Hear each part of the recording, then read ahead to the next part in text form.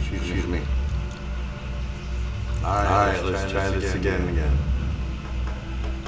Let's see how this works today. Damn, dude.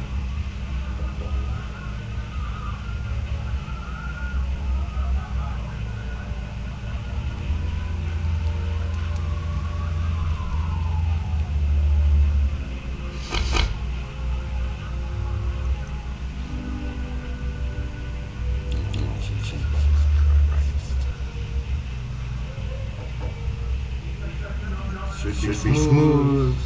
Why isn't it smooth?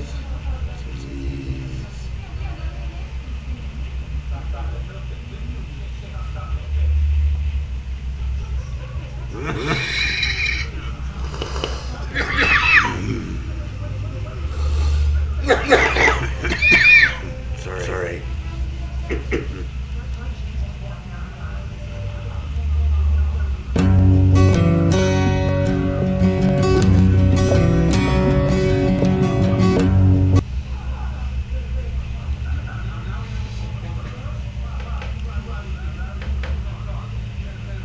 Okay.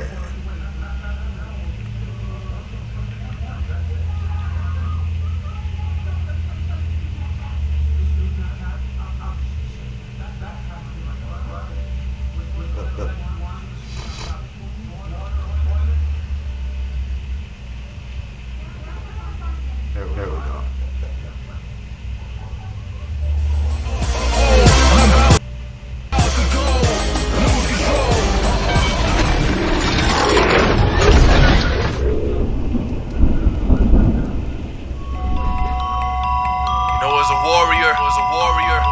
We got a code that we live by, right?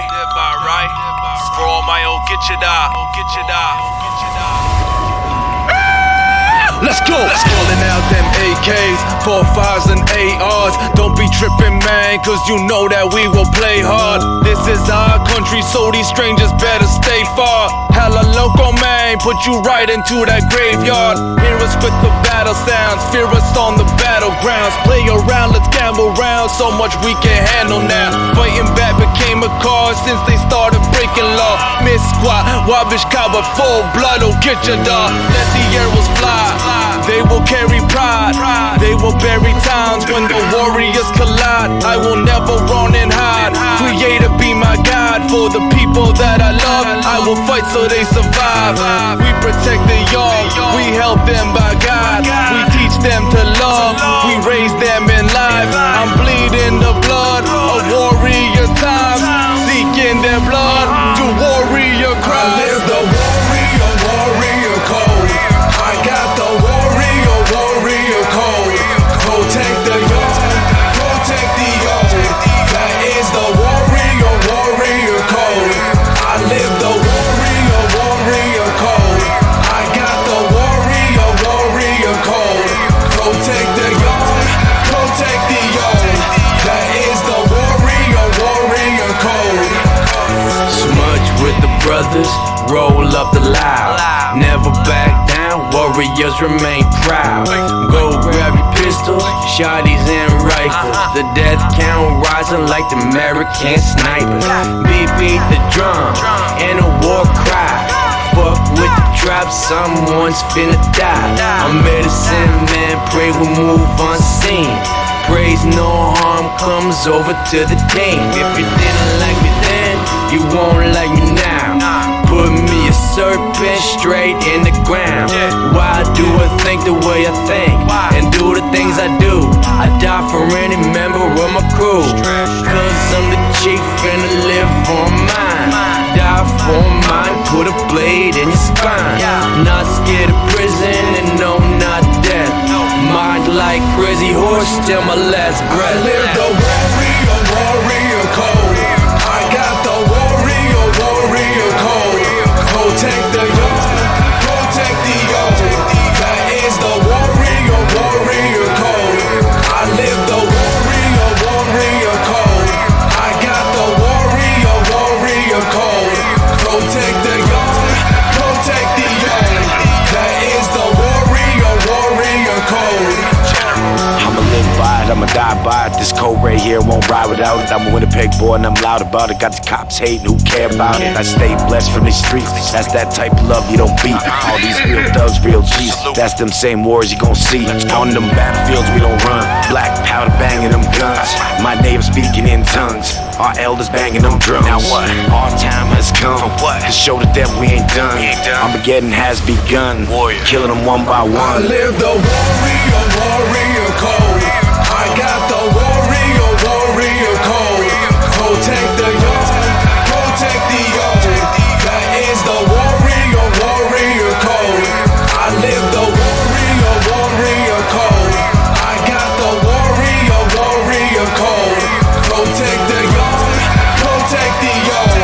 That is the warrior code.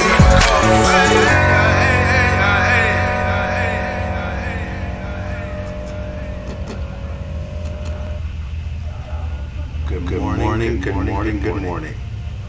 Well, shall I say afternoon now? well, unless you live like right exactly on the west coast, which is still technically morning on the west coast. So, what are we looking for today?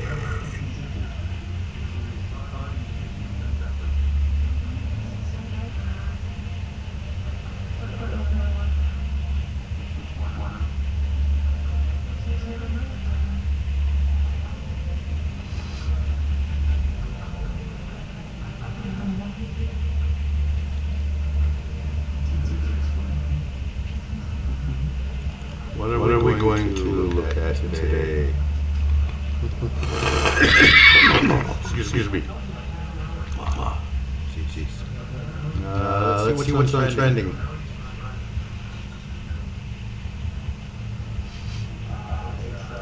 Push the red button.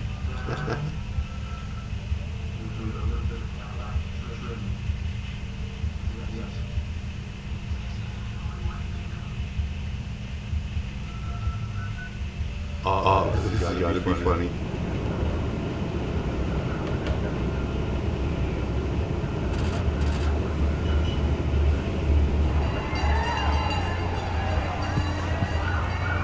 Sorry about that. It's my torment system. Sorry.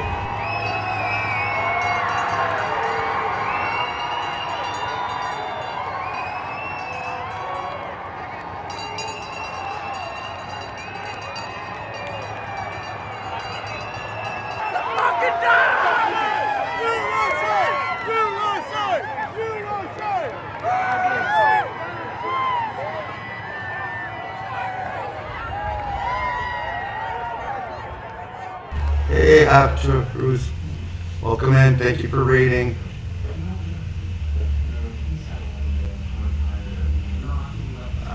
That's not it.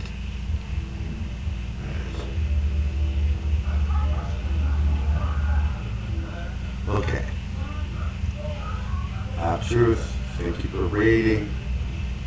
Yeah.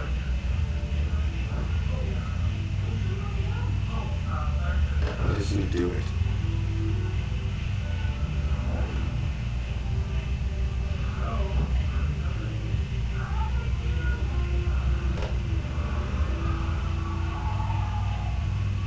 Some days, I don't know what the heck.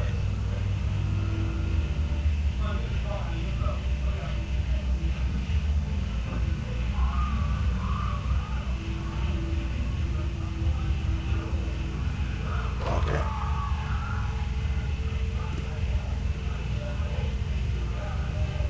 supposed to play it.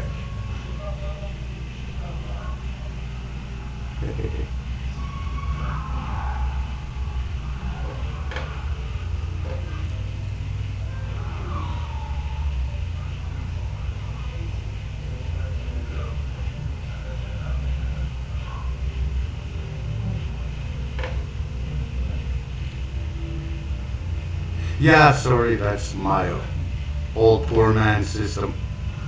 I don't have top of the line stuff. I have like literally the cheapest possible system because it's a system that's donated to poor people.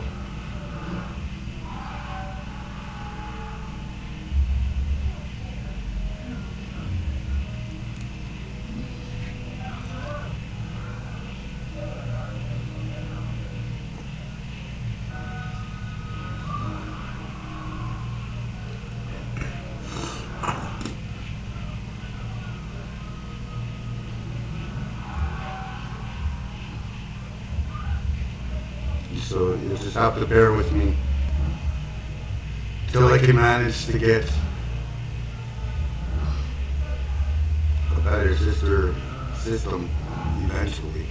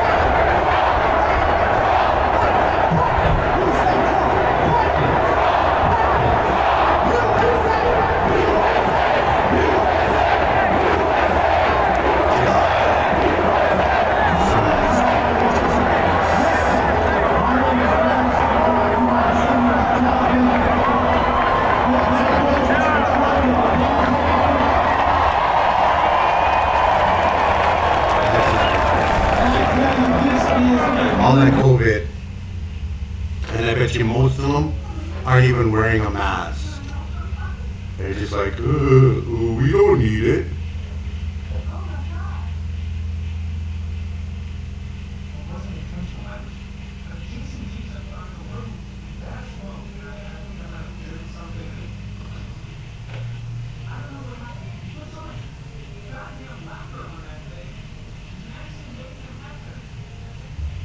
Yeah, half-truth.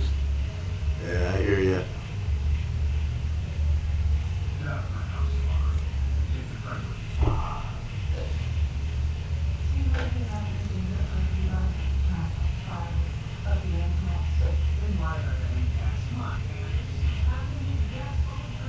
Coronavirus. Provinces up for education over enforcement. Oh. Look. There has been an alarming cases across Canada, and today is no exception. Alberta recorded more than 1,000 new cases, a single-day record. Saskatchewan just shattered its single-day record with 308 new cases. Ontario also broke a record. It logged more than 1,500 new cases.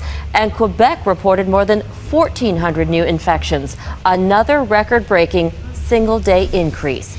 As we hear about these records broken on a near daily basis, there are calls for authorities to do more to stop the spread of COVID-19.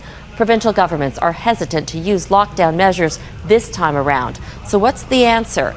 As Mike Dulay reports, there's a fine line between pleading and policing. Sir, I understand you're here for a peaceful protest? Second World War, same propaganda. There doesn't appear to be a middle ground here. The protesters arguing for freedom are steadfast in their beliefs. It's about, a government that's controlling the people with a little bit of oppression and a little bit of tyranny. And then there's the anti-maskers like Brad Bradford, who's trying to protect family members who are considered high risk of getting COVID-19. Wearing a mask is a minor inconvenience for any of us. I mean, it's like putting a hat on. And caught in the middle of it all is an overwhelmed healthcare system and those tasked with enforcing the law. The problem is that the rules vary so much across the country, nobody is entirely sure what's enforceable. And that's as true in Toronto. We have never, nor will we ever, take enforcement action related to recommendations, as it is in Calgary. This is not the time that we should have to enforce anything. What he means is that after 8 months living in a pandemic, and with new case numbers surging to record highs, Canadians should know better.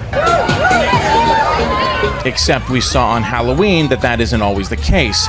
And with the Southeast Asian Festival Diwali happening this weekend, authorities are once again opting for education over enforcement. I know people want to come together to celebrate their faith, especially now at Diwali time, and to celebrate weddings and other milestones.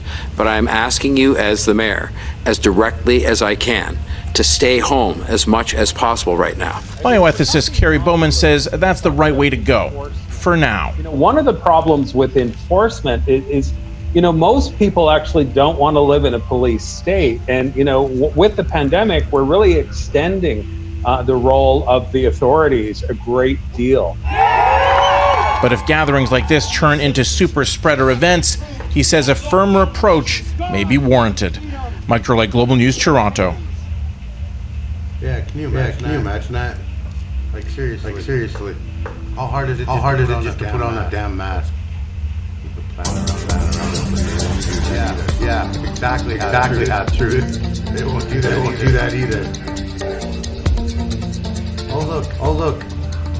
Good evening, I'm Dennis Ward. Welcome to APTN National News Weekend. A Mi'kmaq community is launching lawsuits after a month of violence, as well as what they see as a lack of response from the RCMP and a lack of protection from the Department of Fisheries. Angel Moore reports. Hello Winnipeg, I'm here in Sibäganagati First Nation, where Chief Mike Sack says community members are reeling from the violence over the recent moderate livelihood fisheries. Sack says it doesn't help matters that the RCMP are not charging the people accused of harassing, assaulting, and damaging the property of community members. I couldn't believe it when I was told that they actually said that they had bigger cases to worry about. And for me, a burning van is not bigger than assaulting one of our Mi'kmaq women. That just speaks volumes. Over a month ago, Sibäganagati First Nation launched their moderate livelihood fishery, exercising their treaty right to fish. That was met with violence from non-Indigenous fishers who say the lobster stock is at risk. Lawyers are gathering evidence from Sibäganagati community members and are preparing lawsuits. We've all seen in the last number of years all across Canada that First Nations people have just been pushed aside, and those cases are just left on a desk until everybody forgets about it, and that's not going to happen here. They're going to be held accountable one way or another. Sibäganagati Moderate Livelihood Management Plan says since the Mi'kmaq are semi-nomadic, the plan covers the traditional territory of Mi'kma'ki, which includes the province of Nova Scotia. Angel Moore, APTN National News, Sibäganagati First Nation. A disturbing surveillance video from 2018 was made public this week. It shows a First Nations woman being knocked unconscious by a community safety officer in the northern city of Thompson, Manitoba. The video is prompting calls for an investigation. Brittany Hobson has the story, and a note for our viewers: the video may be disturbing for some. This security footage from 2 years ago has Indigenous leaders across Canada condemning violence against Indigenous women at the hands of officers. On January 8, 2018, community safety officers in Thompson, Manitoba arrested Janesta Garson for suspicion of public intoxication. when the then 19-year-old First Nations woman was brought to RCMP headquarters, she was told to take off some of her clothing. The video shows Garson remove her belt, and she throws it toward the officers. Look at that. It then shows one of the officers knock Garson to the ground, where she lays unconscious. Officers then drag Garson into a cell. Rohit Gupta, Garson's lawyer, says there is no excuse for the level of force used. Regardless of what anyone says, well, she threw a belt at an officer, the proportionate response, like for an individual, especially a peace officer, is guided by the criminal code.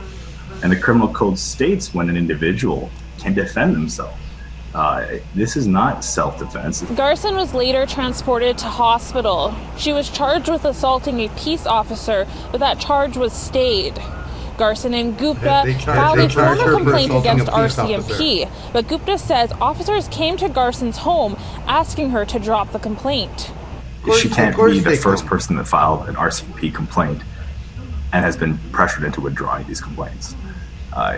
Again, to even go to that level where we file a complaint, and to have no resolution of this and have RCMP officers investigating themselves, I think that, what do I want to see out of this? I want that process to be brought to light. In January, Garson filed a lawsuit against the RCMP, the City of Thompson, the Attorney General of Canada, and the 2 community safety officers. When we don't have the checks and balances in place, we again have these rogue cowboy officers running around the north playing cops and robbers. Gupta says this incident highlights the need to examine the Intoxicated Persons Detention Act.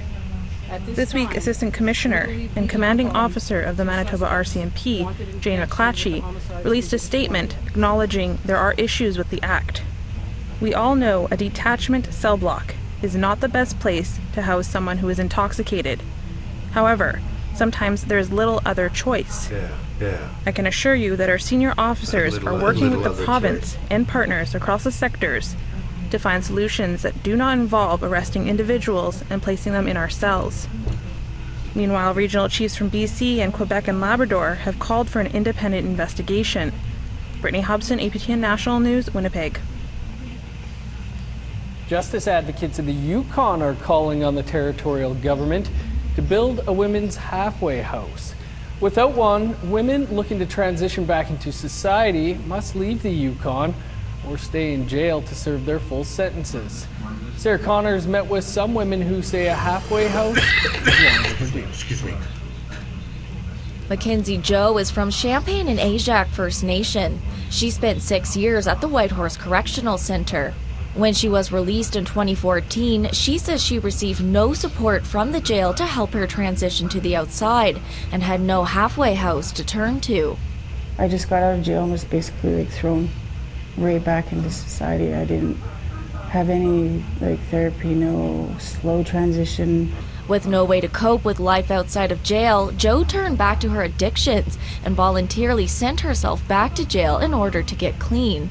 It was really hard because you don't have anybody to help teach you how to sleep in a house that's not locked. You don't have anyone to help teach you, just to help you with these things to get back. Just going to an appointment, to have to walk to that appointment for me, to be out in public was so hard. The stress, the anxiety. Now, Joe is calling on the Yukon Department of Justice to build a halfway house for women in the territory, so Indigenous women like her have a fighting chance to properly transition back into their communities. If they had something there, it would have been easier for me to connect with my kids. I ended up turning back to my addictions because I was scared. I didn't know how to deal with stuff. This building in Whitehorse was once both a men and women's halfway house, but due to issues housing both sexes in the same facility, services for women were discontinued here around 15 years ago. Now, men can stay in a supervised residential facility in a former unit of the Whitehorse Correctional Center, while women are left with nowhere to go. And it's not just the Yukon. Despite Northern Indigenous women having some of the highest incarceration rates in the country, none of the territories have a proper women's halfway house in place. As a result, women in need of one have been forced to travel down south, or in some cases, remain at correctional facilities until they finish their parole. Jenny Cunningham is a defense lawyer in Whitehorse and has many Indigenous clients. She also wants to see a halfway house built and says not having one often results in women reoffending. And then they don't have that transitional release into the community where they want to live, where their children are, where their family is. There just isn't set up here for that. So it's ended up displacing women, and it's also ended up incarcerating women. She says that not providing women with a proper halfway house is a human rights violation. There's less women, there's less programs, there's less funding, there's less halfway houses, and it's just based on systemic racism in the justice and correctional system, which is really well documented and in all the reports that have come out recently. In August, the Yukon Department of Justice issued a request for expressions of interest for supervised community housing for justice-involved women transitioning back into the community. However, they declined to be interviewed for this story. At this time, there's still no word if and when a women's facility will be built in the territory. Sarah Connors, APTN National News, Whitehorse. A BC family is desperate for any... That's what I mean. Like, okay, you go, you do your time. You get two-thirds of your time done. They release you on parole or probation. And there's nothing. All there is more crime. Commit more crime. Go back to jail. Why would we want you to be back in society? Sorry, I don't know what the hell is going on. Welcome to my old system.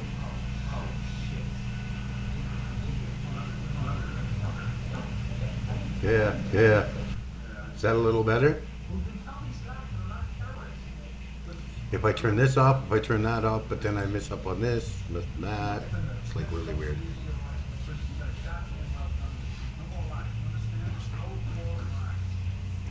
Yeah, well, I'm using Twitch Studio Beta, and it's like,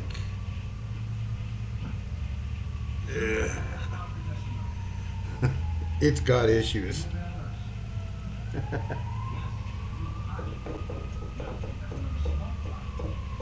And I don't know why my alerts aren't working.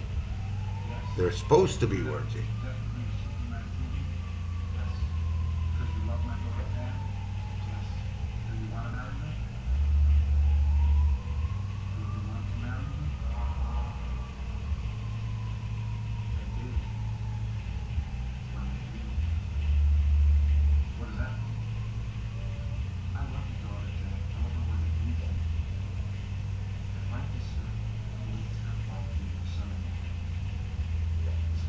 Okay.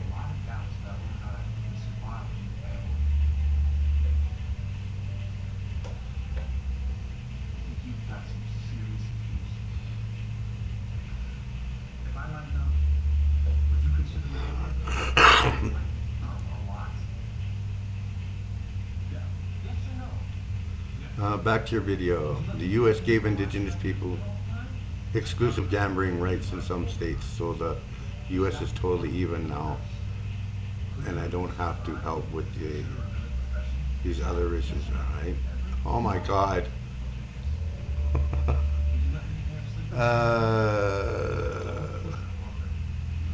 Okay, let me put it to you this way. Canada allows some reserves to have gambling. Like, that's the only thing we're apparently worthy of having. Yeah. What's this? There's tons of different stuff. You can't just sit there and say, oh yeah, here's gambling, see you later. It's like most of the reserves in Canada that have casinos usually have white people or non-indigenous people who get the majority share of the profit. And then the reserve is still stuck in the same process, in the same BS.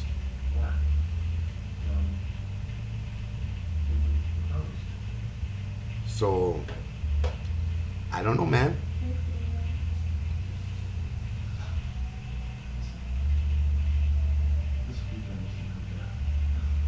I think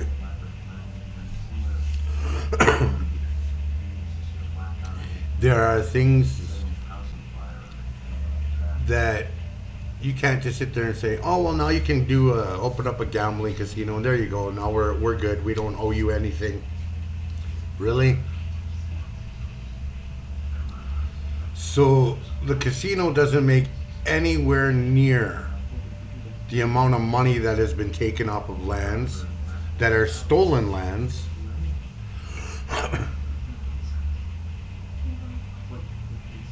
Yeah, exactly, half truth. So no. Yet tobacco industries, fishing industries,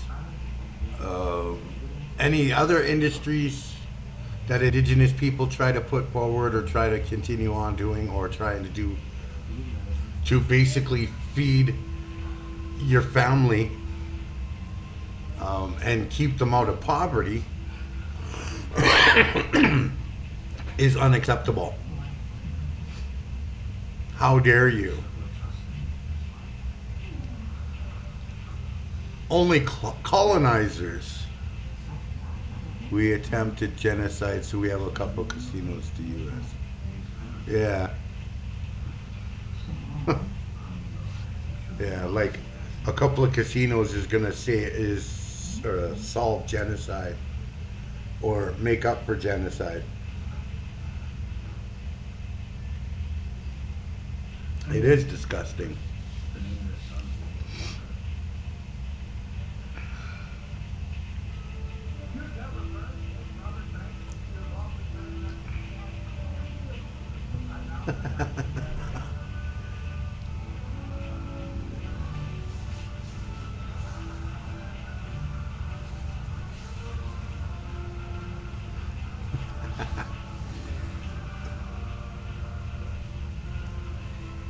Yeah.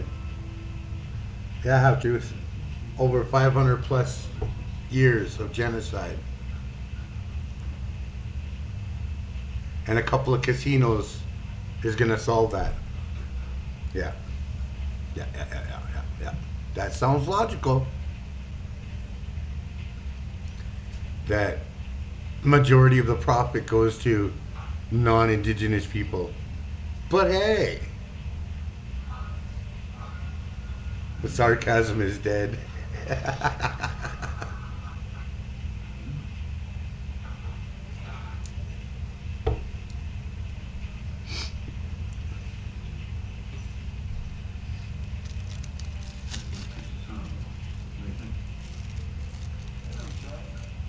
Like we just finished seeing in the east coast of Canada, indigenous people fishing for crabs to make out a small amount of living to ensure that their people aren't starving and to feed their people and stuff. And all of a sudden you have these non-indigenous fishermen going and destroying property, destroying the catches, getting violent towards people.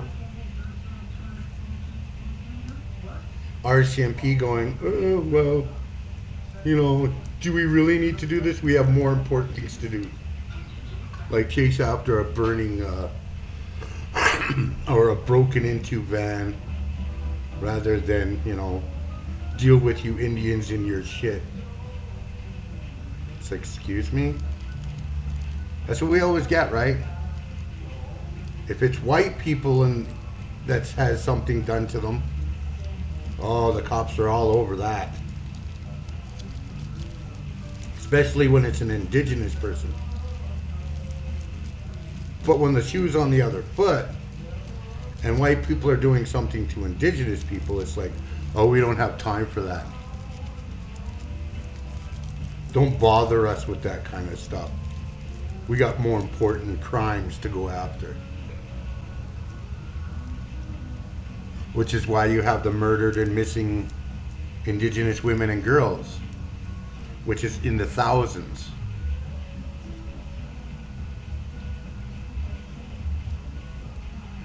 Yeah, how inconvenient. Yeah, okay, so commercial fishing. Okay, these companies take 75% of it. Indigenous population takes maybe between 3 and 10%. The rest is set out to ensure that it keeps refreshing each year. But yeah, it's inconvenient for commercial fisher companies. Yeah, literally. And they're fucking attacking us, attacking all the nets and everything, doing physical damage to property, doing physical damage to people. Over 7%. Like, how greedy and screwed up and disgusting of a human being do you have to be to get all upset over 7%? Like, seriously? You must be kidding me, right?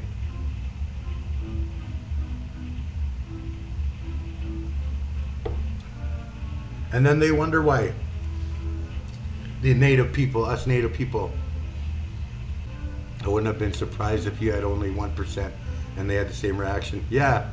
Then they get surprised when we start pulling out guns and doing standoffs and stuff and shutting down roads and roadblocks and stuff like that. Oh my God, how did that come into play? Why did that happen? Oh my God. Why are the Indians uprising? What's happening? Well, I wonder why.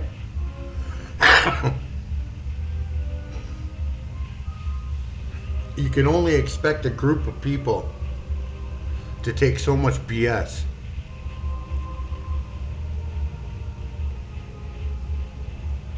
No problem, Stupta. You take it easy. We'll see you later.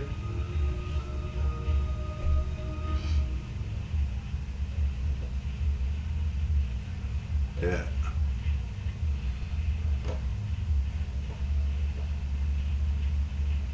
They're in Vancouver.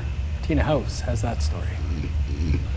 This is the last selfie Chelsea Poorman posted to Facebook on Saturday, September the 5th, 2020. It was supposed to be a fun night out with her sister Paige when the two girls decided to go out and have a few drinks at a bar on Granville Street. But within hours, it would turn into a nightmare for the Poorman family. I went to a bar there and we went to my friend's place, and then Chelsea left my friend's place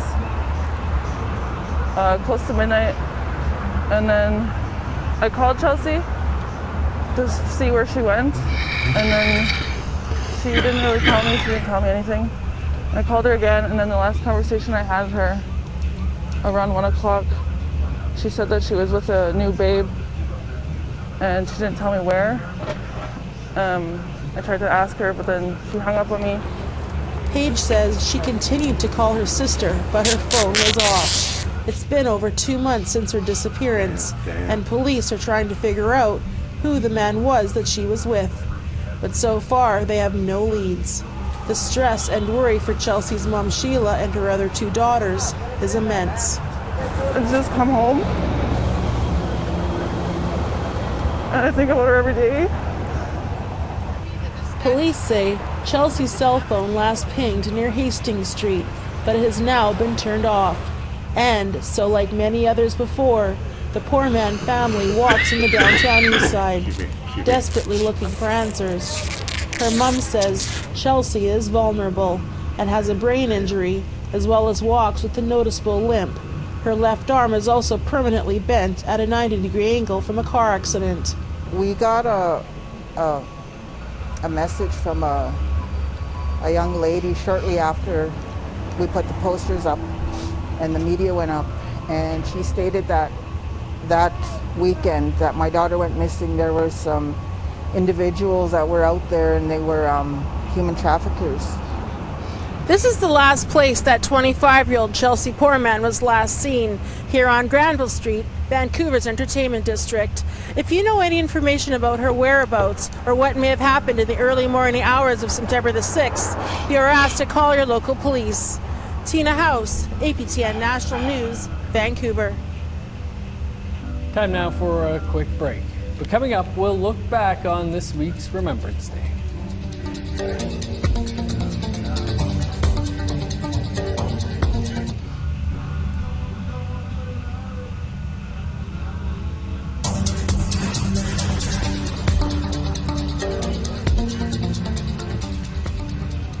Welcome back. Despite the pandemic, there were many ways to commemorate Remembrance Day and Indigenous Veterans Day this past week.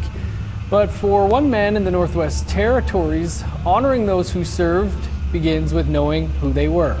Charlotte Moore Jacobs has this story north of 60.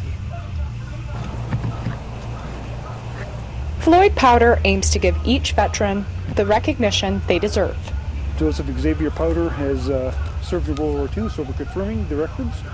But when I checked the CE website, identified where his plot is, so here is his plot. But I did notice that there's several grave plots that don't have a headstone, and they are known veterans. That struck me as that's just not right. So I started getting involved. And Powder is a researcher with the Last Post Fund, a national charity helping identify Indigenous veterans. The capital has this happening here, then it likely in the smaller communities which may not have quite the same support or don't have a Legion and those services to support veterans. There's probably other veterans that are not identified. For the last year and a half, he's been creating a list of the Northwest Territories veterans and connecting with their families, informing them about commemorative services through the Last Post Fund, including headstones with Indigenous markers. I've been bumping into old-timers or elders in the community, and some of them have been very helpful in identifying family who are here or they have moved somewhere down south, and some trying to be able to track them through down. The Last Post Fund says to date there's close to 12,000 Indigenous people who have served in the Canadian Armed Forces. So it's not just sort of about, us going and placing gemstones and then, it's over, but it's much more about working with a local researcher. They know their veterans well. Born and raised in Fort Smith, NWT, Powder, a proud Métis, served for 32 years and completed 3 peacekeeping tours. He understands the importance of families of veterans getting a more complete story on their loved ones' contributions. He himself is in the process of obtaining his dad's service records from World War II. Especially for young people from the North, when they're joining the war, or even in the mid-50s, early 60s to join the Canadian Forces, they had to make their way down south to sign up. So how that story coming from leaving home and then going down there, and then enrolling, and how his service came to be. So it'd be good for my knowledge and also to pass that information on. So last summer I took my basic parachutist course and got my wings from... Following in his family's footsteps, Justin Powder says he's excited to see his grandfather's records. As I've only heard about all the stories through my dad, so it would be like another point of view about my grandfather, since I never really learned too much from him himself. So. This is why While Powder has traveled most of the southern part of the territory, he's hoping to get to the Beaufort Delta next spring. able to have the remaining headstones here, so about a dozen, maybe a couple more, that we'll be able to get headstones ordered. And my intent is that if we do get headstones, and once they're installed, we'll have a kind of a commemorative ceremony for those veterans and the family to come in and yeah. Charlotte Moore Jacobs, APTN National News, Yellowknife. Exactly. Why? Our elders used to tell us all the time, don't join white man's army. The Indian has no place in a white man's army. And that's part of the reasoning why. Right there. The white soldiers and other nationality get headstones like there's no tomorrow, and everything else. But the indigenous ones don't even have a marking, name marking, or nothing, and stone, no nothing. Just unmarked graves. Yeah.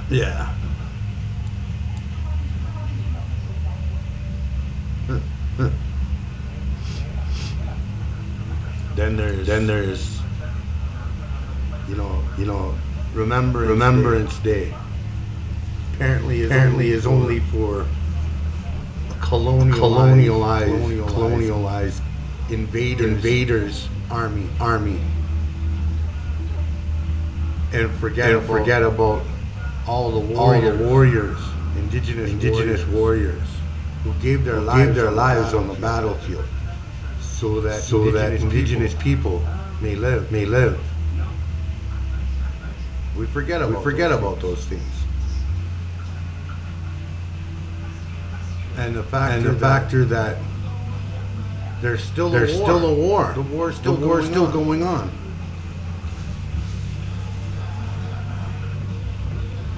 But hey, you know.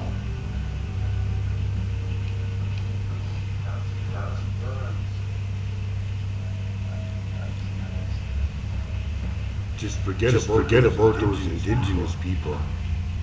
Everyone else is more important.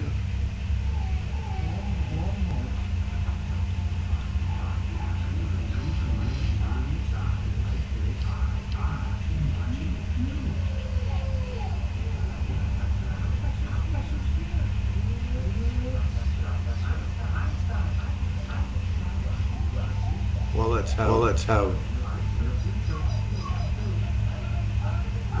A little bit of a break.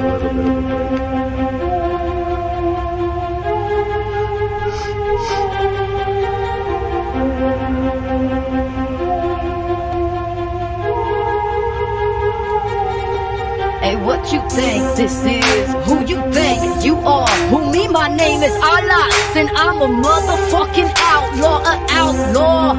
I'm a outlaw, a motherfucking outlaw. I drew the line in the sand. You better know where you stand. If you pumping with a strong heart, come on, tear this shit apart. I'm in the midst of my prime, Robin Hood with my crimes, making sure we staying healthy at every mealtime. Hey, you can be my lookout if you got some spine. Don't be making this music just cause I can rhyme. I stay making this music to neutralize the messages that be telling you to die. You're killing yourself. No, you're killing me with you. When you're killing yourself, no, you're killing me with you. Yo, I'ma try for a minute to get these words out. Talking for no reason, ain't what I'm about. So any speech you hear from me has got a deeper meaning. Not a college student, but I still be dreaming. No tips to the, but I still be leaning. Love to see the sellouts, bitches squirm, be dodging my knowledge like it was germs. Cause truth is a crucial part of our art, so we take it back. Every last time part to try to act like the doubt, but I can spot an imposter. From a mile away, step to me, that's what I hear my mama say. Do no te dejes, mija.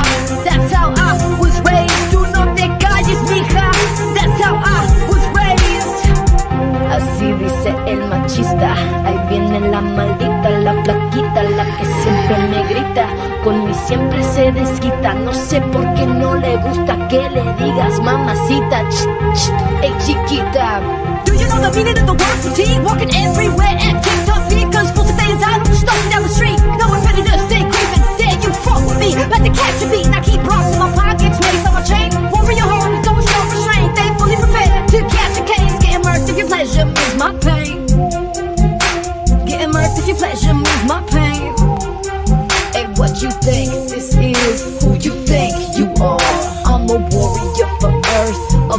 motherfucking outlaw. Ain't got no paper, so we stay alert. To dodge them haters, gotta stay alert. To dodge them pigs, y'all phone through, so that's the way we live. See, we ain't asking, please no more. Every nice thing you see me with, I probably stole. Poor, stupid, and quiet, that's supposed to be my role. But I stay scheming and scamming, cause I never been handed a goddamn advantage. I ain't asking, I ain't asking, I ain't asking no more. Yo, this my life, this my voice, and I'm taking control. Cause I know the meaning of the word fatigue. Going home, telling life, bitch, and bird degrees. With feet so you can't walk no more. Got to rob the register, run out the back door. 16 hours a day with a good fucking boss, and very little pay. Roof customers a millimeter away from my fist, tearing up that smirk on his face.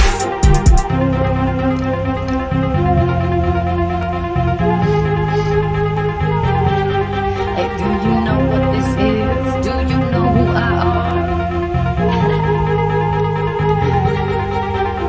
I don't even know if I'm gonna make it, but while I'm believe I'm gonna shake it up. Get your body loose when you thought you was stuck. Be alone when you wanna wake up. Wake up, wake up. Wake up, wake up, wake up. I don't even know if I'm gonna make it. While I'm rumbling, I'm gonna shake it up. Get your body loose when you thought you was stuck. Be alone when you wanna wake up. Wake up, wake up. Wake up, wake up, wake up.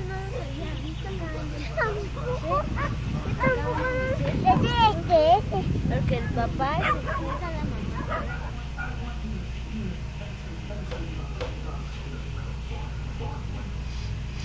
Yep.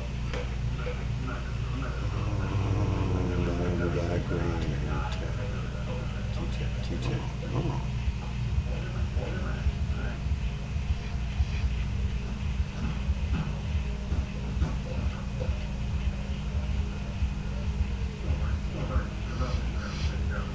All right, I think while we're waiting for some more folks to join in, we can start with our introductions. If we'll unmute Stephanie, and we will start.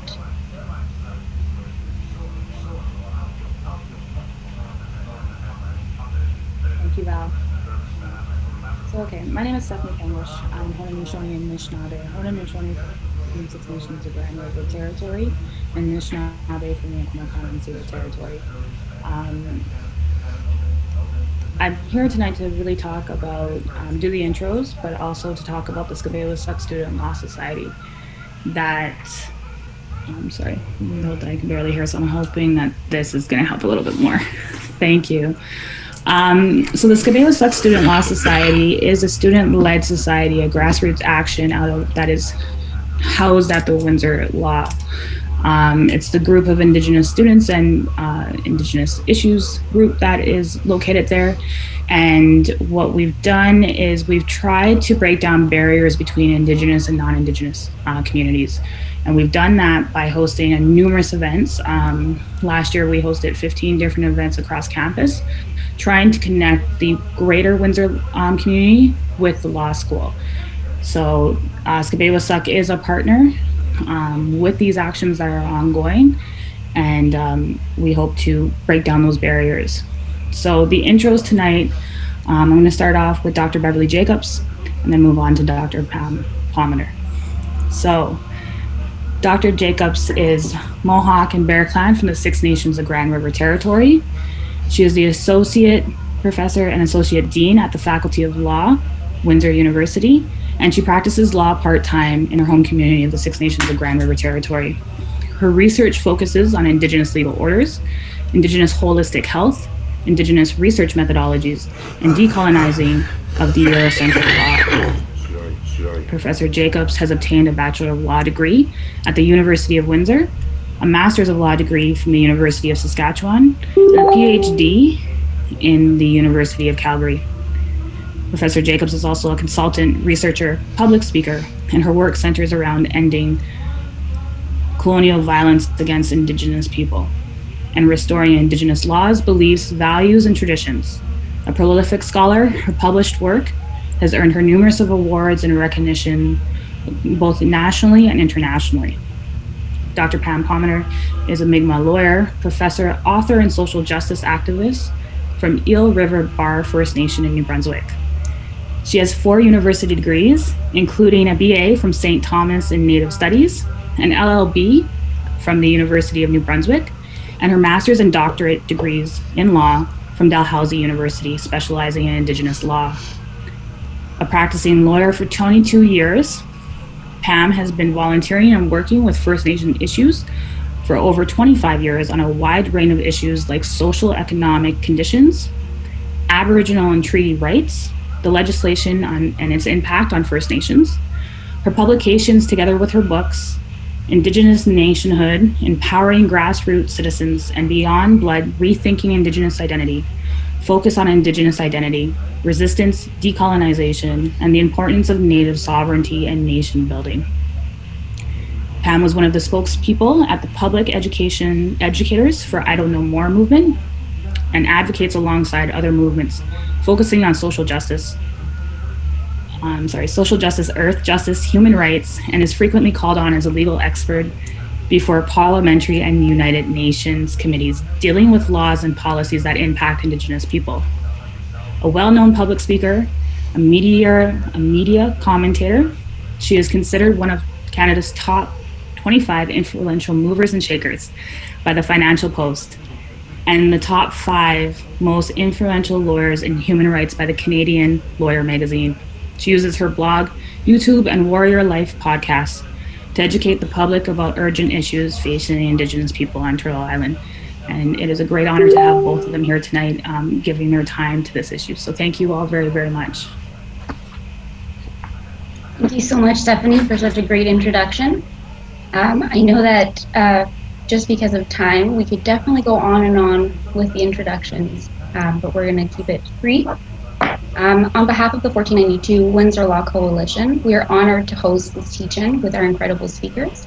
My name is Val Curry, and I am one of the members of the Skabewasak Student Law Society and the Windsor Law Coalition. So I'll give you a little bit of background on the Windsor Law Coalition. So it was formed by concerned students and faculty members of Windsor Law who wanted to answer the national call to action by 1492 Land Back Lane defenders and shine a light on the ways that state-sanctioned legal tools of oppression have been used against Indigenous people and communities, and the resistance efforts taking place in response. We all watched this summer as land defenders peacefully defended their own territory of 6 nations from yet another unnecessary capitalist development project, hoping to break ground this fall. They were met with violent arrest by OPP members and labeled terrorists by the Halaman Police Board, amongst others. Today, we're here to talk about the legitimacy of the resistance efforts and the treaties and promises that were made, yet continue to be broken, ignored, and dismissed by the federal and provincial governments, development companies, and settlers alike. So with that, we're going to go ahead and start with the first question. Professors Palmater and Jacobs, feel free to answer in any order that you would like. And it's kind of a big question, and we're hoping that you may be able to feed off each other's answers as well. So the first question we have is a big one. What does 1492 Land Back Lane mean and represent?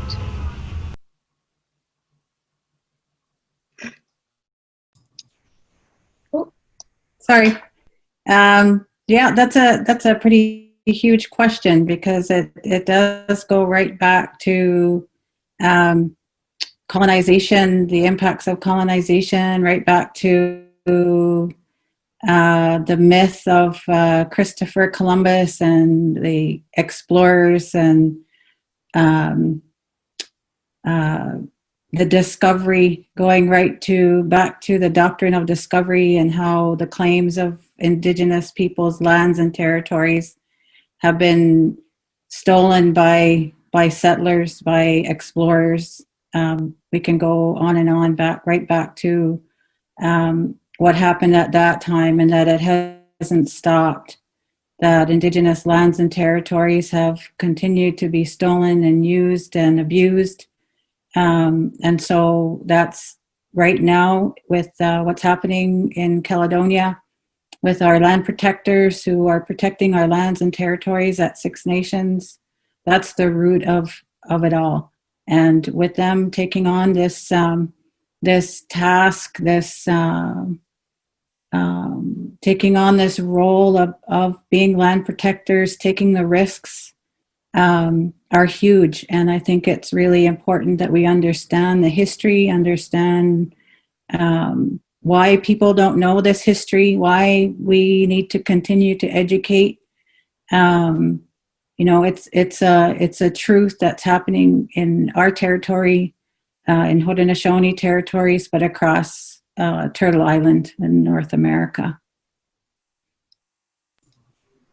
Yeah, exactly. And I mean, you know, Bev's talking about this being so fundamental. This isn't new. It's not like the guys at 1492 Land Back Lane just decided one day, oh, let's start a land claim, you know, let's go and do this. This is a historic issue, and it's not a land claim either. I mean, everybody, like everyone involved, the governments, you know, every level of government, even the developers know that this land belongs legally to Six Nations. It was never legally surrendered. You don't see, a big treaty saying we give up the Haldeman Tract and you can just give it away to everybody. Of course not. So there's not even a claim at issue here. That's how the government would frame it. You know, they're trying to make Six Nations claim as against, prove their title, but the title's there. I mean, all of the historical documents are there. And what would they have Six Nations people do? Would they have them wait until every inch of land has been irrevocably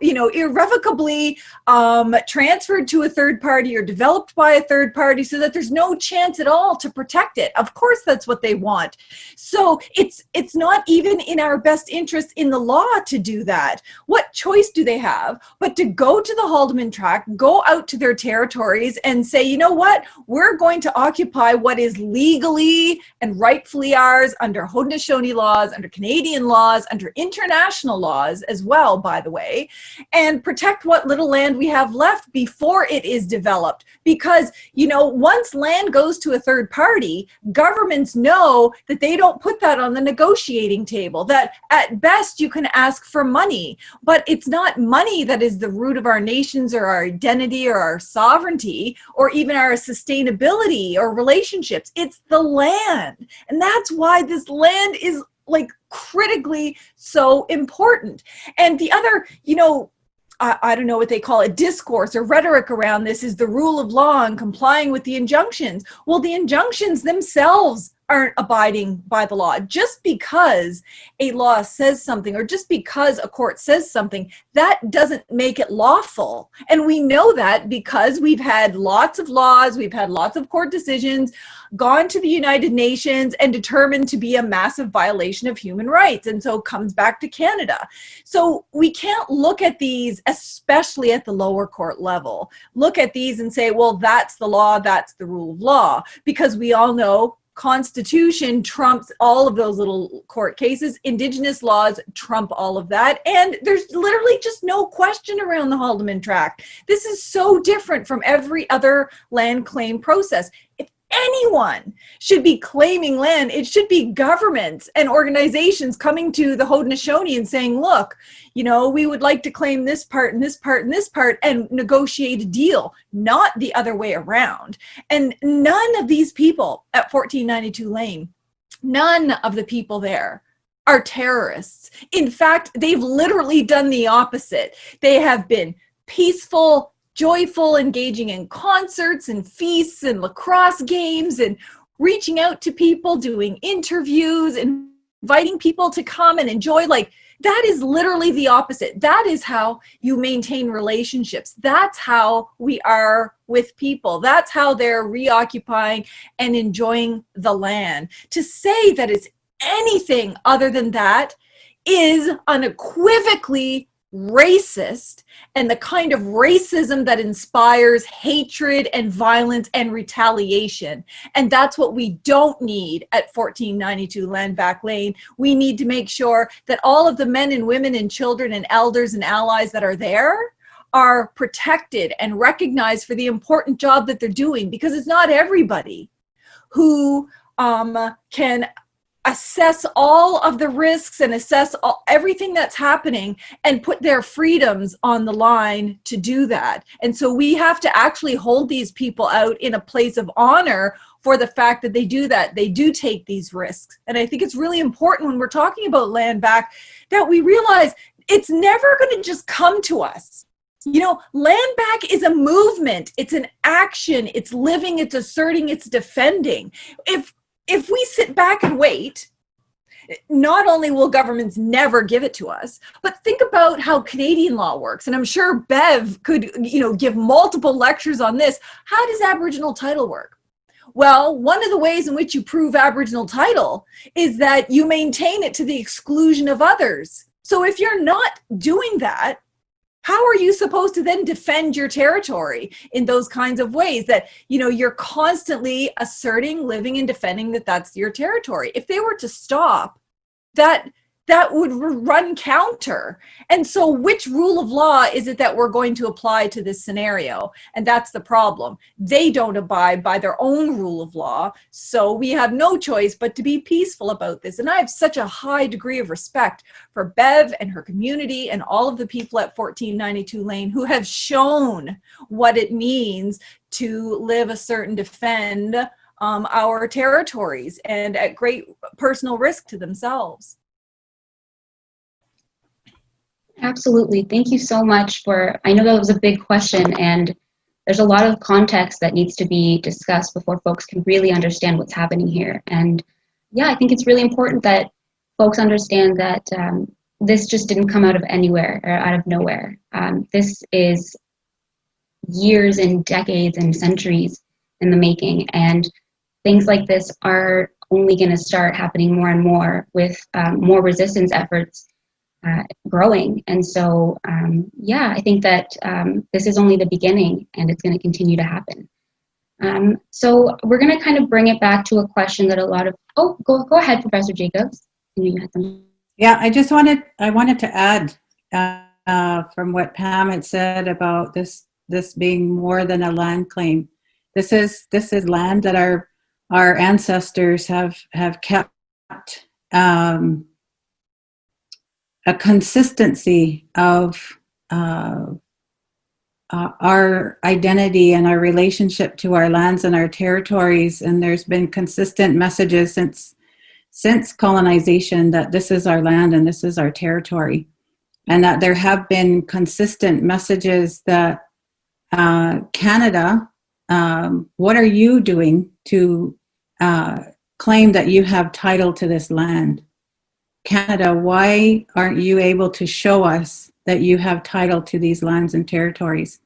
And Canada, if you have been a trustee of all of the leases along the Haldimand Tract, and you've taken monies and lease monies and rent monies, where's the accounting back to our people? Where's the accounting that we have been asking for since 1995, I think, was the original question. And so if we are to put a dollar sign of the amount of money, and we're lawyers, right? And when we hold trust monies, right? When we hold trust money for our clients, we become disbarred or even criminally charged if we steal trust money. So Canada, how come Canada isn't being charged for stealing Haudenosaunee Six Nations money and not providing some kind of accounting for all of the monies that they've stolen and the monies that they've used to buy and steal Haudenosaunee lands and territories? So those are huge questions, and that's the reason why we fight for the land, is because our ancestors have continued to be part of what we're doing, and knowing that we have to abide by what our ancestors and what our leaders today have been saying right from the beginning, that we also have to think about our future generations. That's part of our principles of our laws, that we think 7 generations ahead. And so if we have a little pockets of land for our people, We need to fight for the lands that's originally ours from day one. I think that's so important that you raise all of that, because there is a lack of accounting. They're always, pointing the finger at us and say, show us where you spent, these poverty rations and, trying to criminalize us and vilify us. But really, let's see the accounting for every single cent that has been made on all of that property in the Haldeman Tract. And that includes not just taxes, all the leases, like, I don't even know, Bev, I'm sure there's like a million things from that, from sales and resales, profits that are made, penalties, easements, like permits. There's so much money that is made on, and that land is exceptionally valuable land too.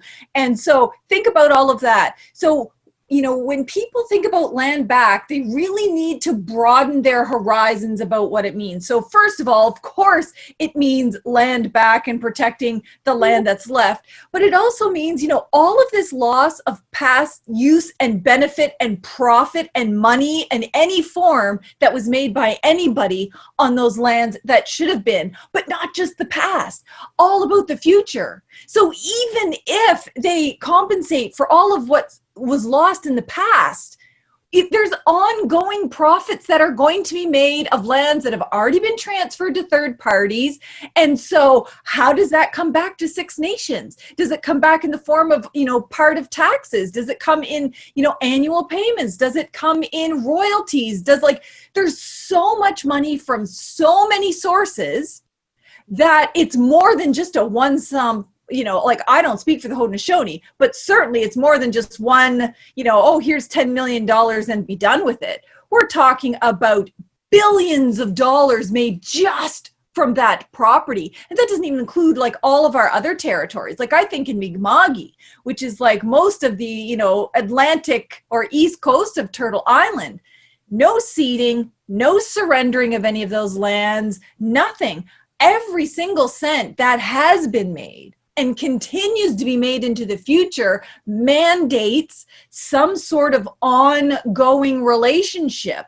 I can't imagine that there would be any kind of land back scenario where, well, for all of these acres, here's your 10 million and go home. I mean, I know in the case of, Haudenosaunee, I don't know all of the, millions and millions and billions of dollars, but I know it's got to be it's got to be in that range and factor in interest. So that's not even talking about interest. So coming to the table with beads and trinkets, which is what they usually do, so that they have their certainty agreements. And Bev as a lawyer would know that they always want you to cede, surrender, and extinguish, and quash any claims past or future for anything even related to it. And they offer you beads and trinkets. I'm sorry, but if this planet's going to have a future, Indigenous peoples have got to protect what little lands we have left, honest to goodness, and not just the Haudenosaunee, but literally all across the country. Yeah. Oh, absolutely. Thank you both so much for tackling that question. And there was a lot of things that you were saying in there that we could build off of. We could talk about the environmental movement and why Indigenous people need to be at the forefront of that movement, and why anyone who claims to be an environmentalist needs to reflect on why Indigenous erasure is constantly happening, and the implications of that.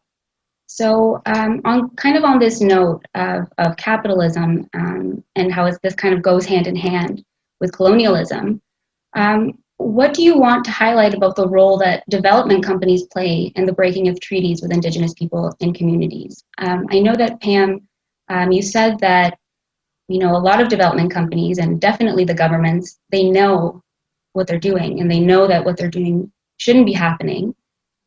Is it a hope that folks won't resist? What do you think?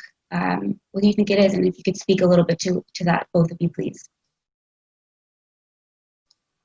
You're muted, sorry. I think I unmuted and you unmuted me at the same time.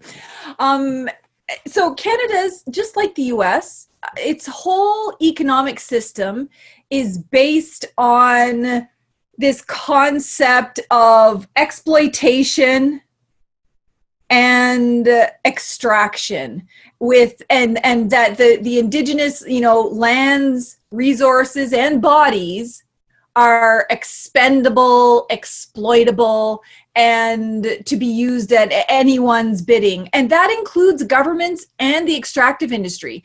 And why does the extractive industry do it when they know it's such a high risk thing? Because they can, because they have the support of not only governments with their permits, leases, licenses, so their legal authority, but they have the backing of heavily armed, militarized RCMP officers, OPP officers. I mean, they're literally in the business of buying tanks now, I mean, you would think that there's a bunch of private armies being developed in Canada, and you'd forget that, Canada actually has an army.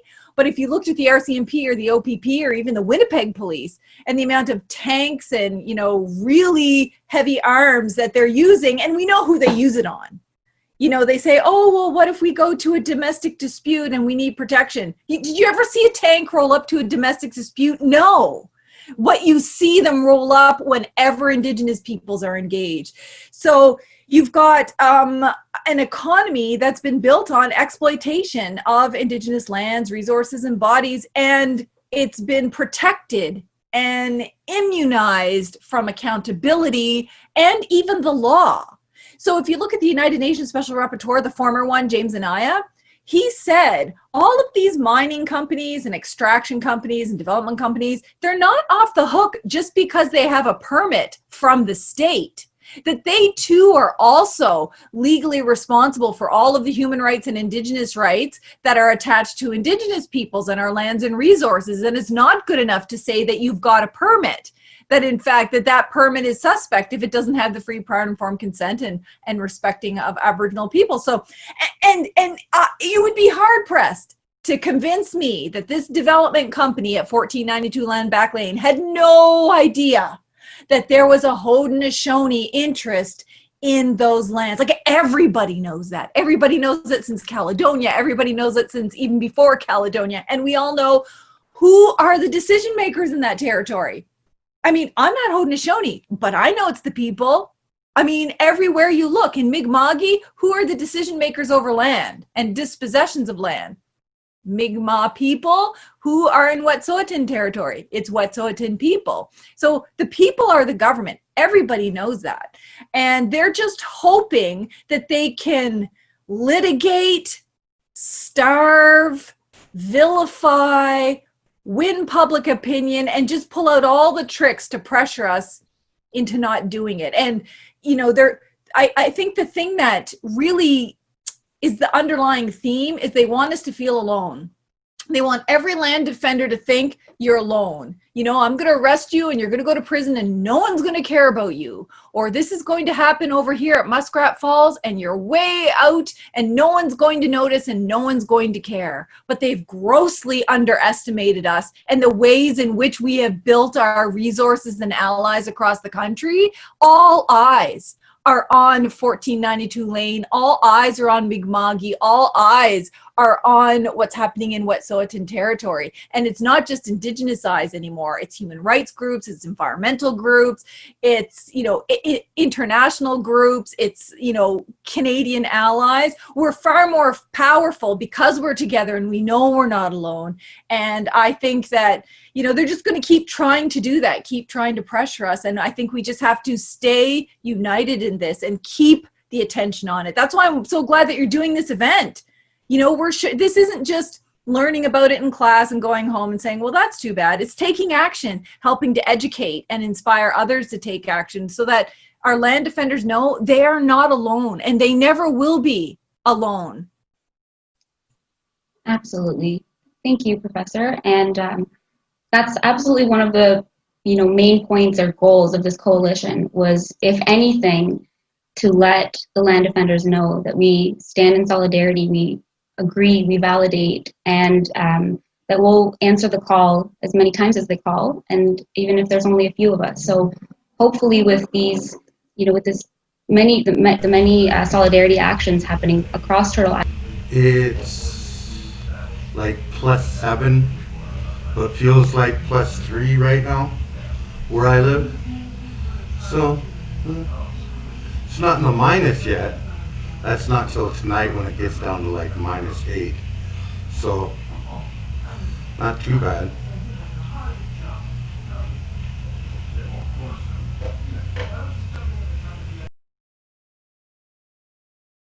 Island today and tomorrow, we can all take notice that there's a common theme here, and the isolation that you spoke about reminded me a little bit about what Professor Jacobs tweeted the other day. Something she said was, if you can throw enough of us and put enough of us under heavy bail and release conditions, we can't fulfill our responsibilities to the land, to our future generations, until there is no one else left on the land to defend it. So this practice, these legal tools of oppression being used to isolate and to vilify land defenders who are only fulfilling the obligations that they have to their Indigenous legal orders, is just very telling. Any response to that, Professor Jacobs? Yeah, I was just actually thinking about, about Skylar and about him being targeted, and, his family being targeted, and all the young people, all of the allies who have been on the land, and now those that have been charged as a result being criminalized, and the difficulties within the colonial legal system, and them having to hire now criminal lawyers to help them through that process.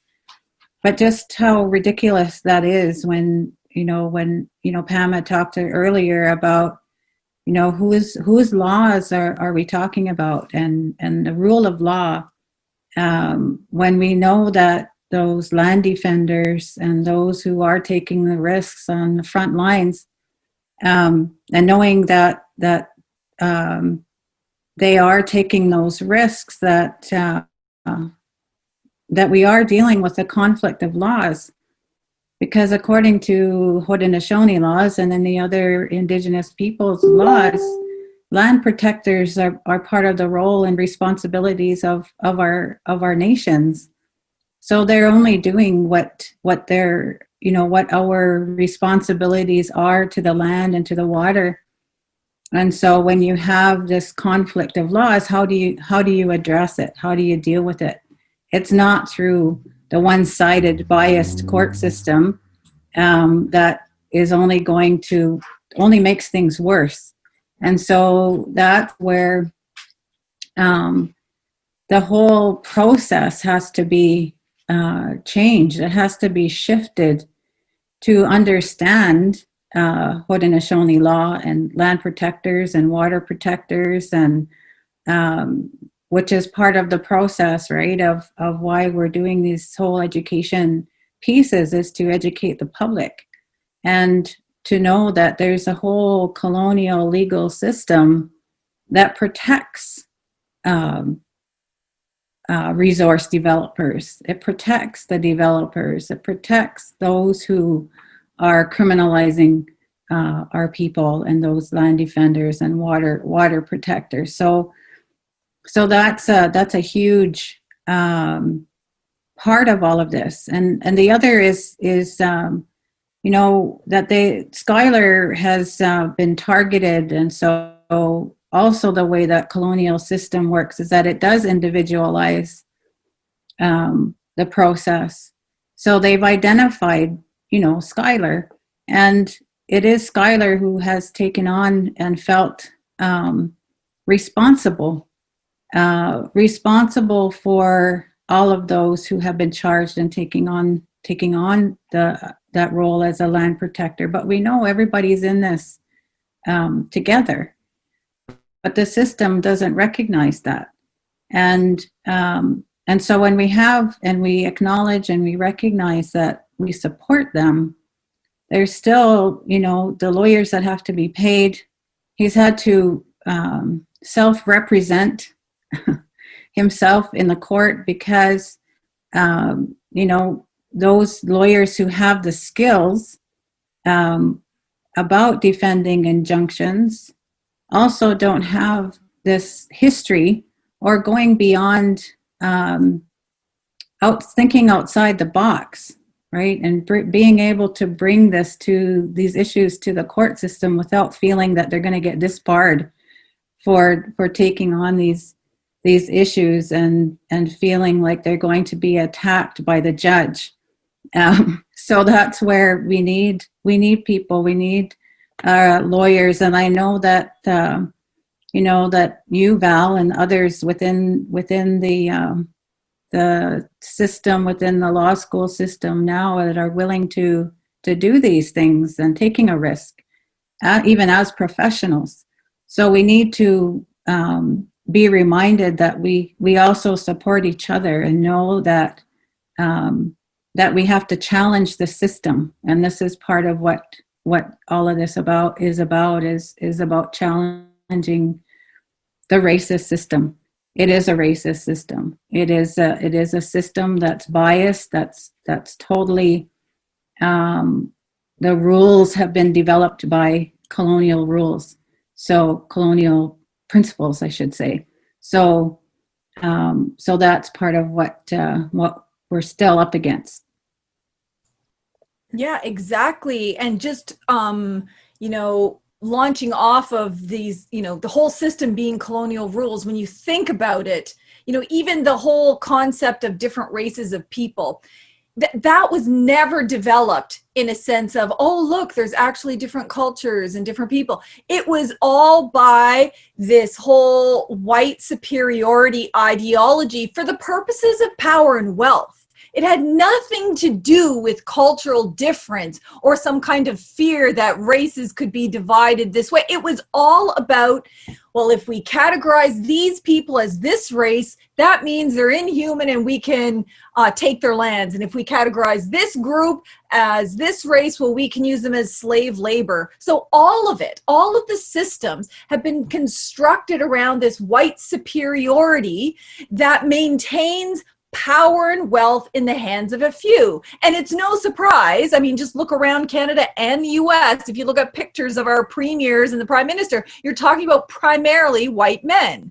Does that mean all white men are racist? No, but we're talking about a system that maintains with, lethal force the status quo. And while they're prepared to tinker around the edges, they always come back to the status quo where the power and wealth is held by a few, and it focuses on dispossessing, oppressing, assimilating, and eliminating Indigenous peoples, and that's never changed. I mean, that's the fundamental underlying Indian policy in Canada. It's clear the lands so we can have it. And so if this is how Canada was created and all of its laws, policies, and practices, it's no wonder then that our governing systems, economies, and social norms have also replicated all of this racist, white supremacist ideologies, so that now we have a system where you can't even make an amendment in a piece of legislation that's going to address any of this stuff. You have to literally get at the root of it. And we know what the root is. I mean, we are literally facing genocide. Canada has found a way to criminalize every aspect of who we are. Our identity has been criminalized. Our cultural practices and songs and dances were criminalized.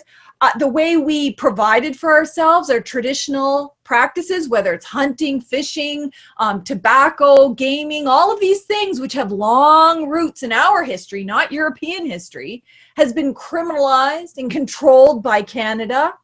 Our governing systems have been criminalized. I mean, literally, they portray any system outside of the Indian Act as rogue, as terrorists, as some kind of splinter group causing trouble without any legitimacy. So that's vilified and criminalized. Just us defending our lands, being on our lands and fishing has been criminalized. We have anti-terrorism legislation. to supposedly legalize the monitoring, surveilling, tracking, recording, and reporting on all of our movements. Peaceful people. You could be a social worker. You could be a grandma at a murdered and missing vigil. You know, you could be a lawyer who's never broken the law. It doesn't matter. Welcome. Because they don't actually care what profession you're in. All they care about is that you're Indigenous, and being Indigenous means you're inherently criminal. But here's the twist. In order for us to survive genocide, in order for us to assert, live, and defend all of our rights, we have to be criminally Indigenous. Just because Canadian law says, oh, Mi'kmaq people, you can't fish during this season, that doesn't mean that that law is lawful. So in order for us to be Indigenous, to be Mi'kmaq, we have to be criminally Mi'kmaq. That means violate their law to uphold our law and ultimately the larger laws that are at play until that law is found unlawful. But that takes time. That can take decades. It can take like 25 years to get to the Supreme Court of Canada and then to the United Nations. We don't have time for that. And, you know, we're sick of being criminalized for everything we do. Our voices are criminalized. Everything that we do is criminalized. And so, you know, I think we need to really turn it around on them and say everything that you have done has been grave human rights violations. You've been found guilty of genocide. You don't abide by your own laws, even when we go through your court systems. And so we're upholding our laws. And part of that is, you know, acknowledging and lifting up the voices of all of these land defenders and water protectors and the people who are protecting children and advocating against, you know, violence for murdered and missing Indigenous women and trying to stop man camps and all of the things that are associated with the extraction and exploitation of our lands and resources and people. And if none of this was the case, we wouldn't be sitting here having a conversation about genocide. But we are, because Canada's been found guilty as a state perpetrator of genocide, and it's time they stop criminalizing our people. Even our poverty, for Pete's sake, has been criminalized. You know, if you don't have enough money to buy groceries and someone steals a chocolate bar, you end up in prison. If you're homeless on the streets and you ask someone for a donation, you're put in jail. So everything. We're not allowed to be rich. We're not allowed to be poor. We just can't be. And that is the tragedy, the racism, the white supremacy, the status quo, and the genocide that is Canada. And that's as much at issue here as that piece of land in the Holdeman Tract. Thank you so much, Professor Palmer. That's an incredible connection, and just everything that you said, just, you know, there's a lot of thoughts as a student and as a law student that I have. And a lot of the times, you know, we do talk about in classes, in a law class, for example, how things are supposed to be open for discussion. And we're supposed to be able to enter into these discussions and these debates. But one of the things that I've noticed in my experience is that for many people, like you said, this is the reality. This is a lived experience. This isn't activism. This is survival. And for many others, it's a conversation or a debate that they can enter into and exit whenever it gets too uncomfortable or too real, or when their reputation's at stake. So something that we've talked about and we've tried to, I guess, get out there throughout this Digital Week of Advocacy, one of the action items was Treaty Canoes Journey. And something that we wanted to get out there was that we're all treaty people. And this is not just an Indigenous problem, excuse me, and that we all have a role to play. And I think that's really what you're getting at, and you know, explaining how for many people this is just the reality and we need other folks to take notice. Professor Jacobs, is there anything else that you wanted to respond after what Ms. Professor Palmeter had said? Yeah, I think, you know, one of the biggest calls, I guess, one of the biggest, I don't know how to describe it. It's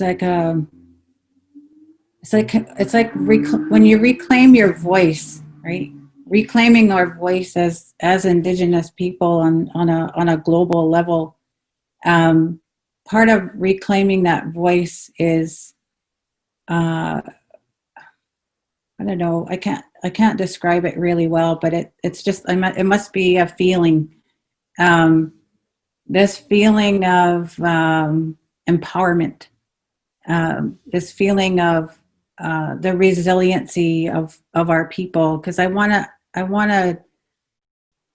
also want to turn it around to, the way that people, racism and the violence against our people and the lack of education and who we are as a people is also identifying the people who are trying, right? The people who are working at bringing attention to the issue are people like the land defenders and the water protectors and our elders and our language holders and ceremonial people and, our great law recitals, the people who can still, say what has always been said since time immemorial, that hasn't been gone, that it's still here, it's still alive. It's still alive and well in our territories. And when we have allies who really understand, what that means, they understand their relationship to the land, they understand that they are a treaty partner, and that they too are treaty people. And so it's that we need more of those people. We need more of them who know the political system, of who, they're putting their politicians in those positions of power. So how is it they're educating their leaders? And that's the difference as well between us as Haudenosaunee people, that our leadership is transferred from one generation to the other, and it's a generational, that our leaders are in place, whether it's the male leadership and the chiefs and I don't like the word chiefs, but it's our male leadership, our clan mothers, our faith keepers, right? They've been doing this and have held on to those titles since thousands of years before colonization, and it has continued to this day. So I honor them. I honor their titles and what they do to maintain that, and which is why I think we're able to maintain this momentum, this momentum of reclaiming our lands and our territories. Reclaiming isn't the right word either. It's because like Pam has said, we're not claiming our land. It's still our land. It's the direct relationship that we've always had, and so now it's when we say that we have our traditional government in place, and that they've been very consistent in their messages throughout colonization. And then we have an elected system, through the Indian Act, which then the whole intention of government of the day is divide and conquer. And one of the things that they did to divide and conquer is to create this Indian Act. It's one of the most racist and sexist pieces of legislation that exists in the world. And every community has an Indian Act system, and so when we're talking about the impacts of colonization, that is what is also impacting in our community, and the violence as well, even internally within our own communities. So those are also real issues that we have to address in our communities. And so how do we deal with that? Well, a big part of it is about healing. It's not only the resiliency of our people, but it's the healing of the violence. It's the healing of the impacts of genocide. It's the healing from residential schools. It's the healing of the violence that has been learned. So also knowing that violence can be unlearned, So that's, to me, is a big part of all of this as well, is learning how to heal and learning how to be safe enough to feel comfortable to be face to face with our abusers, right? So being able to stand even in front of Canada, who has been an abuser of our people since colonization, and saying that's enough. That's enough of your crap. That's enough of what you're doing. That's enough of your power and control, because we're not going to take it anymore. And that's why things are happening the way they are, because our young people have had enough. Our young people have had enough of hearing adults fight, of hearing our own families fight. So they're standing up and saying, come on, let's try to, we have land here that we need to protect. Get over it. Get over whatever it is that you need to. But we know that getting over it isn't that easy. And, you know, non-Indigenous people have been telling us to get over it too for a long time. But we know that there's a relationship that we need to heal. And in all places and all everything that we can think of, and returning back to having healthy relationships. So that we're in a huge task. We're like right in the midst of a prophecy. We're right in the midst of being responsible and making a decision of which way we're going to go. And our responsibility to our mother, the earth, to our waters, to everything. And this is about humanness as well, and about, you know, as human beings, as Ongwahole people, we were the last ones to be made. All of creation was made before we ever became part of creation. So we have to rely on creation. We have to rely on every living thing in order for us to survive as a human being. So that's like the rethinking that all of us need to do. The rethinking, the understanding about our relationships amongst each other as human beings, but also our relationship to all of creation. So we need to stop fighting everywhere. We need to stop fighting, because the natural world is already telling us about, they're already warning us. They're already telling us that, you know, it's getting pretty close to revitalizing that responsibility that we have to all of creation and to our Mother Earth. And we know that our young people have identified their fear, the fear of, well, what's there for us? We have to think about our own grandchildren. You know, I've heard Skylar and his wife Tawny say that many times about their own children. You know, and they heard that when we were at the site in Caledonia in 2006, and they were, that was 14 years ago, right? So that's the next generation that are saying this, and we were saying that, and our parents are saying that, and our grandparents, great grandparents have been saying that. So it's time that we resolve the issues. And if Canada, if you're not willing to resolve this, you know, the natural world is going to take over anyway. And are you going to be ready for that? Because I know Indigenous people and our allies are going to be ready. So this is where we're at now. So thank you. That's what I needed to say. Thank you so much. That's why we have these events, because we get to learn from people like Bev, who have been at this forever, who have sat around government tables, who have tried to play by the law, play by the politics, play by the protocols, do all of that constantly with our hands out saying, please, will you work with us? Please, we want to do this in a peaceful way, please. And they don't. And not only do they not do that, but they don't respect our rights to then take corresponding action. And we've always had the right to say no. They don't respect it. But Indigenous women and girls have the right to say no to violence and disappearances and exploitation and abuse and neglect and racism. And our Indigenous men and boys have the right, and our elders and our youth, we have the right to say no on behalf of our nations. No, this is our land, and maybe we're going to reclaim this land and not do anything with it.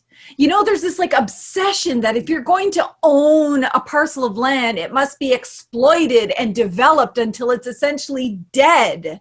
And we don't think that way. So we have the right to say, no, you don't get to develop this land. We have the right to protect this land and not do anything with it. And we have the right to say no on behalf of the birds and the fish and the animals and the air and Grandmother Moon and all of the things that are in part of our traditions. And not only do we have the right to say it, we have the obligation.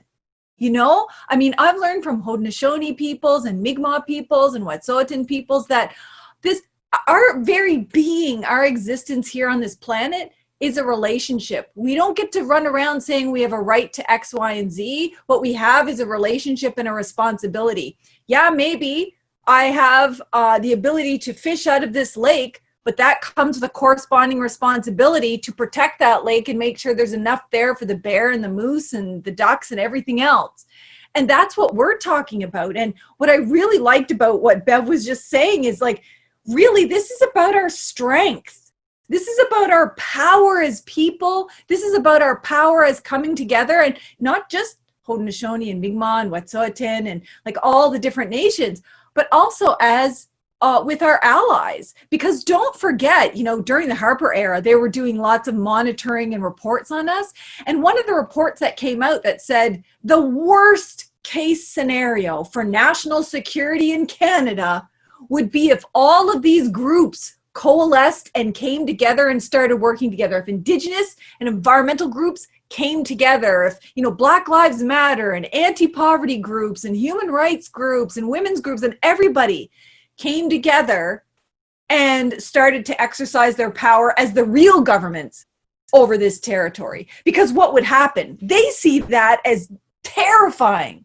But for us, this is the only future that's possible. It's if governments don't want to do the job that they should be doing, we have no choice but to act as people, like Bev said, and stand up, protect ourselves, our loved ones, our brothers and sisters, and the planet. Because, like Bev said, that decision's going to be made for us if we don't do it. So we're actually fighting for a good cause. We're not fighting for politics. We're not fighting for a seat at corporate tables, like none of that superficial stuff.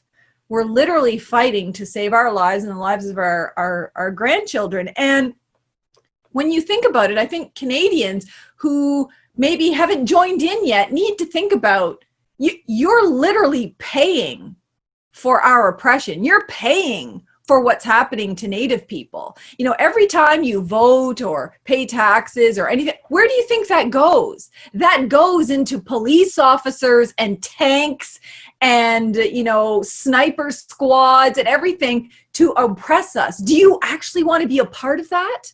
Or do you want to be a part of saving the planet? And, you know, for us, and, you know, Bev can probably attest to this even more than I can, we have a little different conversation when we're talking to our own nations inside in our own families and our communities, you know, and it's about, we need to forgive ourselves for being colonized. Genocide's not our fault. All of these political divisions, they're not our fault. All of this was imposed on us. The trauma and the way we respond to trauma, not our fault. None of it. So we can't judge one another for where we are and mistakes that we've made. But what we can do is make a real concerted effort to just set aside our differences.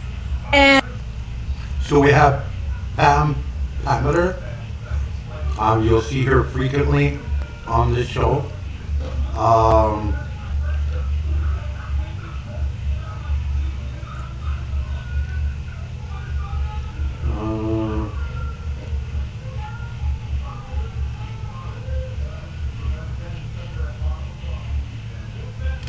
Dr. Bev Jacobs, I do believe that's Bev Jacobs.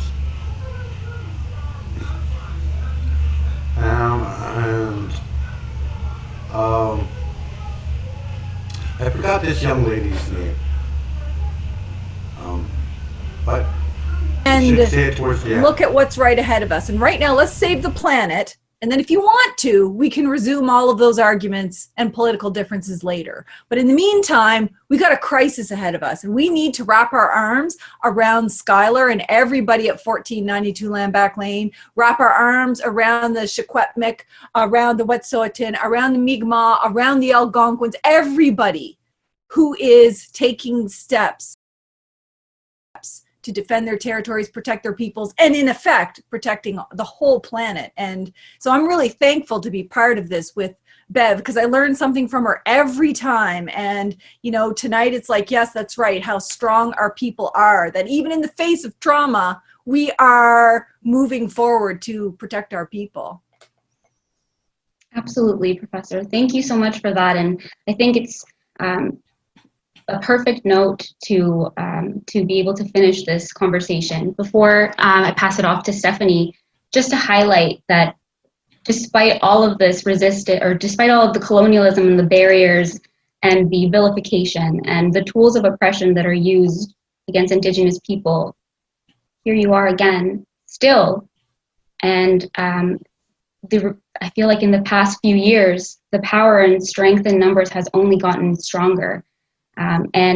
It's really important to always, while talking about the issues, to also always highlight the beauty and the resistance and strength and resilience of Indigenous communities, because that is the most astonishing part of all of this, is the continued fight and the resilience. So absolutely.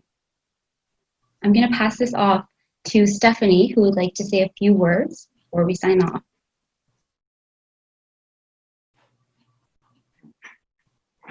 Thank you, Val. I'm hoping that everyone can hear me correctly. So I just want to jump on and wrap things up. Val and I did a CBCU interview the other day, and I talked about being dubbed and coined as the whining Indian when we talk about these issues. And one of those other stereotypes that come out quite frequently is Indigenous people being ill-educated. We have two powerhouse women, Indigenous women, who spoke here today, who have moved mountains, it feels like, and who are inspiring a whole new generation of individuals who are coming on out. So I really appreciate that. And, you know, I'm always happy to hear each of you speak. You know, we're challenging those stereotypes. And I also wanted to talk about the students who are in the background. Me and Val are here, but there's countless other students and faculty at Windsor Law, and their support and their time and their effort that has been put into all these events this week. So I just wanted to make sure that we shout them out and say thank you very much for all your help. The last thing I really wanted to say was, I got emotional when Professor Jacobs was talking, because our families are out there.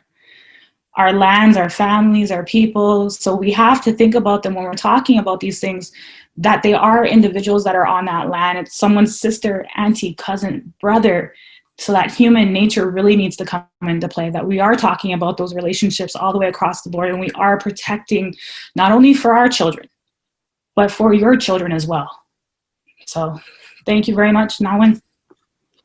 Thank you so much. Thank you everyone for joining us, and absolutely a shout out to the rest of the Windsor Law Coalition, who's been doing incredible work pretty much overnight this past week. And an incredible thank you, an honored thank you to Professor Beverly Jacobs and Professor Pam Palmater for joining us. And again, just like Pam said, I'm always learning from the both of you, and it's been an honor to be able to share the space with you. So thank you so much.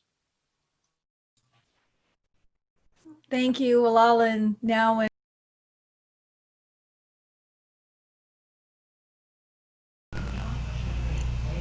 Hey, Ray.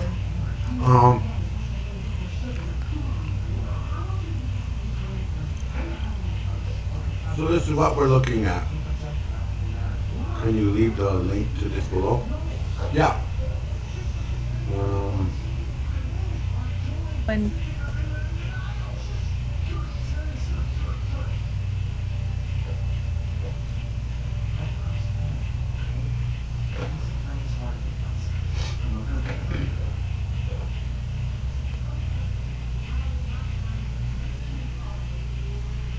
a second.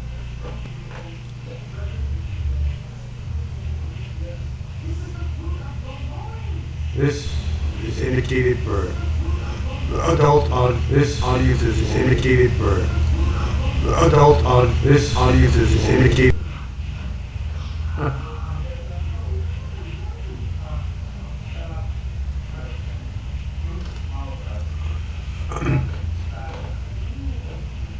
Sorry for the echo.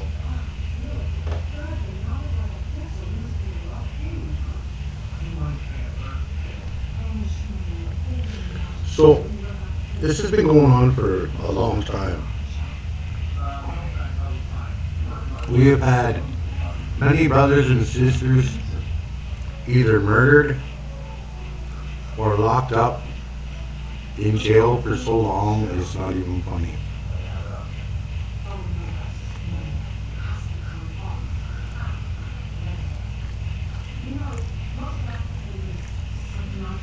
Yet they know that we are the law of the land.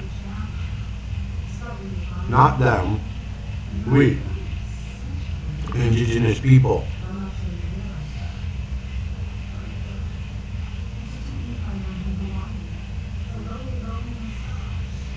Indigenous people were well educated. We understood about botany, we understood about astrology, we understood all these kind of things. Our little children understood that. We're colonizing school waits until you're like in high school or junior high to start educating on stuff that our little kids knew, but somehow we're uneducated. They tell us we're uneducated. Well, they know that's why they're after criminalizing and or assimilating First Peoples. Yeah. Yeah. Indigenous peoples perform rigorous, articulated experience before colonial silence. Right? Yeah.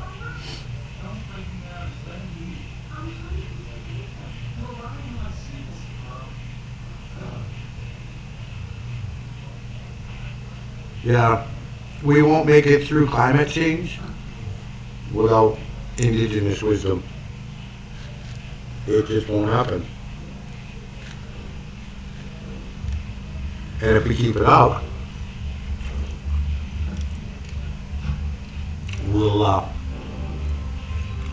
end up in the mountaintops in some little valley within them, surrounded by water.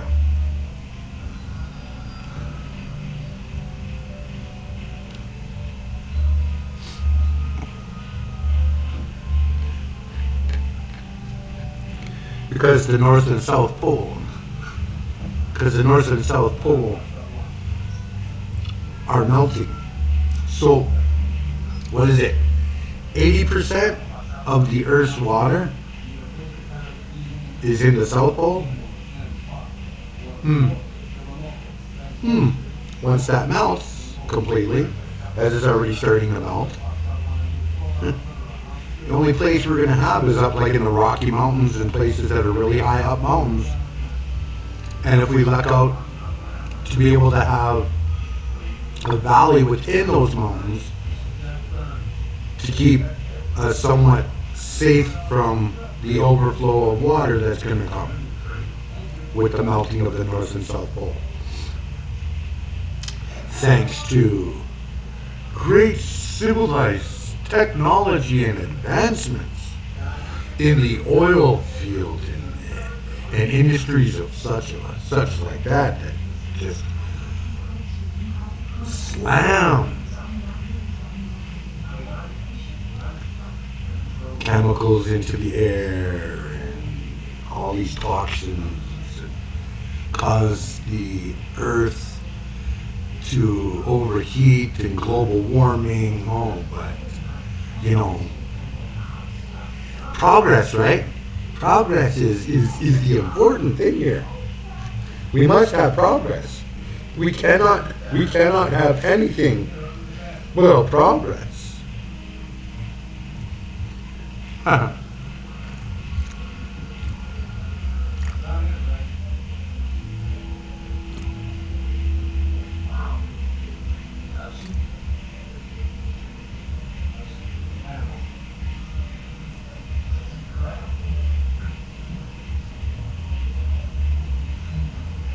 Yeah, you're right, Spider. And here we are. Like, yours will go on, man. Yours will go on. Human race might not.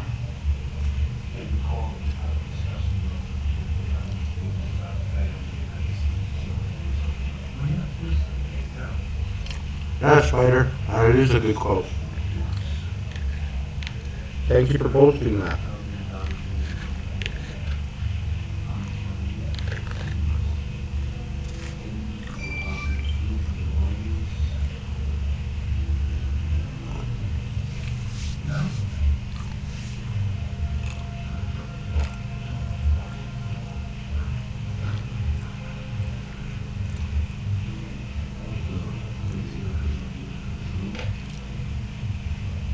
Until progress is shown to be unsustainable. I mean, a lot of parts of the earth are already food deserts. Great aquifilters are already draining in the touch of, yeah, tribal. Exactly. At what point?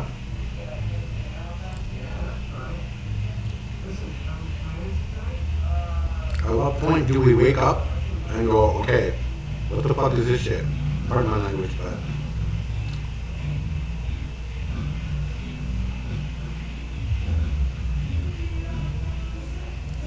yeah, mostly parking lots for cars. Yeah.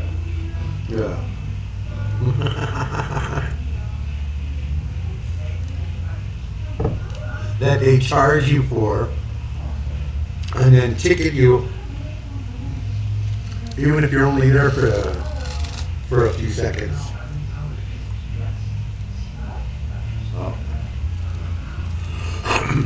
Yep. Wasted land resources for parking lots. You know, half the problem is that they literally almost got rid of all the tree life in a lot of places. Trees, as we remember in science, everyone, eat carbon dioxide like food. And in return, they give us oxygen. Oh. Yeah. Criminalize passing across the street and call it jaywalking. Yep. Yeah. All in the pursuit to get rich. To get rich and to control the population.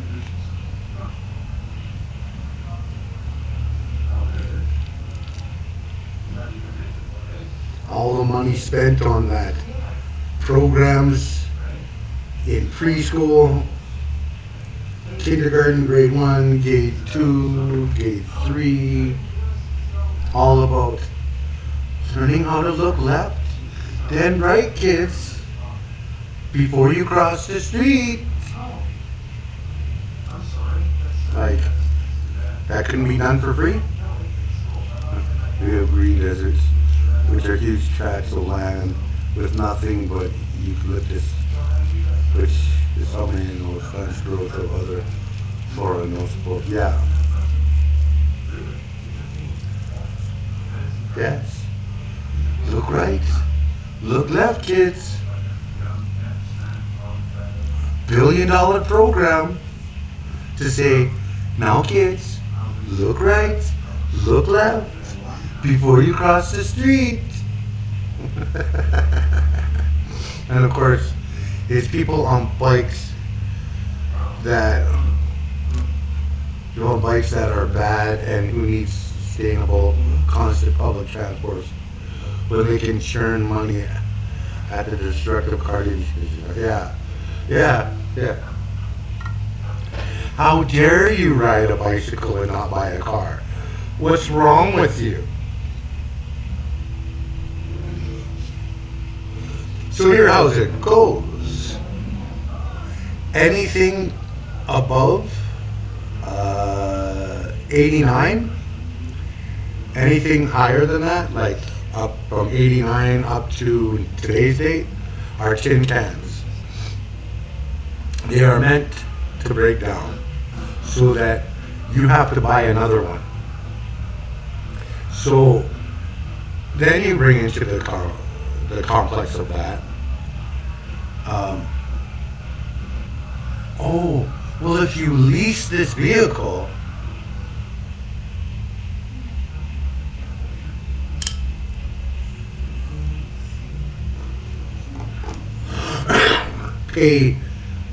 when you lease the vehicle, you're paying twice the vehicle amount for that lease. And in some cases, a little bit extra. Then it's, Shutters Cars is a subscription service. Yeah, exactly, right?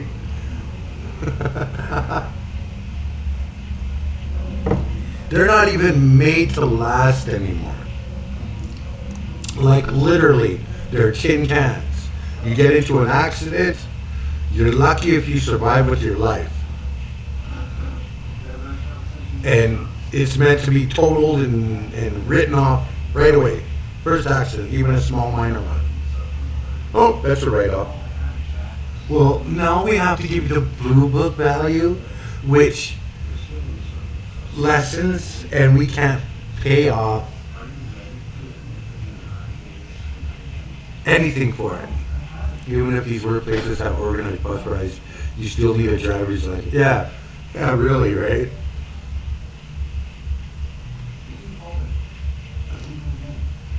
Anything to make more and more money. Yeah, because that makes total sense. You're on a bus, but you better have a driver's license while you're a passenger on that bus. Otherwise, fines, tickets.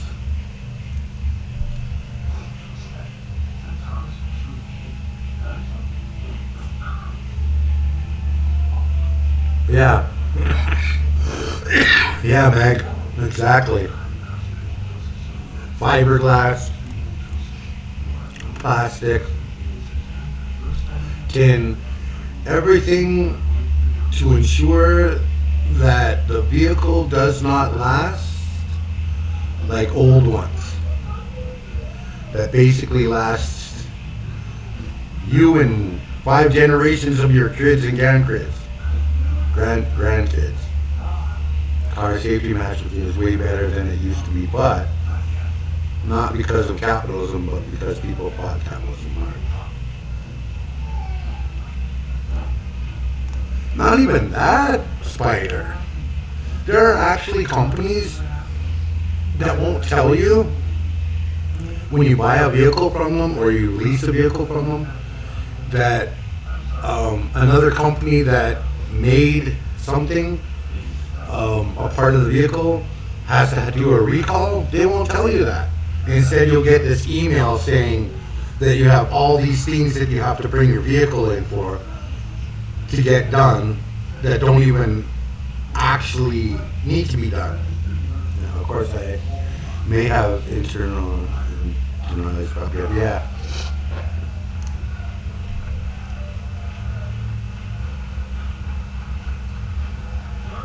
Or if you go to get your vehicle looked at, they won't tell you that a piece of the vehicle or the company that made the safety bags did a recall for it. Yeah, and just scams left and right. Yeah. Yeah, can't even own the shit you own anymore. Somebody owns it more than you do. Like the bank, the company, the government.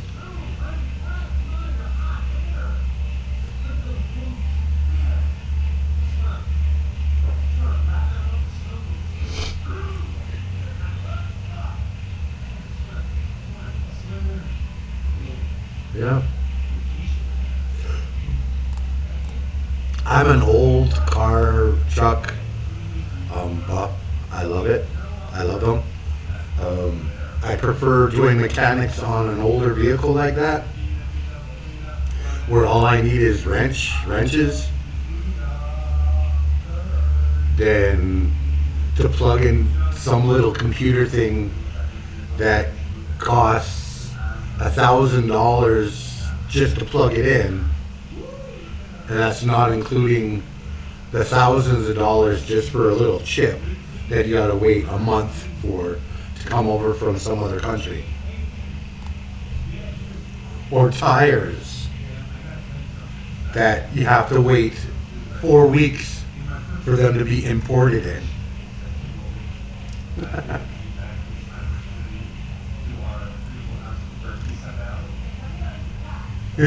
Yeah, Twilight. Exactly. Gestures to all capitalism. Yeah. That's correct.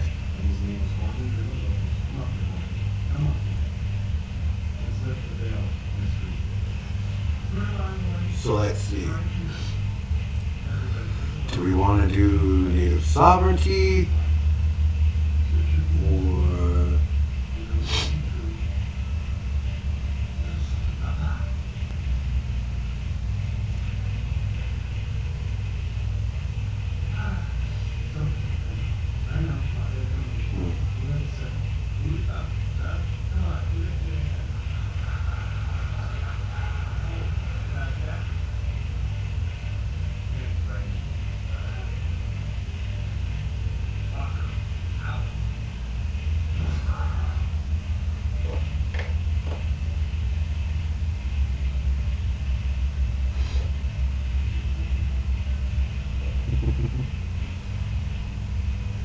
yeah, we're gonna go this road.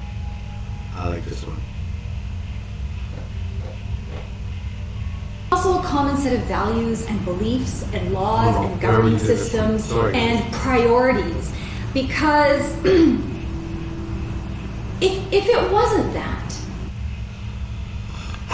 So we'll take a little music break for a moment.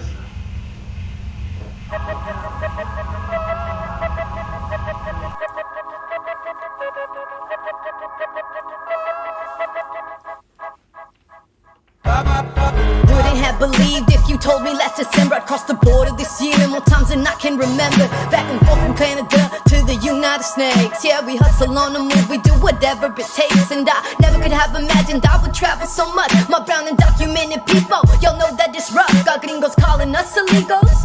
We got indigenous blood, oh no, hold up. Must be playing, they the racist land invader, mass murder, earth betraying ones.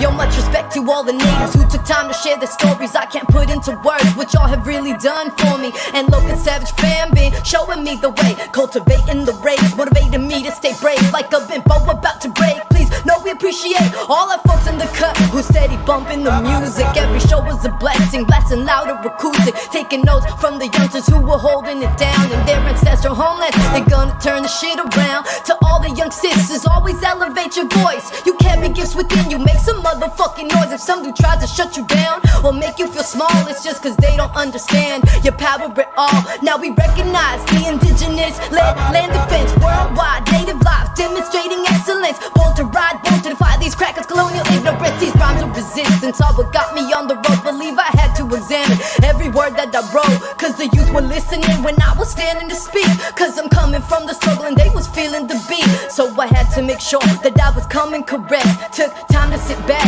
and really reflect. If you wanna build through the music, you must foresee its effect. But the learning curve's sharp, we don't got much time left. Don't got much time. Don't got much time left. No, no, huh, woo, huh. Yo, rest in power to the students murdered in Ayotzinapa. Pinches puercos del gobierno se dieron cuenta lo que pasa. Intentaron enterrar semillas y el país prendió fuego. Now waiting for anyone to free his homies in a lonely land, screaming fuck the police. We don't beg our oppressor, we hold court in the streets. Ferguson and coast to coast, it's open season on a pig.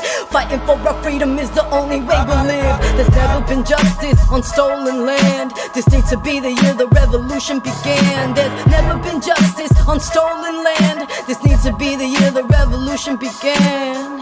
Was this the year the revolution began? Time will tell, time will tell.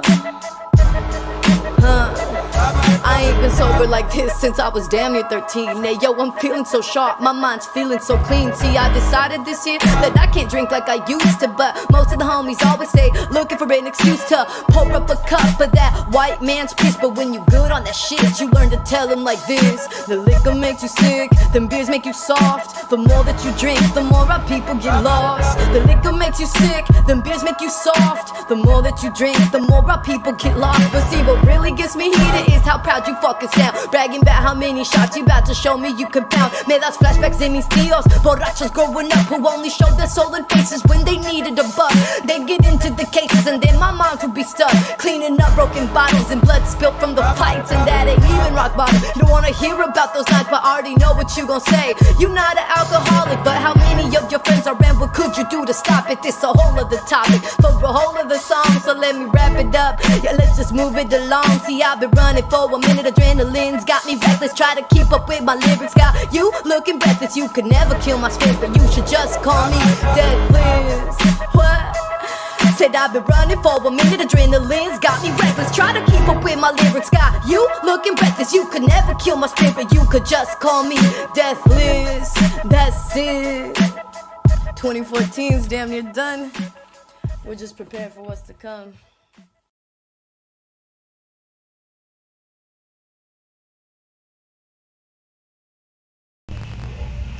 Yeah.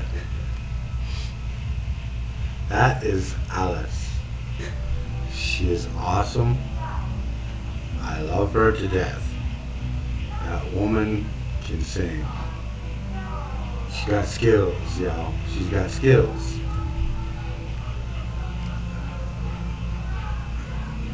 That's indigenous right there, man.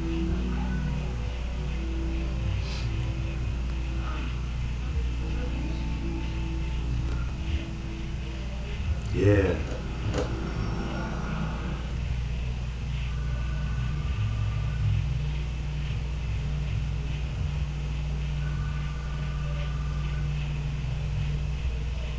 And yeah, with my copying, sadly, when I was between the age of 4 and 5 months old, after being stolen at 3 months old from my mom by Child and Family Services here in Canada, they took such poor care of me that I ended up catching a severe case of pneumonia that almost killed me and completely destroyed my lungs as an infant. So, yeah, there's not much I can do about my coughing, man. Not much I can do about it at all.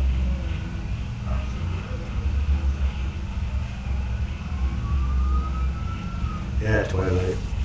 So, it just is what it is. Now you understand a little bit why I can't stand colonizers.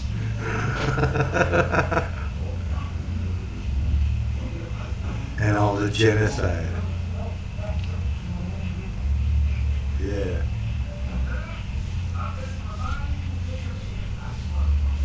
Yeah. Mine's added double because now I have COPD. So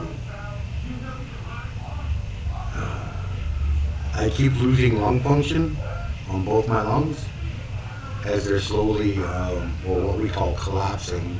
But I guess it would be, chronic illness is an ableist world. Yeah.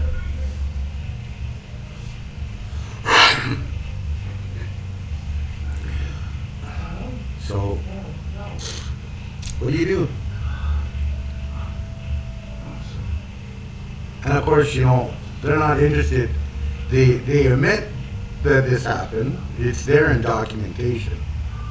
But they give me the hardest time for any help or anything. And, you know, the government, I guess you could say, owes me a fucking big check for disabling me, giving me a lifelong disability as a baby, but I'll never see it. I have to fight tooth and nail just for simple little things from them, like medications.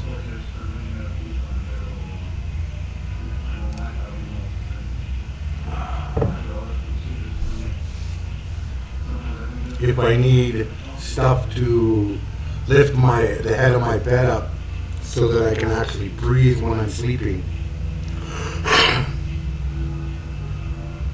I had to fight tooth and nail just to get these little tripod pillows, because I can't get the bed because I'm not in a wheelchair, paraplegic, so therefore I'm not entitled to get the bed that they know is going to help me to breathe when I'm sleeping. By the way, I'm glad there are channels like these on Twitch, because it's really educational, considering they don't teach us about this at school. We're only shown and taught colonized, sugar-coated, and whitewashed history. Yeah, Daniel, exactly. I don't know how long my lungs will hold, but this is one of the main reasons why I stream, so that there is a history, that this information can be out there.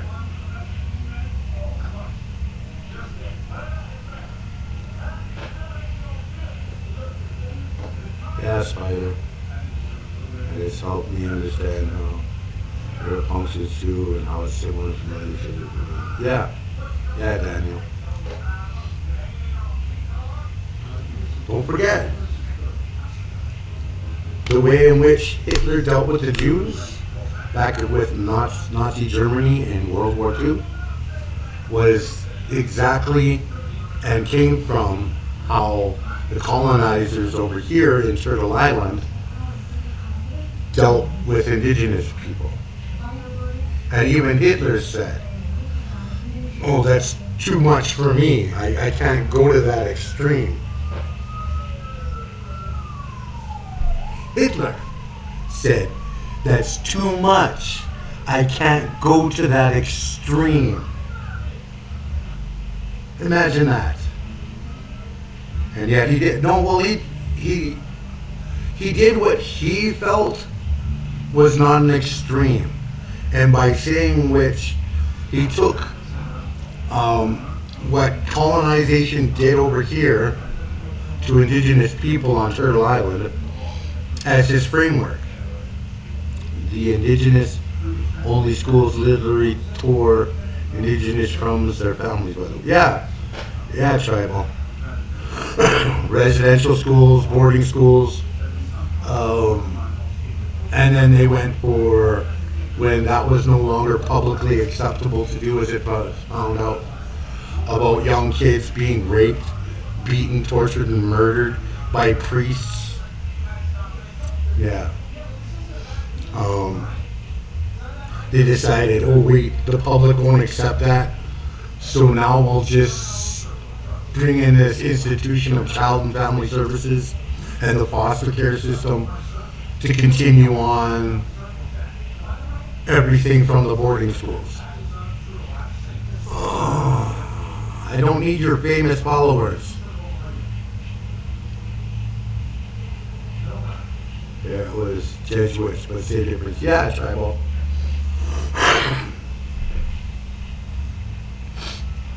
Yeah, I get those from time to time. I learned about all the Henry VIII, but I guess UK concentration camps and Warrior War or any of the Bloody Sunday was somehow not relevant. Yeah. Well, I mean, Scottish and English went through that too. Or not Scottish and English, I mean Scottish and Irish went through the same thing. You have Australia, you have New Zealand.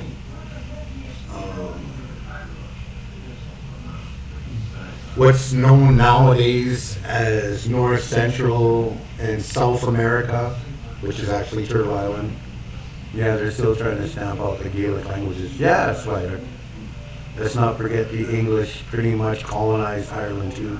Yeah, exactly. And was the cause of the potato famine that people love to make fun of. Yeah, exactly, Daniel. This is a constant on base.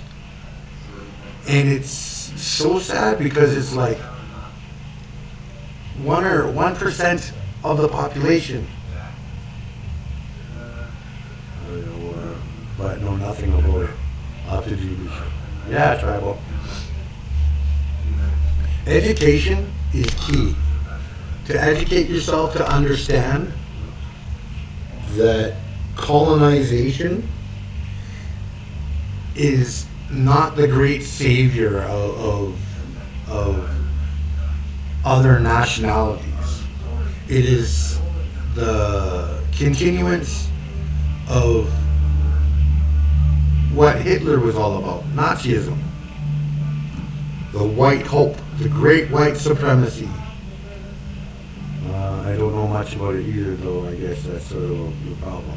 Never heard about it in schools. Yeah, Spider, they don't teach you a lot of history in schools. I was just conversing with universities about this happening to Lando. And yeah, pizza. These things are a constant. So, Warrior War, this is the first time I've heard of this. Google's. Yeah, Twilight. There's lots of things that they don't teach you in school. They teach you about how Winston Churchill was such a swell guy. Yeah. We'll fight across the sea, across the lands. We will never surrender. Yeah.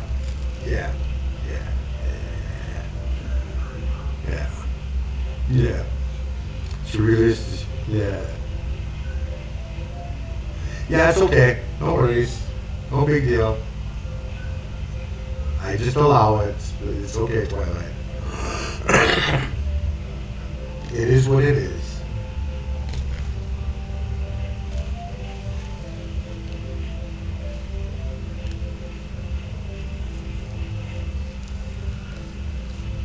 So y'all want to hear another song from this awesome young lady? England makes first land inclusive. Yeah. All right. We're gonna play another song from this awesome young lady.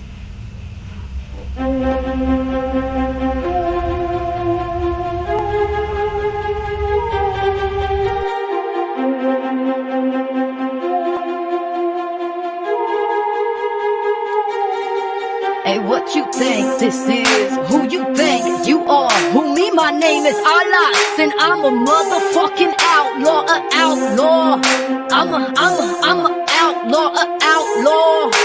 A motherfucking outlaw. I drew the line in the sand. You better know where you stand. If you pumping with a strong heart, come on, tear this shit apart. I'm in the midst of my prime, Robin Hood with my crimes, making sure we staying healthy at every mealtime. Hey, you could be my lookout if you got some spine. Don't be making this music just cause I can rhyme. I stay making this music to neutralize the messages that be telling you to die. You're killing yourself. No, you're killing me with you. When you're killing yourself, no, you're killing me with you. Yo, I'ma try for a minute to get these words out. Talking for no reason, ain't what I'm about. So any speech you hear from me has got a deeper meaning. Not a college student, but I still be dreaming. No tips to it, but I still be leaning. Love to see the sellouts, things to squirm. Be dodging my knowledge like it was germs. Cause truth is a crucial part of it all. So we take it back every last time. Pause to try to act like the doubt, but I can spot an imposter. From a mile away, step to me, that's what I hear my mama say. Tú no te dejes, mija.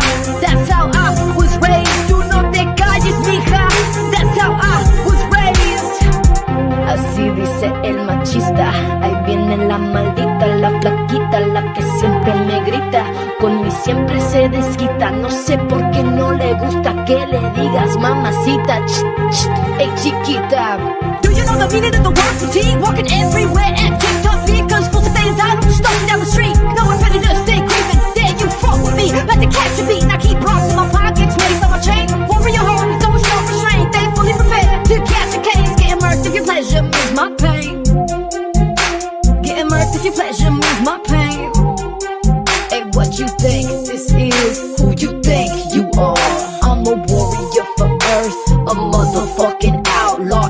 paper, so we stay alert. To dodge them haters, gotta stay alert. To dodge them pigs, y'all make phone through, so that's the way we live. See, we ain't asking, please no more. Every nice thing you see me with, I probably stole. Poor, stupid, and quiet, that's supposed to be my role. But I stay scheming and scamming, cause I never been handed a goddamn advantage. I ain't asking, I ain't asking, I ain't asking no more. Yo, this my life, this my voice, and I'm taking control. Cause I know the meaning of the word fatigue. Going home, telling life, bleaching bird degrees. With feet so you can't walk no more. Got to rob the register, run out the back door. 16 hour day with a Google fucking boss and very little pay. Ruth customers a millimeter away from my face, tearing up that smart on his face.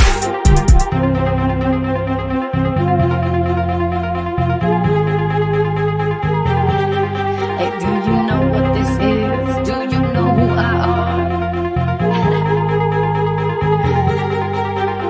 I don't even know if I'm gonna make it, but while I'm around, believe I'm gonna shake it up. Get your body loose when you thought you was stuck. Be your alarm when you wanna wake up. Wake up, wake up. Wake up, wake up, wake up.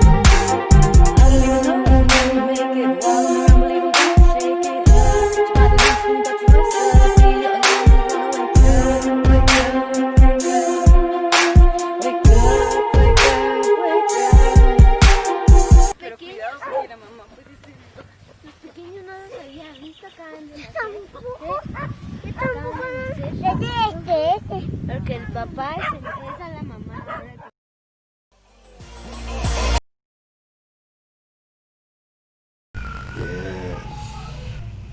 Yes.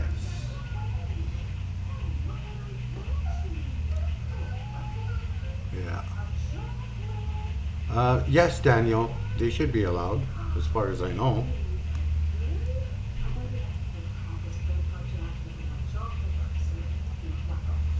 So for any of the content creators that happen to still be in the room in my chat, these videos that I play are not against DMC, and they are not copyright. So just so you know, 26 country Ireland, 32 country Ireland, 74 country Ireland. Nice. Nice, nice, nice, nice.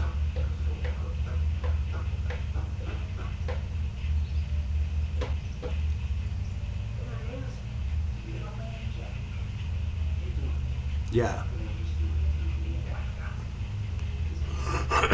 They're not, you won't get copyright flags, you won't get DMCA, whatever. Sorry. We won't have that issue.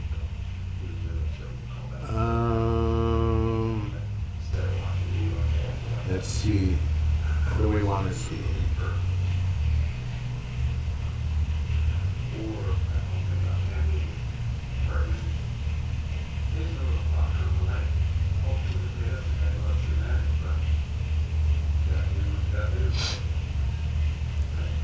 Where are we?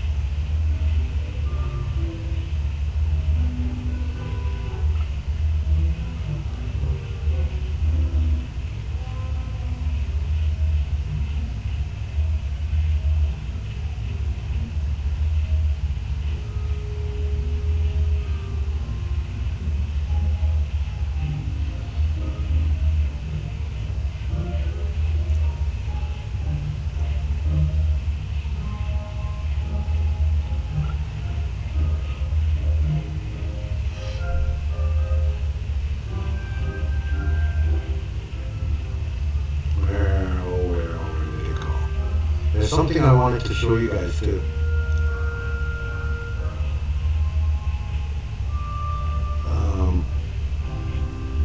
Especially for the content creators, so that you're fully aware. Where is it? Well, I guess I'll just have to search it. Yeah. So, this here is a song called Powerless. It is done by this guy, Classified.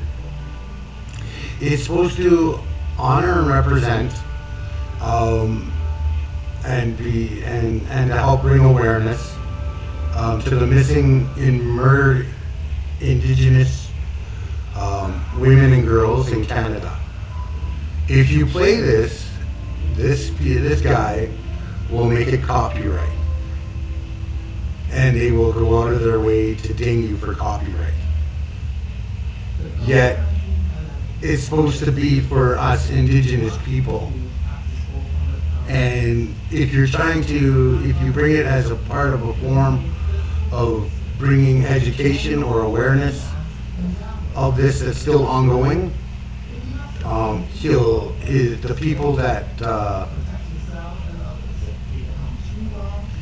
that work for his little thing will ding you with classified or copyright. Yet it's supposed to be for us Indigenous people. But for some reason, they have decided that it's more important for them to make profit off of it than for it to be an actual use and reference and awareness and bring awareness to this issue. So just a little heads up.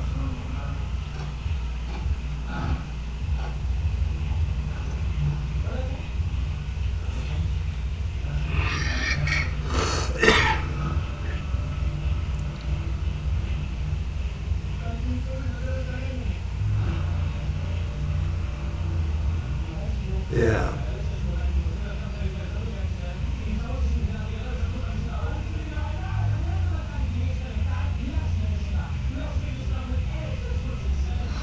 So just so you're aware, content creators, that when you're trying to bring education about Indigenous things and genocide going on in North America and South Carolina and stuff like that there are some of these people who are making a profit that aren't Indigenous and are making a profit off of it and are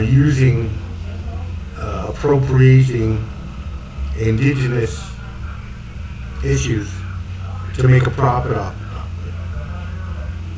So just so you're aware.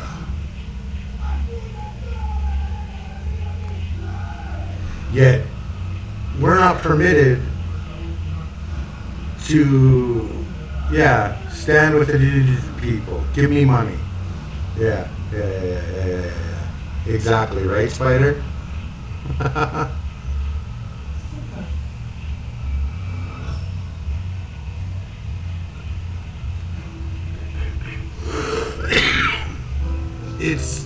It's so stupid. It's like we as Indigenous people can't go after him and the company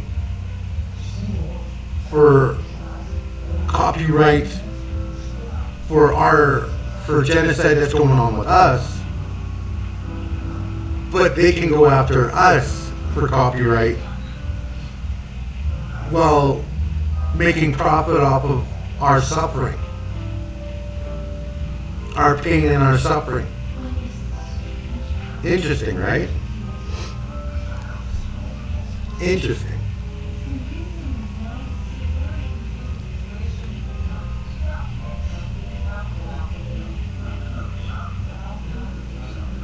So just so you're aware, there are some things that you have to be very careful with. I didn't even know that till I had used it as part of a teaching program or process in one of my streams, And then I posted that stream from Twitch to YouTube, and all of a sudden I got an email stating that there was a copyright claim on it. And it's like, what? So I looked and I go and look, okay, what the hell are they talking about copyright? Everything I'm playing is not supposed to be copyrighted.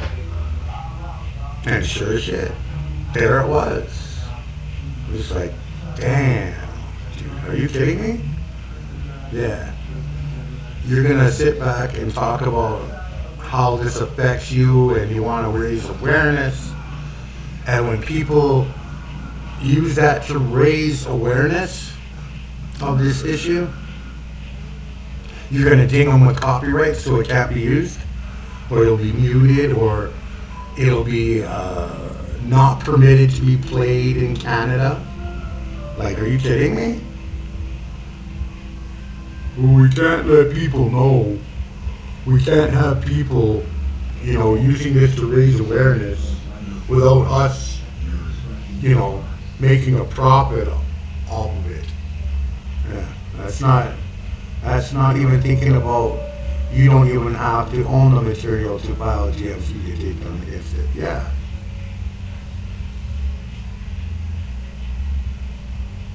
Broken part of a broken system, yeah. Like, that's so stupid.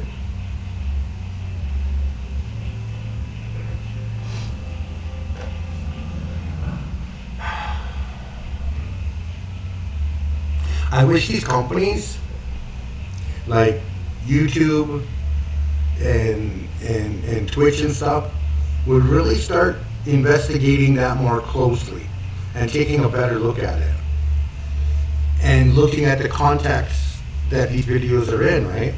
Well, some systems work great for some people. Yeah, only the rich white people, the upper class, does the system work great for. The rest of us, it just pounds us back into poverty, right?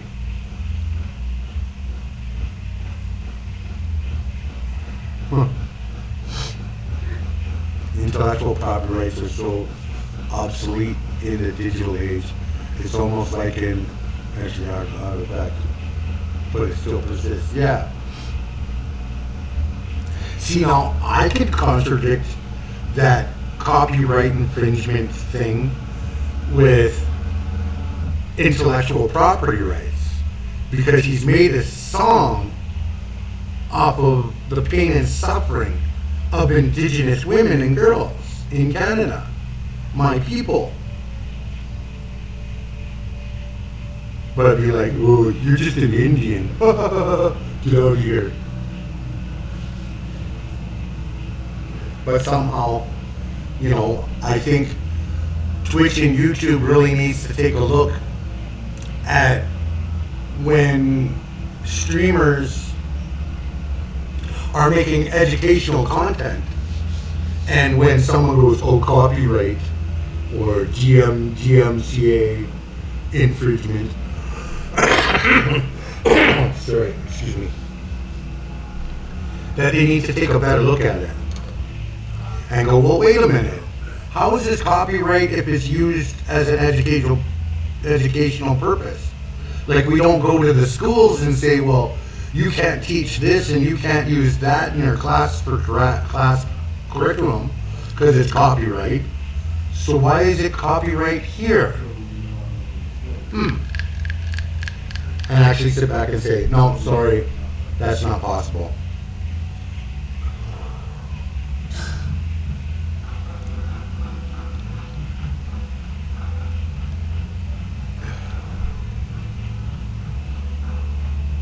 I don't believe in violence. Teachers believe in copyright. Like, you do not see the irony here. Yeah.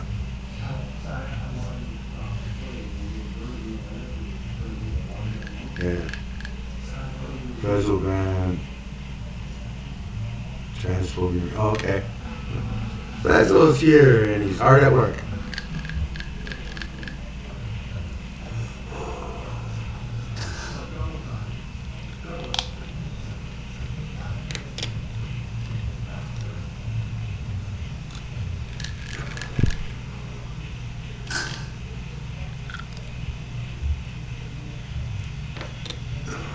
Sorry, I have to take my inhalers. I mean, like, let's be honest. You know, you see some streamers that are literally doing this all the time, and they don't get bothered at all. And then there's others that just constantly get bombarded with it. Well, like, seriously?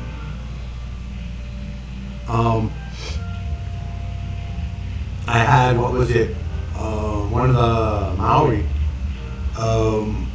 with doing their haka, and I played it, you know, to showcase and to educate about the different indigenous cultures and our ceremonies and dances and stuff like that that we do.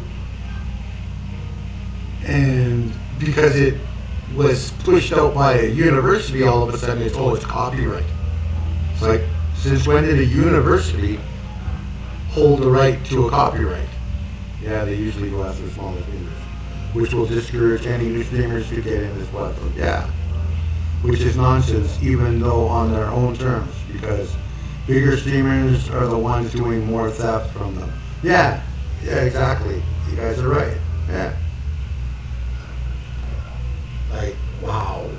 You gotta be kidding me, right?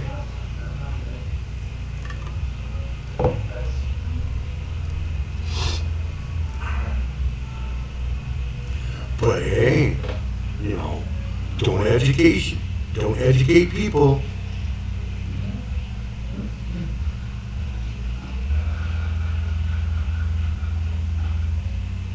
We wouldn't want you to educate people. That's just unheard of.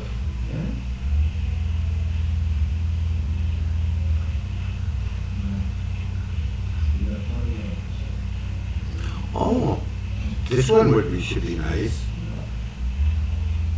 How was our Mother Earth created? How did the world and life begin? And why do we say Mother Earth? Watch this video for the original creation story of our Mother Earth that has been passed down to us from our Anishinaabeg elders and other indigenous teachings.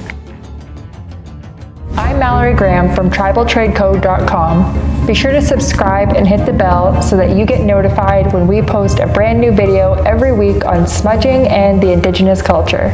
You have likely heard of Mother Earth before, but where did it come from? If you want to know why indigenous people refer to the earth as our Mother Earth and how it was created, then we are here to share the teaching of our Mother Earth creation story that is so important to the Anishinaabeg Nation. We've helped thousands of people with indigenous teachings that have been passed down to us from our elders, and we can't wait to share this one with you. By the end of this video, you will know exactly why indigenous people refer to the world as Mother Earth and how it was all created. Whether it's in the indigenous culture or other belief systems, many cultures refer to the earth as Mother Earth or Mother Nature. And you will soon see why we refer to our home on planet Earth as our mother. The indigenous people of North America have different creation stories amongst the different tribes and nations. In this video, we will share the Anishinaabeg creation story, which explains the creation of Mother Earth and the first man on the earth. This story, similar to many others, has multiple sections or stages. First stage of the creation story is the understanding of family. Family is the center of everything in the Anishinaabe culture. And your family doesn't just mean your immediate family. It is not even limited to your extended family. Your family is also your community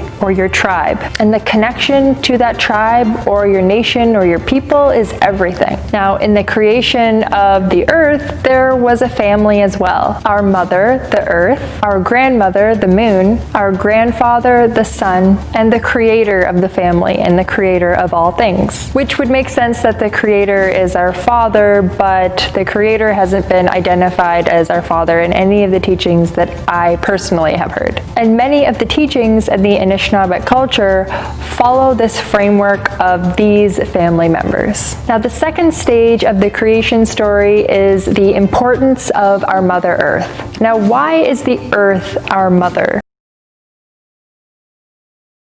Okay, so this young lady owns an indigenous store where they sell moccasins and all kinds of beadwork and stuff like that.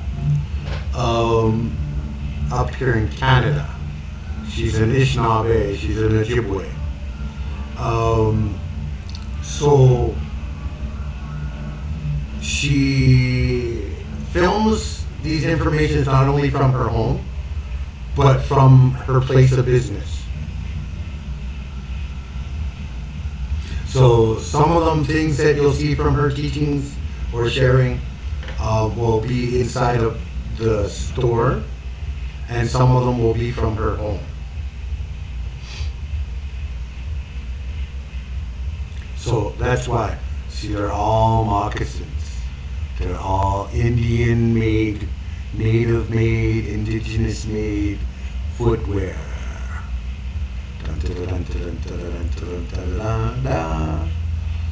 Quick, circle the wagons. The Indians are coming. You might learn something. Shh.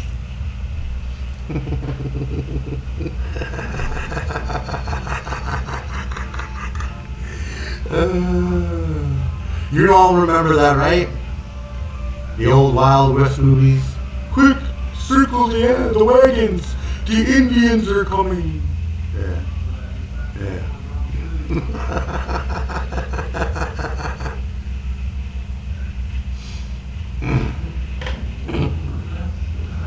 Careful what the Indians learning is dangerous, kids. Yeah. Not because I watched them, but yeah, I know. Pop culture, yeah.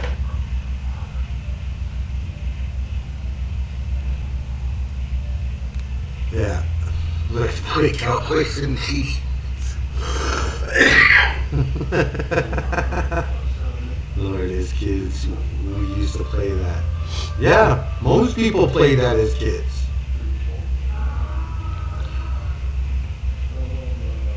Most people played cowboys and Indians as kids.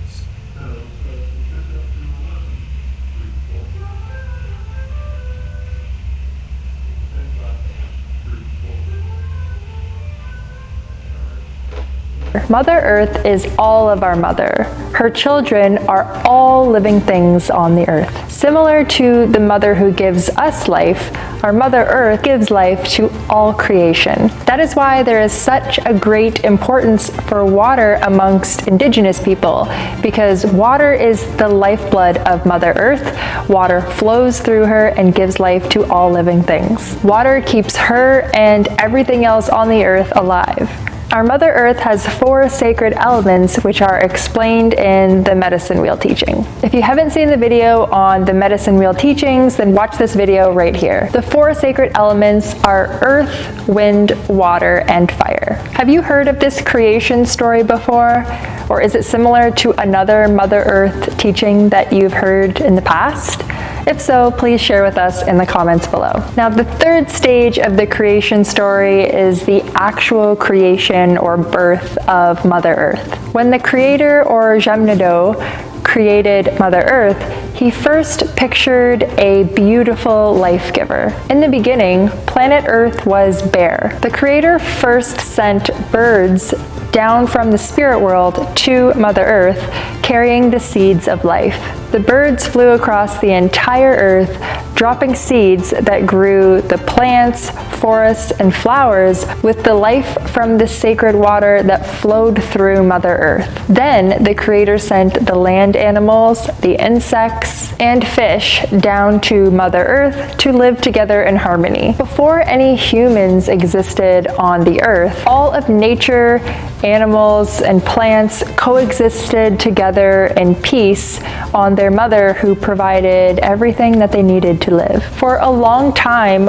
all creation existed and lived in harmony on Mother Earth without any humans. Now, the fourth stage of the creation story is the creation of man. Now, after all creation was living together in harmony on Mother Earth, the Creator decided to build Anishinaabe. Anishinaabe means original man. The original man, or Anishinaabe, was believed to have been created in the image of the Creator himself. Man, or Anishinaabe, was the last thing to be sent from the spirit world to Mother Earth from the Creator. To create the original man, the Creator put all 4 sacred elements into a shell. The Creator then blew into this shell that had the 4 sacred elements in it, which created the spirit of the Anishinaabe. The Creator then lowered the man down to Mother Earth from the spirit world. Is this story similar to other creation stories that you've heard? If so, please share with us in the comments below. So now we've gone through all 4 stages of the creation story of Mother Earth. So you should know exactly why we call the planet our Mother Earth, and why our Mother Earth is so important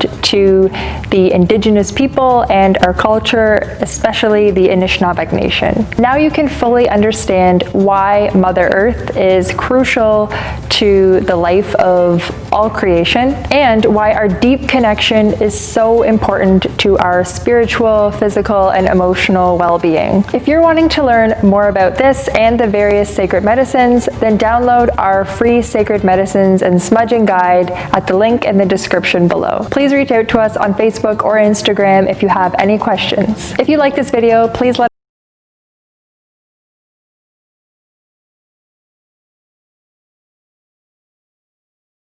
What is the medicine wheel, and why is it so important to the Indigenous culture? Watch this video to find out the foundations to the medicine wheel teachings. I'm Mallory Graham, Anishinaabe Kwa from TribalTradeCo.com. Be sure to subscribe and hit the bell for more videos every week on the Indigenous culture, smudging, and Native teachings. If you're looking for a simple explanation for what the medicine wheel is and why it's so important, then we're here to share the basic teachings to the medicine wheel. Make sure you watch it to the end, as we have a special bonus for you. Now, there are 3 important points that you need to know about the medicine wheel teachings. The first important point about the medicine wheel is, what exactly is the medicine wheel? The medicine wheel is a circular symbol broken into 4 areas, or quadrants. These 4 areas have 4 different colors assigned to them, which are most often yellow, red, black, and white. It is also very important to note that different nations have different medicine wheel teachings according to their stories, values, and beliefs. So there is not only one perfect medicine wheel. The 4 areas of the medicine wheel have attributes assigned to them: the 4 directions, the 4 states of being, the 4 sacred medicines, the 4 seasons, the 4 elements, the 4 stages of life. Some nations use the 4 colors in different locations on the medicine wheel, and use the 4 areas on the medicine wheel to represent the 4 colors of people on Mother Earth. Each of the 4 directions or areas have teachings, and each of the set of attributes have their own teachings as well, which we will get to more in the next 2 important points about the medicine wheel. The second point for understanding the medicine wheel teachings is why this circle is so important. The circle represents the circle of life, the circle of self-awareness, and the circle of knowledge. For the circle of life, Indigenous people of North America look to this circle as a reminder that everything flows in a circle. We believe that life continues on and on. Our spirits live forever, on earth and then into the spirit world, similar to the circular nature of the seasons and the life cycles. The circle also represents our own awareness of ourselves and our states: mental, physical, spiritual, and emotional. And in order to be happy, we need all 4 of those states to be balanced. We can be aware of our own balance and help steer ourselves toward a more balanced balanced life, therefore a more happy life. We need to be aware of each set of attributes and what they teach us. For example, in order to exist on Earth, all 4 elements are needed. And not only are they needed, they also need to be in balance. The circle of knowledge is one of my favorite parts, as it represents the personal power that we each possess to learn about the different attributes and have control over our states of being to maintain our happiness. And this circle of knowledge means that we use it as a tool and as a system for passing on knowledge. Have you seen the medicine wheel before?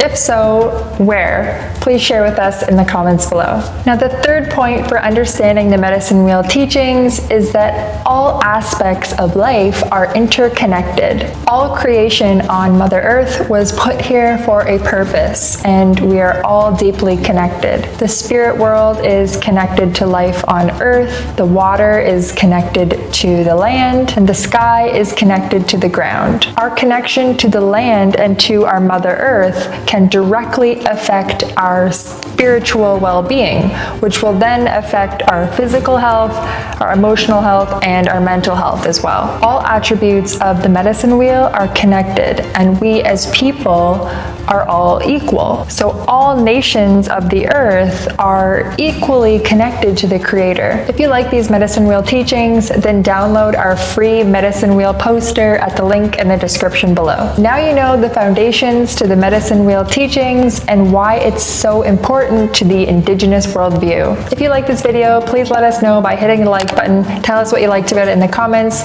Be sure to subscribe and share it with your friends. Thanks so much for watching, guys. We'll see you next time.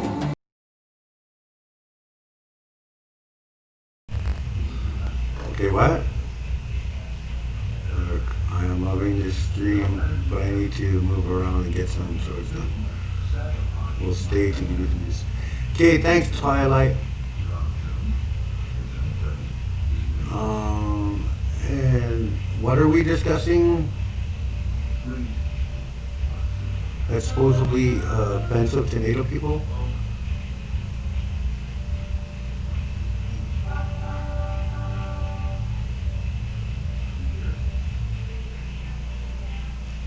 I was talking about the game and how it seems offensive. I never played it, so I'm not sure. Oh, okay. So, one of the things I'm going to talk about, especially in this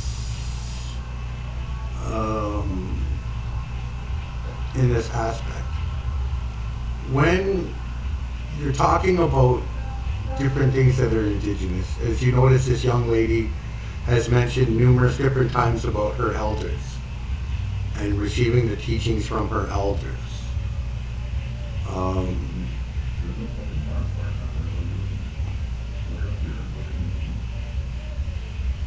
When you watch someone talking about indigenous culture, either if they're not, especially if they're not indigenous, if they do not express where this teaching comes from, like what tribe, the elders, so forth, and just try and act like they own it when they're not indigenous, you're not going to get the proper teachings. You're going to get some messed up teachings that may cause you to hurt and harm other people, including yourself. So we don't believe, as indigenous people, to teaching anyone, regardless of who they are, anything that would hurt or harm anyone. We don't believe in teaching that. So be careful when you're watching and researching indigenous cultures and stuff. What YouTube video you're watching, if they are not indigenous themselves, and if they're not mentioning about what tribe the teaching is coming from, or the elders, you really have to be careful with it, because chances are you're watching some non-Indigenous person appropriate Indigenous way of life and twist it around to suit themselves, to make money and profit off of it, or to try and claim like there's some professor of some Indigenous related spirituality, and they're the most knowledgeable person on the planet, when really they're not, and they're going to teach you wrong. And I would advise and suggest that, yeah, stop watching it, don't like it, don't support them, and find Indigenous streamers or that are teaching about Indigenous way of life to support and to like and so forth. Because Indigenous people aren't gonna bullshit you. We're just gonna tell you how it is. Whether you like it or not, that's up to you. Truth is always the hardest thing to swallow, right? So, bear that in mind. I actually sat here on one of my streams and I went to one YouTube channel where this white lady was teaching about the medicine wheel, and I was sitting there going, oh, okay, right on. You know, maybe that might help some of my viewers who are not Indigenous to, you know, maybe relate to it better. Yeah, go to like Universal Discourse is another Indigenous streamer. She's very intelligent, she's very smart, she's very wise. She has a lot of knowledge and wisdom. Silver Spook is another. Twin Rabbit is another. There's quite a few out there. So when we look at it, I was sitting there playing it and I was listening. All of a sudden, I'm starting to hear this lady completely do like the wrong teachings. So I'm like, what? No, that's gonna hurt people. No.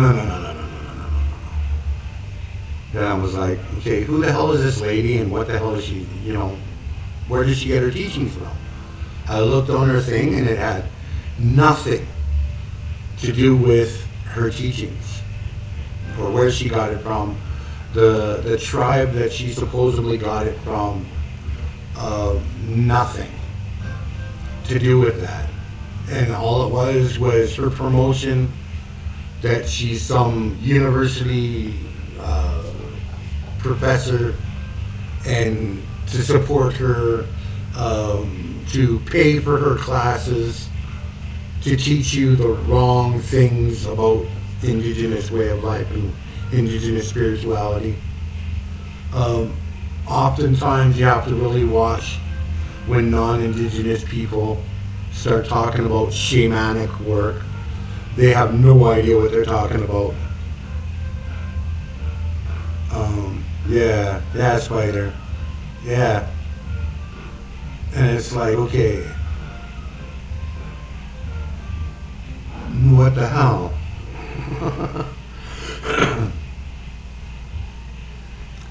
So, like I said, be very careful when you're going out there and you're learning about Indigenous way of life, where you're learning it from. Because if it's not from an Indigenous person, and if they're not honoring the nation and respecting the nation that they got those teachings from, and the elders that they got those teachings from, then 9 times out of 10, they're not going to be telling you the truth, and they're only in it to try and make a profit, while Indigenous people get nothing. So, yeah, you got to kind of really watch. Did we watch this one? What was the go? Why is the medicine wheel such a significant symbol in the Indigenous culture? You've seen this popular Native symbol used in so many places, but what does it really mean? Watch this video to find out what the top 5 teachings are of the medicine wheel, so you can quickly have a great understanding of what this symbol represents and the important teachings behind its existence.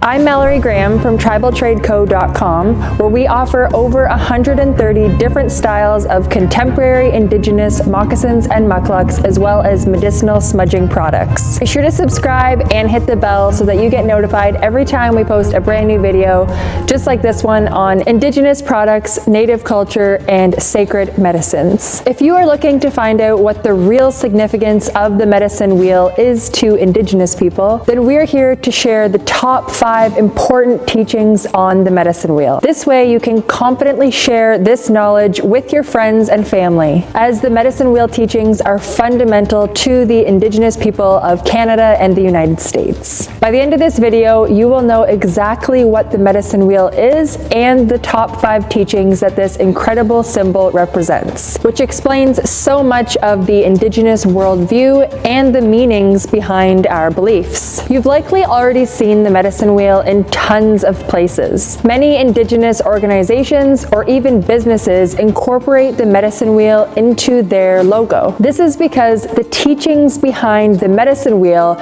represent the very core of our beliefs and the worldview of the Anishinaabe and Cree nations, as well as other Indigenous tribes around North America. You may have heard of many teachings surrounding the medicine wheel before. Some of them might be slightly different with many similarities, and you will soon see why. There are numerous teachings that have been shared by elders and knowledge keepers surrounding the medicine wheel. We've carefully selected our top 5 medicine wheel teachings that we hope that you will find the most helpful. The first medicine wheel teaching is the connection of all aspects of life. Whether you are referring to emotional, physical, spiritual, or intellectual aspects of your life, they are all deeply connected. Our connection to our Mother Earth and Grandmother Moon are so vital to our health and well-being on a spiritual, physical, and emotional level. Our closeness to our Mother Earth can directly affect our spiritual well-being, our hormone levels,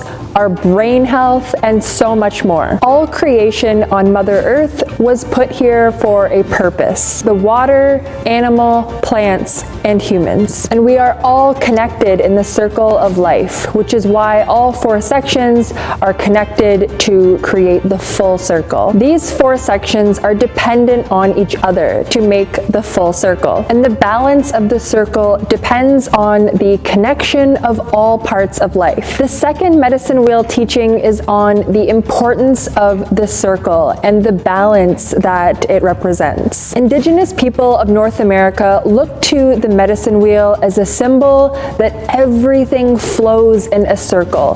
That is the circle of life. The circle of life means that we believe that life continues on and on in a circle. There was never really a beginning, nor is there ever really an end. Our spirits have always been here, and we live on forever. We are reborn as animals or in another spirit form. As with the renewing of the seasons and the connection of all life from number 1, life continues on and can only be explained by the circle and the meaning behind those connections. The medicine wheel represents the circle of life divided into 4 sections. The wheel speaks to the need for balance, harmony, and respect. The 4 seasons on Mother Earth and the 4 elements, earth, air, wind, and fire, all need to remain in balance. For centuries, many tribes have used this system of traditional knowledge under many different names, but many of them share the same beliefs and the same need for balance and harmony. journey. Have you heard of any of these teachings before?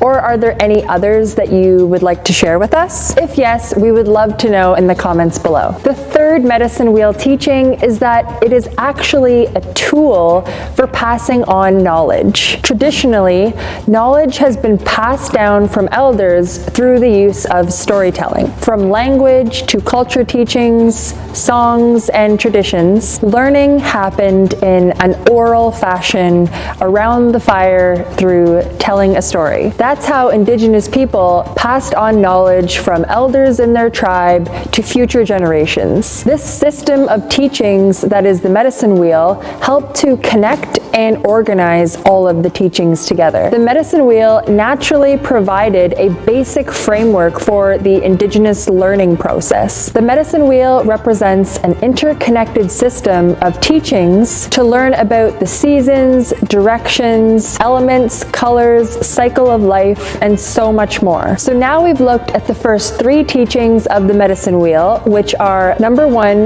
the deep connection to all aspects of life, 2, the circle and the balance that it represents, and 3, that it is a learning tool for passing on knowledge. The fourth medicine wheel teaching is that the number 4 is not only the 4 sections, but a sacred number. Many tribal people, whether from North America or from all across the world, have the number 4 as a sacred, spiritual, or meaningful number. The number 4 connects so many aspects of life that it's easy to start noticing these connections once you start looking for them. This commonality and similarity that our belief system has with so many other cultures, backgrounds, and ethnicities confirms that all people of the world are truly brothers and sisters of a sort. In ceremony, the 4 directions are very important due to the connection of the 4 cycles of life. Many teachings point to the 4 colors on the medicine wheel to resemble specific directions, life cycles, seasons, or elements. For example, the colors can represent different groups of people on the earth, which I love because it represents diversity, and the colors can also represent the seasons or the elements as well.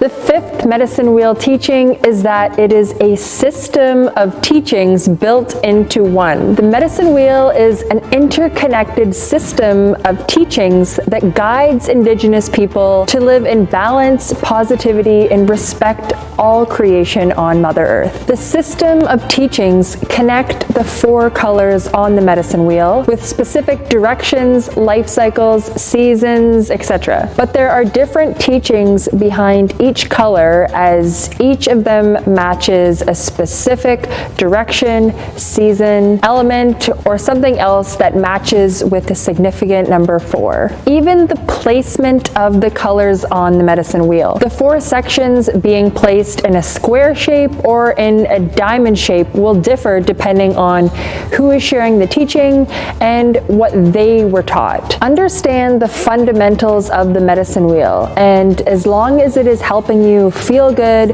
and live in a good way, then the teaching is doing its job, and you don't need to stress about if you're doing everything perfectly or correctly depending on who told you what. You do not need to stress about which variation or which teaching is the best one. So we've gone through the top 5 medicine wheel teachings, which are number 1, the deep connection of all aspects of life, 2, the circle and the balance that it represents, 3, that it is a learning tool for passing on knowledge, 4, that the number 4 is a sacred number, and 5, that it is a system of teachings built into one. Now, after watching this video, you know the top 5 medicine wheel teachings. You can confidently share these important teachings with others, as the medicine wheel is a very important Native cultural symbol, and it is so fundamental to who Native people are, what we believe in, and what is important in our worldview. If you are wanting to learn more about the various sacred medicines, download our free smudging guide in the link below in the description. Be sure to check us out at tribaltradecode.com and use this special coupon code for 15% off your order. Please reach out to us on Facebook or Instagram if you have any questions. If you like this video, please let us know by hitting the like button. Tell us what you liked about it in the comments. Be sure to subscribe and share it with your friends. Thank you so much for watching, guys. I hope you have an amazing day, and we'll see you next time.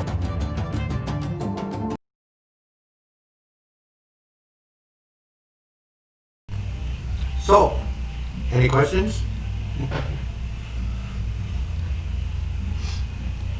Those shoes really look comfortable. Oh, Daniel, you have no idea how comfortable they really are. Oh my God, dude.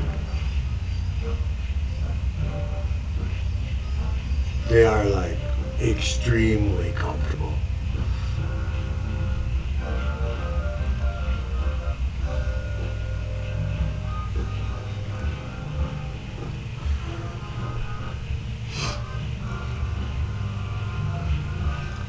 So, this is things that we taught our very little kids, youngins. I have a hard time finding shoes my size as it is, small feet. Well, Daniel, maybe if you look these people up, you might be able to find a pair that'll fit you. Or that they may be able to help you to get a pair that'll fit you. Because I'm pretty sure they have kid size as well. Just saying.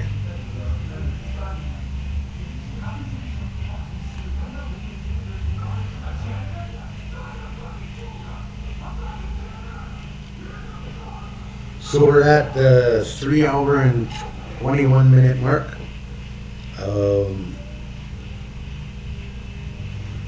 I guess it's time to shill. If you're enjoying this content and want to see more, please feel free to follow. Following is free. If you wish to support this channel, by all means, maybe consider subscribing. That helps all the proceeds of it that comes to my end goes towards improving my system so that I can work towards getting better like mics and stuff like that, better computer to better be able to bring you better content. So, I mean, it's not necessary, but, it's up to you. I try to stream at least once a day. Some days, though, I do take off because I need to look after me. And we pretty much cover all different kinds of things that are indigenous. And this is basically an indigenous focused stream. So basically the foundation and principle of everything that you've learned in college and universities and schools about, the communist and anarchist manifestos, all these different things, the things that they don't teach you in school, you will learn here, and comes from indigenous way of life. So, yay! Meaning of the dream catcher or significance of the American headdress? Which one you guys want to watch? Dream catcher or headdress? Thank you, Daniel. I do my best.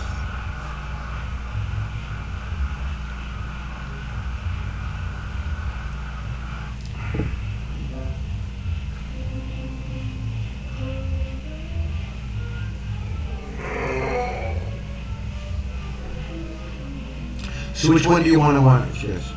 The dream catcher, then the address? Okay. We can do that. We can do that. We can do that. Have you ever wondered what the real meaning of the dream catcher is? Many people have dream catchers hanging from their car mirror, from the windows in their homes, from their purses, and they really don't know what the dream catcher stands for. And that's okay, but if you've ever wondered what that beautiful piece of artwork really represents and what the different pieces of it actually mean, then keep on watching. There are 5 main parts that represent and make up what a dream catcher is and what its meaning really represents. I will break down the 5 main components of the dream catcher so you will understand exactly what a dream catcher is, so the next time that you want to select one or someone asks you what a dream catcher is, you'll know all the answers. The first thing to note is that dream catchers may originate with the indigenous people. However, today they are seen all over the world and might be claimed to have been originated from other parts of the world, and that's okay. Different tribes and different cultures might have different meanings of what the dream catcher represents, and that's okay too. The meaning of the dream catcher that we're talking about today is the indigenous people of Canada, specifically the Anishinaabe teachings of the dream catcher. So now the first identifier of a dream catcher is that, of course, they are round. Dream catchers are usually made with a wood hoop or some sort of pliable material. Now, authentic dream catchers made from our ancestors were made of red willow. And like a lot of things in the Anishinaabe culture, the circle represents the circle of life. And that is very, very important to Anishinaabe people because circles are the center of everything, as the circle of life is deeply ingrained in all of the teachings and all of the stories. It signifies that there is no real end or beginning. Life is continuously going around in a circle. The second component of a dream catcher is that they have a web. Now, this web can be made with either a net or thread. Sometimes you see dream catchers made with colorful string, and that's where the artist is expressing their artistic ability and their personality, and that's also great. Now, the web is used to catch the bad dreams from coming through when the person is sleeping, but at the same time to allow the good dreams to come through. Now, the third identifier or significance of the dream catcher is that they have stones or gems of some sort weaved into the web. Now, these are to represent the spider that has created the web. The teaching behind this is that the nightmares actually get caught in the spider's web, and she, the spider, is the web weaver. Now, you will see various dream catchers made by different artists that might have more stylishly designed gems and stones on there, or more natural, plain looking gems, and it's just a matter of preference that the designer wants their dream catchers to have. And one isn't better than the other, it's just how the designer wants their dream catcher to look and feel. Now, the fourth part of the dream catcher is that you'll notice that most dream catchers have feathers hanging from the circle. Now, it is said that the feathers that are hanging from the bottom of the circle can allow the good dreams to be caught in the spider's web and have a passage through the feathers to the person that is sleeping below it. Now, the fifth fun fact about dream catchers is that they are beautiful creations, of course, that come in many different styles and sizes and designs, and that they're primarily used to ward off nightmares. The nightmares that are caught up in the web are then said to be burned up by the morning light. But as we know, the good dreams are let through the web down the feathers to the undisturbed sleeping person. So that's the core significance of the dream catcher and the meaning behind it and all of the 5 different components of the dream catcher. But of course, there are not just uses of having it hanging in your window to protect you from nightmares. Dream catchers also are a huge symbol for the indigenous culture and are widely used with different native gifts, jewelry, accessories, etc., such as earrings. Many people, indigenous or non-indigenous, like to wear dreamcatcher jewelry, accessories, or whatever because they are obviously beautiful pieces of artwork. Do you have a dreamcatcher hanging somewhere in your house or in your car? Please let us know in the comments below. If you're looking for some more dreamcatcher inspiration, please check out our website at tribaltradeco.com and use this special coupon code for 15% off your next order. Please reach out to us on Facebook or Instagram if you have any questions. If you like this video, please let us know by hitting the like button. Let us know what you liked about it in the comments. Be sure to subscribe and share it with your friends. Thank you so much for watching, guys. I hope you have a fantastic day, and we'll see you next time.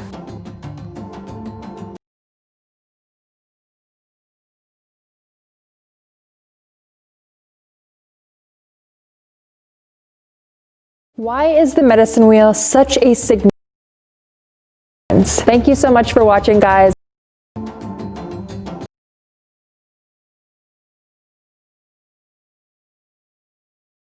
You're wondering what the significance is of the Native American headdress. You've seen this popular Native symbol in so many places, but why is it such an important symbol? Watch this video to find out what the significance of the Native American headdress is, so you could quickly have a solid understanding of what this amazing Indigenous symbol really means. I'm Mallory Graham from tribaltradeco.com, where we offer over 130 different styles of moccasins and mucklucks and medicinal smudging products. Be sure to subscribe and hit the bell so that you get notified every time we post a brand new video just like this one on Indigenous moccasins, sacred medicines, and the Indigenous culture. If you are looking to find out what the real significance of the Native American headdress is to Indigenous people, then we're here to share the top 5 important points of what the Native American headdress really. So, what I'm seeing from chat, I'm gonna share a little bit. Here's Indigenous teaching. When you make a mistake, you own up to it, you change it, and you don't ever do it again.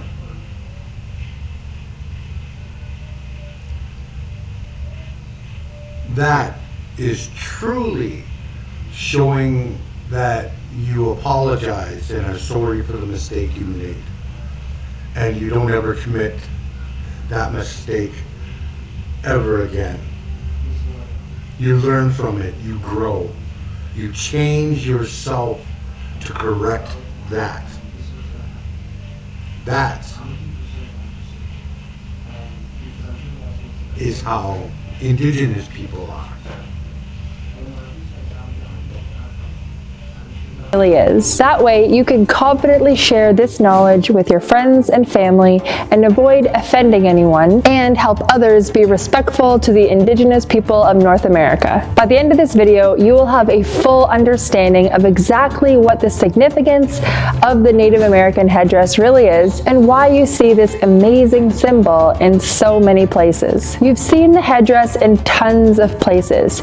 Anywhere that you see a chief's head, the chief is typically wearing a headdress on top of their head. There are 5 main points or questions to cover in understanding the significance of the Native American headdress, which we will take you through now. The first question that we have about the Native American headdress is, what exactly is a headdress? The Native American headdress is a headpiece with feathers attached to the entire top edge of a leather headband. The headband can be embellished with beadwork or just left as natural leather. The feathers on the headdress are typically used from a local fallen bird that is indigenous to the local area of the tribe that is making that headdress. The feathers are held together with leather thread or sinew and can be designed in many different ways depending on how the artist wants the headdress to look. It's important to note that there are actually many different types of headdresses and many different styles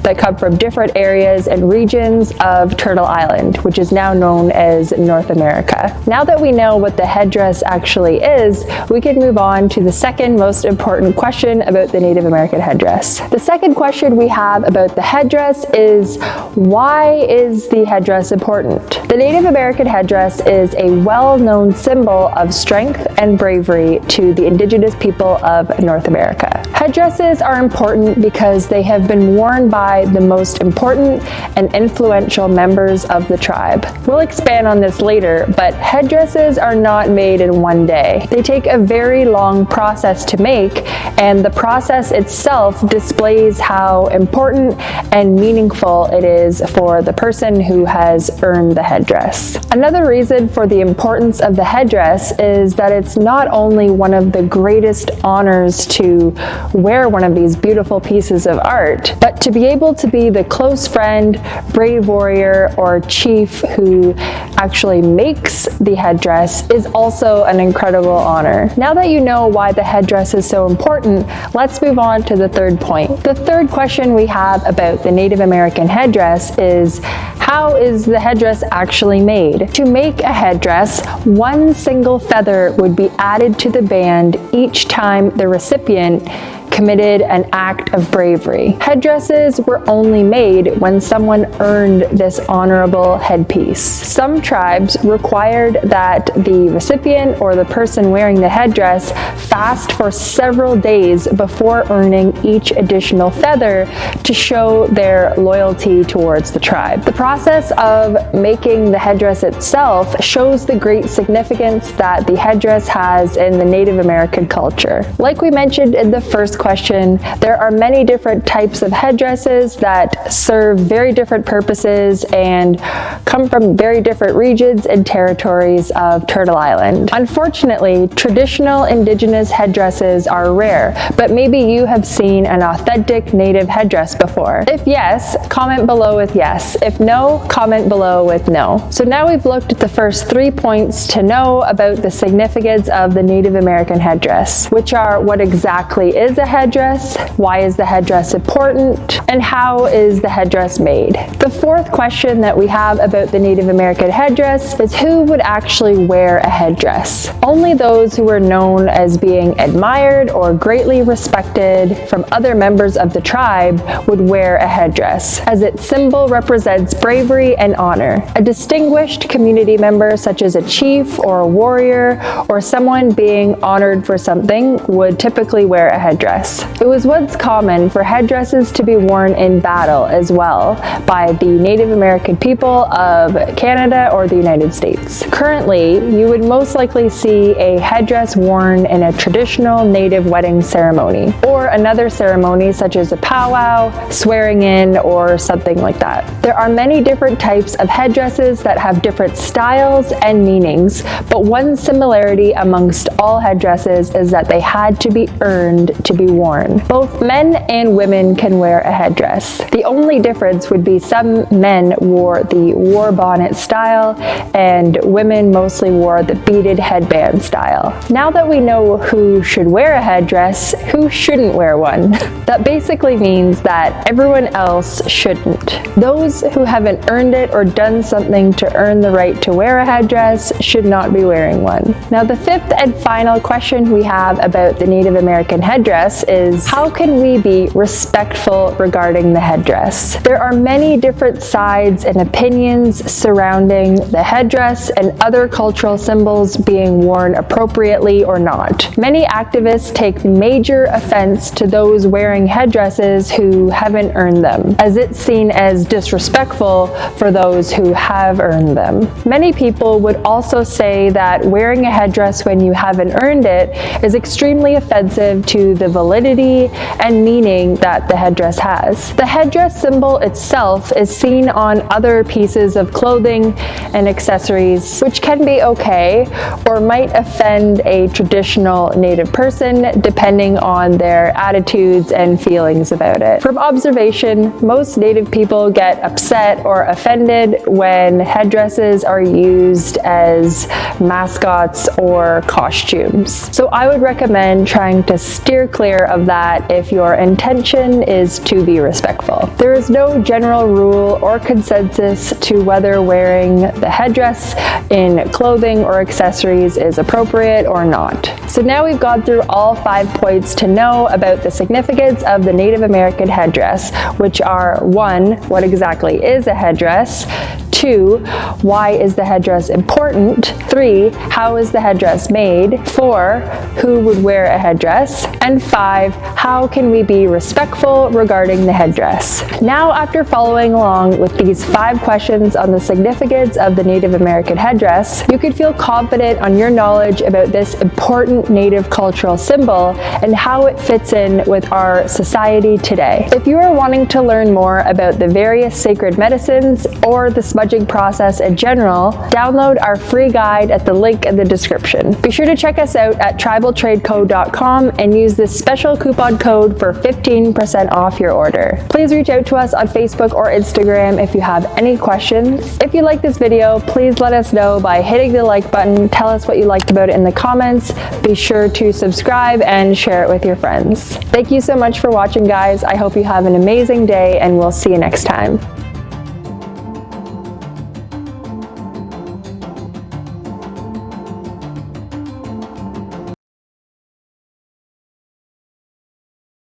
So, just to let you know, so you know, when it comes to my people, the Sioux Nation, it could take a lifetime for someone to earn the honor of that. It wasn't something that was just handed out like, here you go, like candy. It took a long time to earn every single feather, every single piece.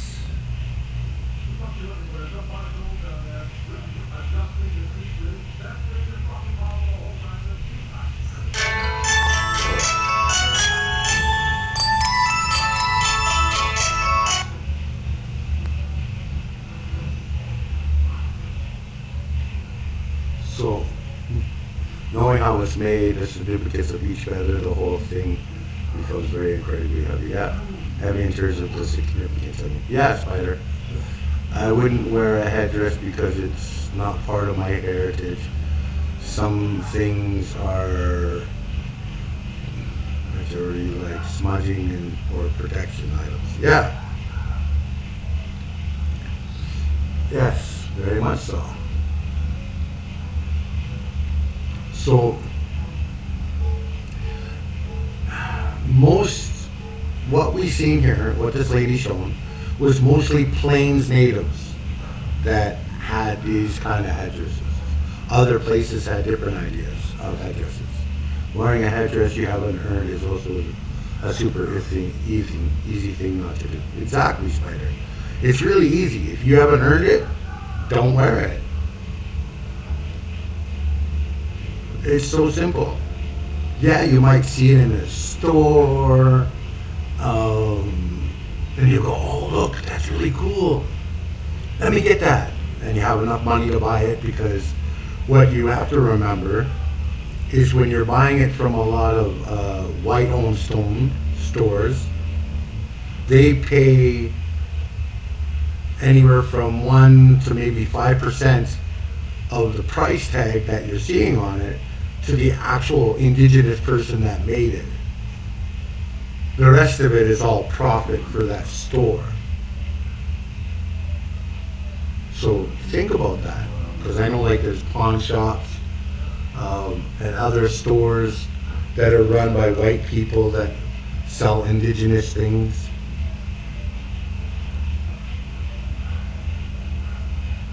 You have to remember those things. That what you're paying for, you're not paying, Halloween costumes.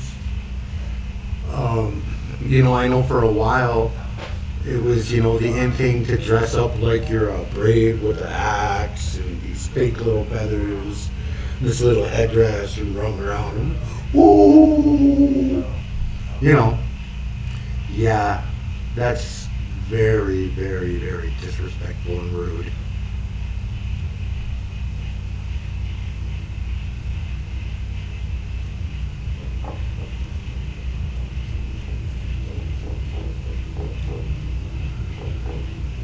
Yeah, yeah, you remember that, Spider.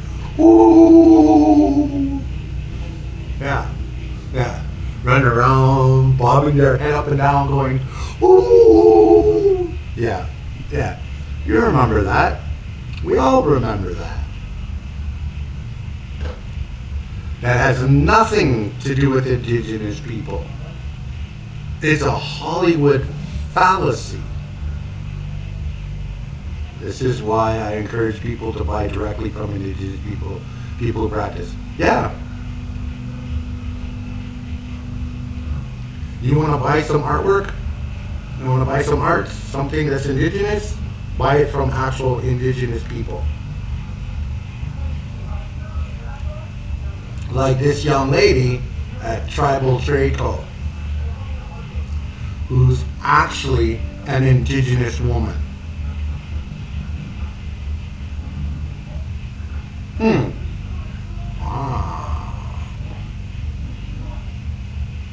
There's an idea.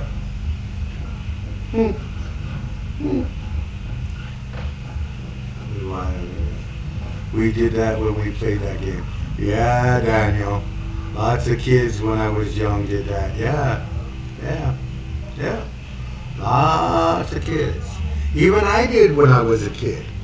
Before I found out that I was actually Native and started to understand, after being stolen from my family in part of the genocide, Canada's genocide to kill the Indian, save the child program. We all went through that. Where that was the thing, you know, cowboys and Indians. Ooh. Yeah. We all went through it.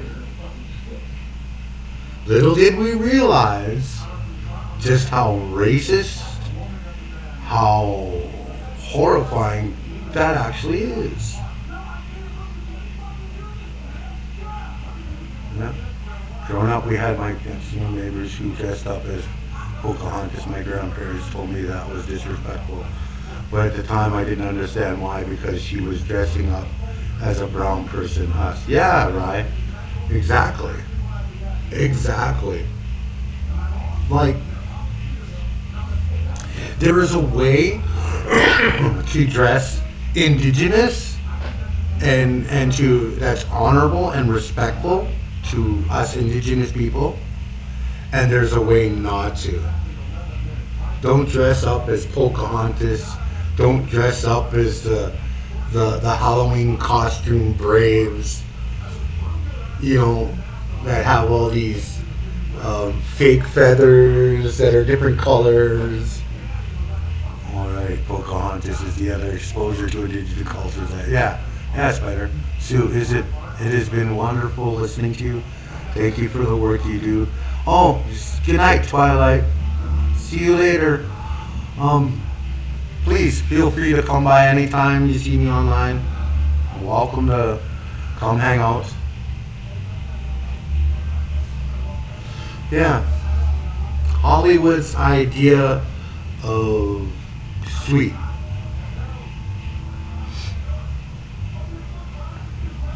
You take care of yourself, Twilight.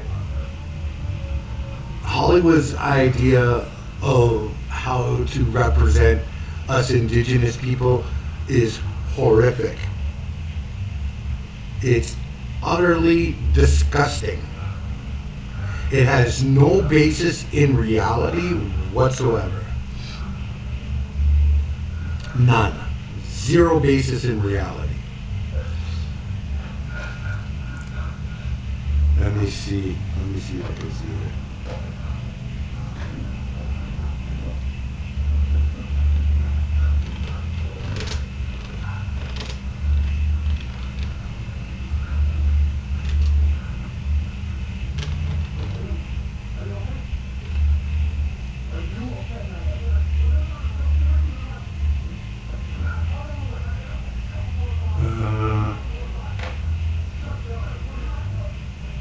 Where's the one I want?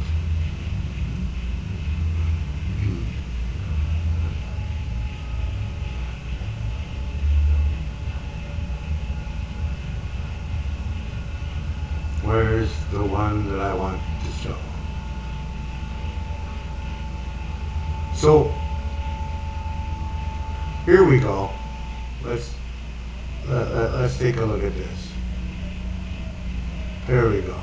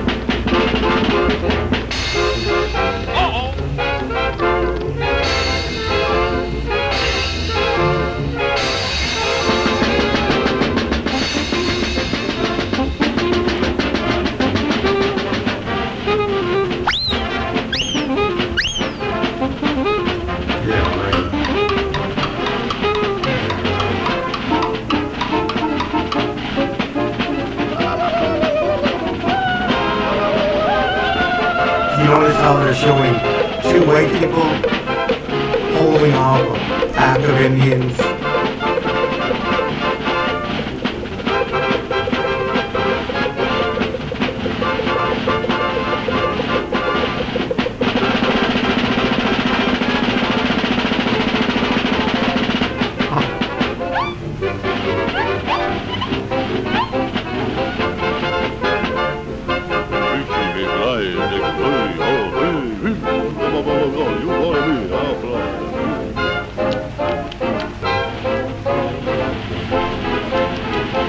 This is stuff that they actually showed on TV that you watched growing up as a kid.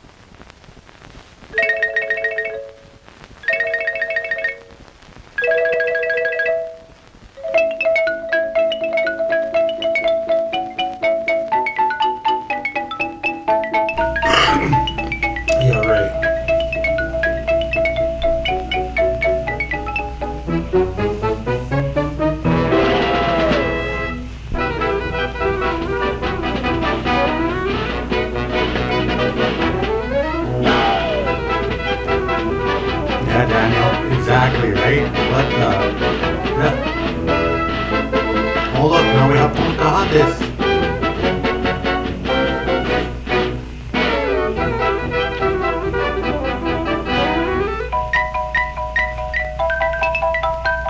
Yep, this is stuff that they actually Hollywood put out. Interesting, huh?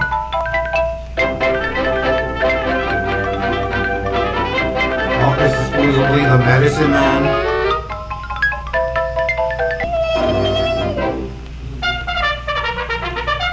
Oh, here we go. Here we go, boys.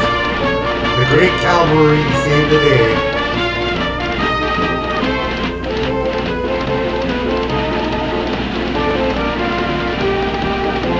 Yeah, Daniel. Yeah, let's not forget the blackface. Like they had that back in the 1800s, or that back in the 1800s, or that.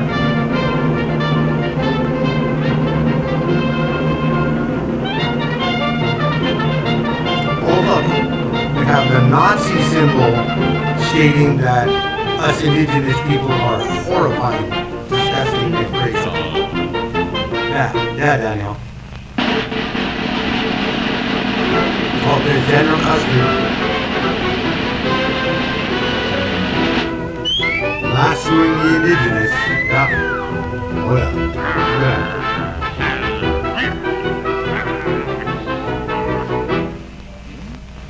Well? Yeah, Spider. Oh!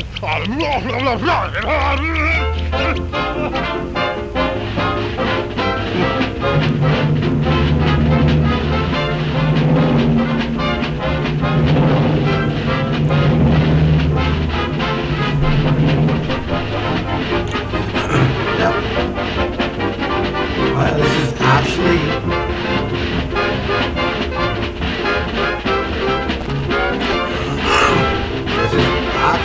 a cartoon. That's actually a cartoon.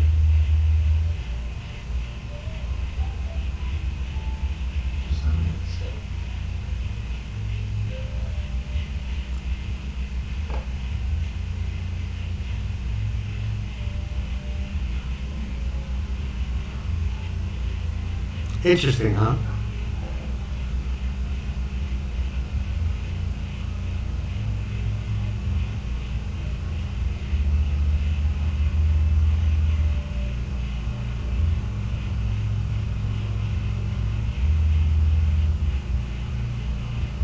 Oh, here we go. Join Here Kids we go. Hut family.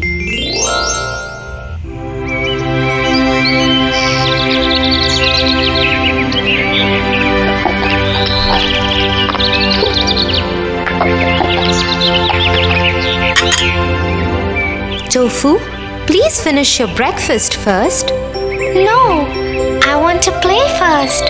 I don't like it anyway. Tofu, it is not nice to leave your food like that. You should be thankful to your food and eat it respectfully.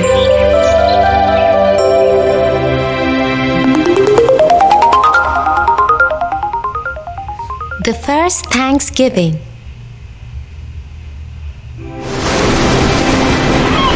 This is a very old story. It is from the year 1620, when a group of pilgrims came from Europe in a ship called the Mayflower to the east coast of United States.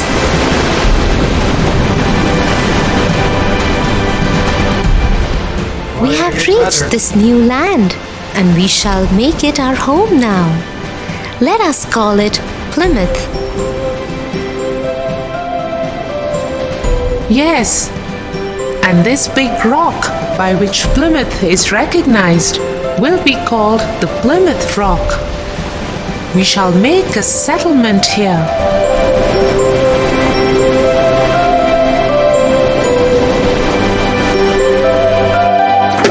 And so the pilgrims got busy trying to make a settlement in their new home. But they had arrived in the peak of winter with little resources and no food. Oh, this is such a difficult winter. We have almost no food. The men go and catch whatever fish they can find in the freezing lakes, but it is not always enough. Yes, and a sickness has taken over our people. We have lost so many strong men and women already. It is very difficult without proper food and supplies to take care of them. Yes, look at what happened to our brother James Chilton and his wife. They've both died, leaving behind little Mary Chilton. Poor Mary, She's only 13 years old, but without her mother and father to take care of her, we will have to make sure she is safe. And so Mary was taken under the care of all other pilgrims.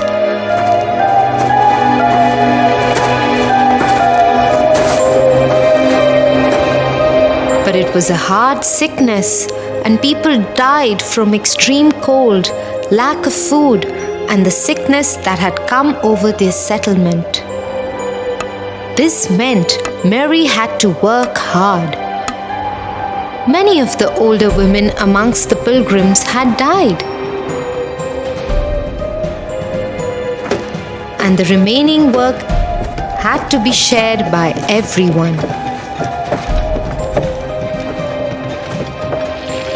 Mary took care of cooking and laundry for the men and boys whose wives or mothers had died.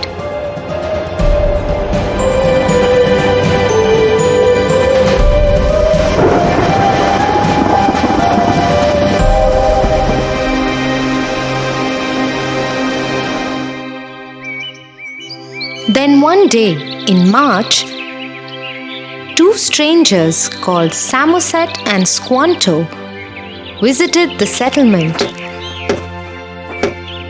They were native Indians who lived on the land. Hello, settlers. Welcome to your new home. Thank you. Who are you? I am Samoset. I am the leader of the Abenaki people, and this is Squanto from the Wampanoag tribe. Hello, Samoset and Squanto. How is it that you speak such good English? I have had experience with other settlers who know English. We see that we are having trouble with food. Squanto here can teach you how to grow food on this soil.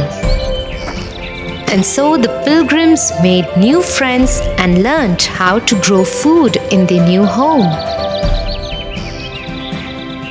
They learned that using fish as fertilizers will help their crops grow better. With the help of Squanto and the other people of his tribe, the pilgrims grew a healthy crop of beans, pumpkins, and corns. To celebrate the harvest, the pilgrims invited King Massasoit of the Wampanoag tribe to the feast.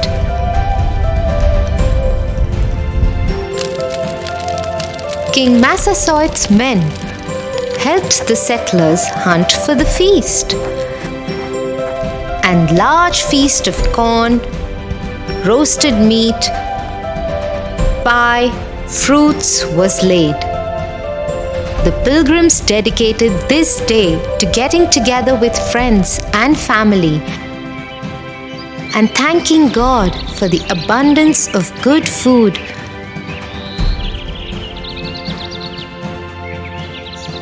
and loving people in our lives.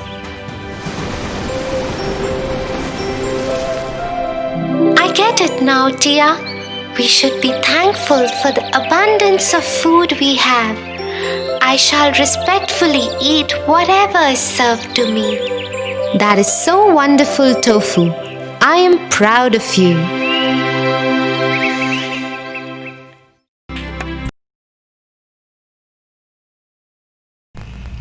Yep, that's what they're teaching kids.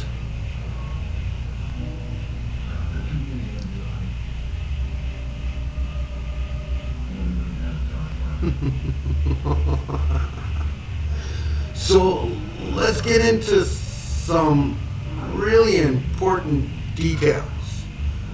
First things first, the indigenous people in the area of Plymouth Rock didn't teach them till after the Thanksgiving feast on how to survive on this side of the continent. The indigenous people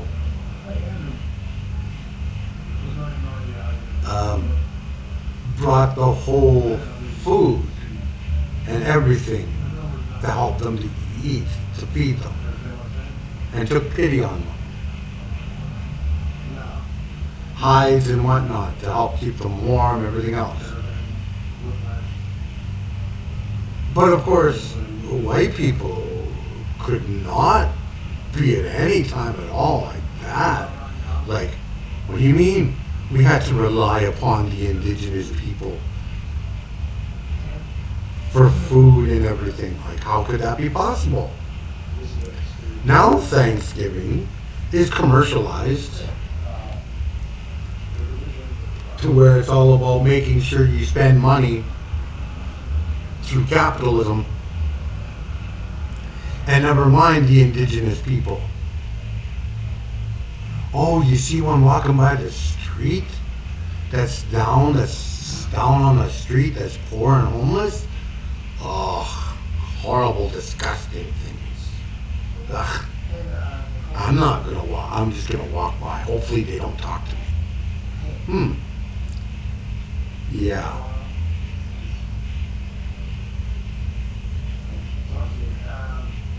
I like to tell my community when it comes to Thanksgiving time, there's something I can celebrate instead of Thanksgiving. Yeah. Yeah, Spider, there is. Take an indigenous person out to dinner, or get them, buy them dinner, or bring them home to feed them, allow them to have a shower, clean, wash their clothes, help them out. That would be honoring Thanksgiving 1,000 times more better than what we see today of just, oh, let me just sit in my home with my family and we're just going to eat a meal and forget about the Indians who made sure that we actually survived on this side of the planet. Oh, well, we don't want to do that.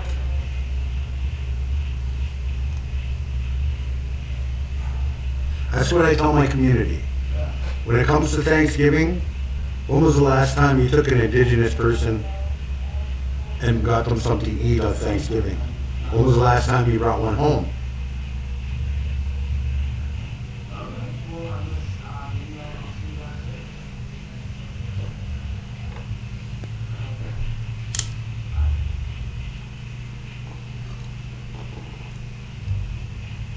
If you're invited to an indigenous home and you're not indigenous, bring food. Don't be a bad guest.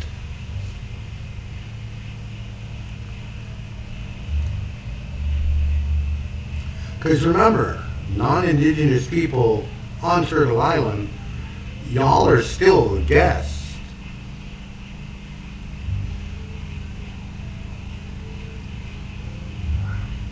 Racism is not over. Yeah, I get you, Spider. Yeah.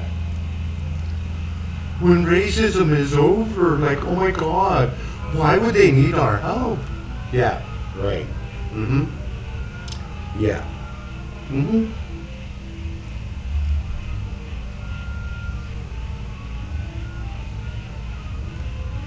Yeah. So those are some thought patterns and ideas that you could look at when it comes to Thanksgiving. When you see, you know, of an indigenous person that's homeless on the street corner, buying them something to eat, taking them home, making sure stuff like that. Can anyone buy anything else besides food? Yeah. Can anyone bring anything else? Yeah. Yeah, Daniel. You know, you see a homeless person that's an indigenous person around Thanksgiving, I don't know why people aren't going, hey, do you need some better clothes, some new clothes? Sure, let me get you some new clothes, warm jacket, blanket, warm jacket, gloves, the little hot pocket little things that come in the packages that they break open somewhat and, you know, and keep their hands or feet warm. Make sure that they got some food, check up on them. For Pete's sakes, spend under $100 and put them in a hotel room for the night. Like, I mean, you know, there's so many simple things you can do. If you don't feel comfortable with bringing an indigenous person into your home, then do the best things next to it, which is making sure that they're okay. That's a human thing to do, right? But we wouldn't want to be humans. Remember now, it's not about being humans, it's being cannibals, right? It's important to be a cannibal, not a human, but a cannibal. People that forget homeless people are human. Yeah, people forget that homeless people are human. Yeah, it's better. Yeah, or they chose to ignore.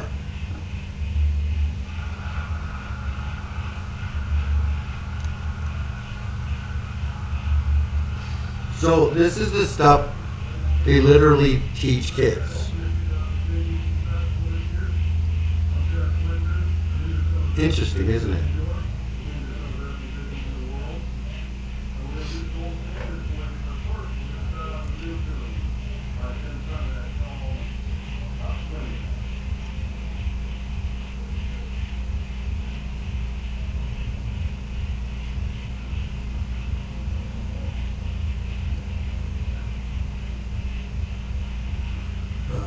What is it, June catchers?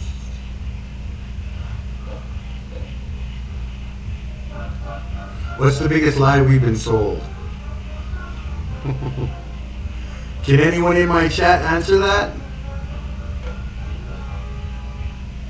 What's the biggest lie we've been sold?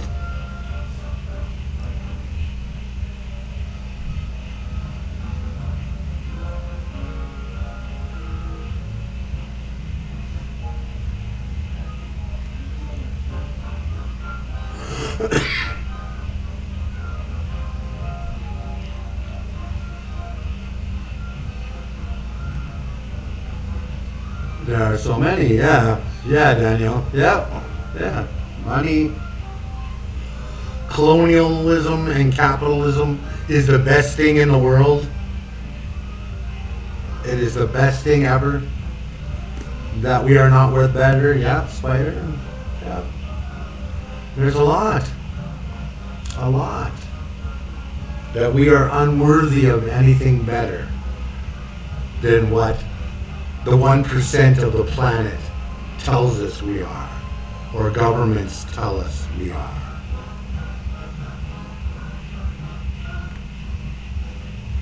And they force that garbage down our throat in schools.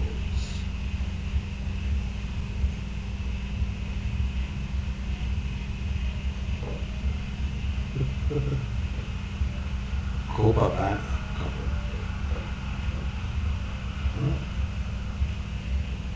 Yeah, imagine that.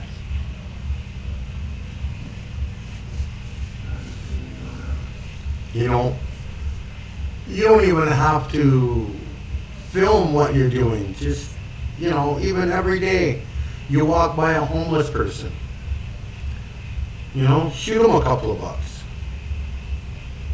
Buy them something to eat. Make sure that they have some, you know, water or maybe some pop or something, you know, or a coffee.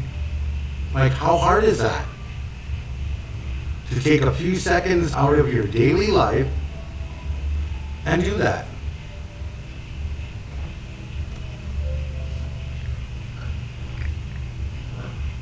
It's not that hard.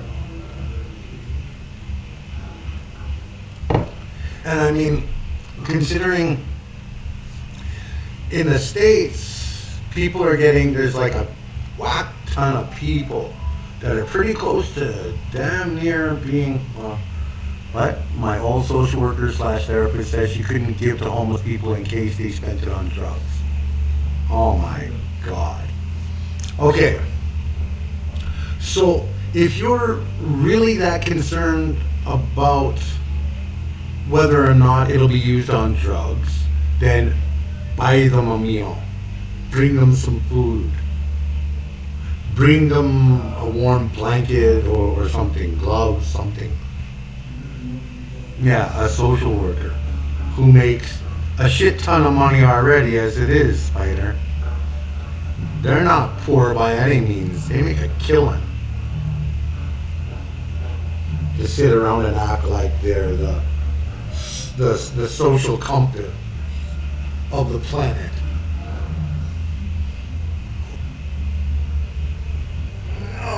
When most social workers are just as fucked up as anybody else, if not more so. Sorry for my swearing.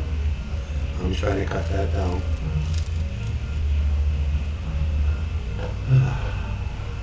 Yep.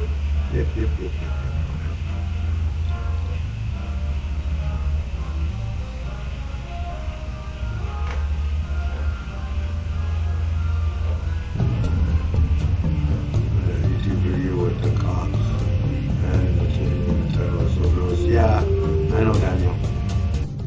Good evening. Thank you for tuning in to Face to Face. I'm your host, Dennis Ward.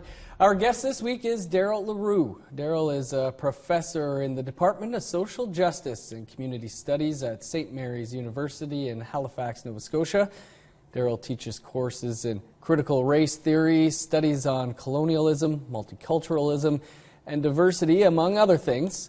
Some of his work has been related to the self-made Métis, and Daryl, we appreciate you taking some time to be with us here today and welcome you to Face to Face. Thanks. You've written about the meteoric rise in the number of people self-identifying as Métis that's been going on since the early 2000s. What kind of numbers are we talking about? The numbers are quite significant.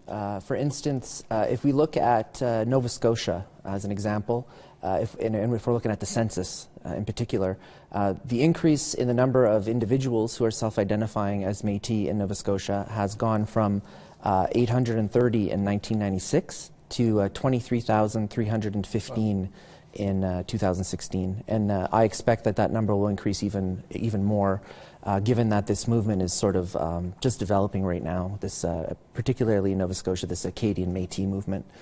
In Quebec, we see similar numbers, not quite as steep a climb in that period of time. In this case, we're talking about 20 years in the Maritimes in Nova Scotia. Mm-hmm. In Quebec, it's really since 2001, so it's a little bit, since about 2003, I should say. So it shows up in the 2006 census. And the increase has been from about 15,000 in Quebec, people who are identifying as Métis, to about 70,000 in 2016, so 4 times.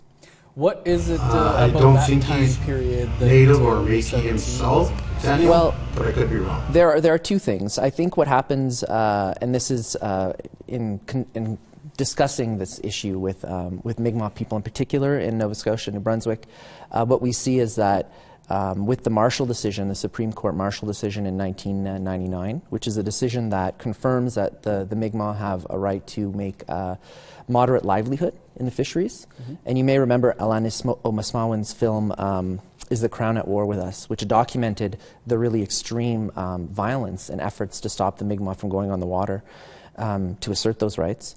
What happens is many of the Acadians, who are living oftentimes side by side with a number of Mi'kmaq communities, start seeing this as an opportunity to claim Aboriginal rights. So they see that the Mi'kmaq, there's this decision that confirms that the Mi'kmaq have fishing rights, and so we see this move where Acadians start to build this idea that there's an Acadian Métis people with actual Section 35 Aboriginal rights. Mm-hmm. So that happens a little bit before it does in Quebec and Quebec and Ontario. The real sort of linchpin, I think, of the movement is the Powley decision, the Supreme Court Powley decision, which affirmed Métis Aboriginal rights in 2003, but also set out a test, a 10-part, that's called the Powley test, for individuals who might be claiming Aboriginal rights, so whether or not they're Métis. And the test and the decision itself, in a way, widens the definition of who may be Métis, mm-hmm. But doesn't widen it enough to include these so-called Eastern Métis organizations and individuals. Because so far, there have been 18 different court cases that have made it to provincial courts in New Brunswick, Nova Scotia, New Brunswick, and Quebec, and they've all lost. So just so you're clear, universal discourse, I'm sure the sister would have something extremely important to talk about on that topic. It has always been a part of colonial settlerism to remove, break apart, and all kinds of different other things, to keep Indigenous people fighting amongst each other.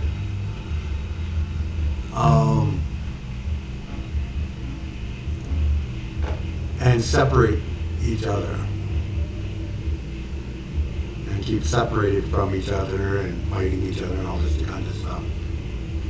Happens all the time, and it's a constant thing since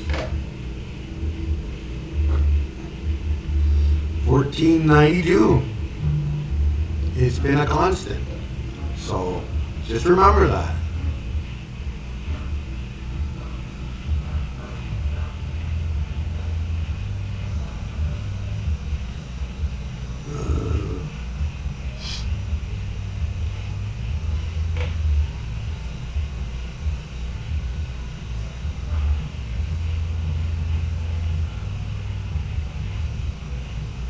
Here's a good one. How do you use the medicine wheel to improve your health and happiness? Not only does the medicine wheel teach us about balance, how to live a good life, how to be happy, we can also use it as a tool to help us balance our 4 different states of well-being. Watch this video to find out how you can use the medicine wheel.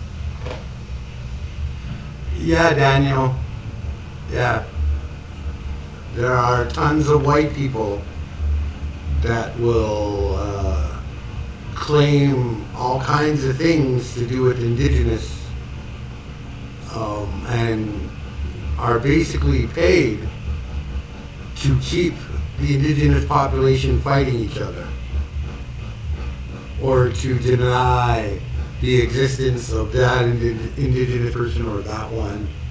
Let's not forget the 60 scoop, which is already there, won in courts and everything else, about how the government stole children from their Indigenous children from their families, sold off their status and treaty and whatnot, without the consent of the parents, family, or the tribe, or the children for that matter.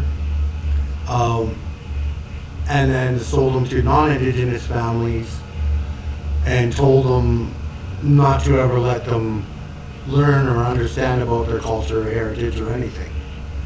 They must become a citizen of colonial, whether it's United States or Canada.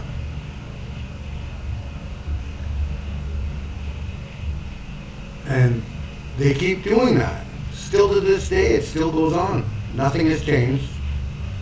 It still goes on. They're still stealing children. They're still doing the same thing. They just word everything differently now. It's the same thing they did with when the residential schools and boarding schools became unpopular in United States and Canada culture, for the colonial cultures.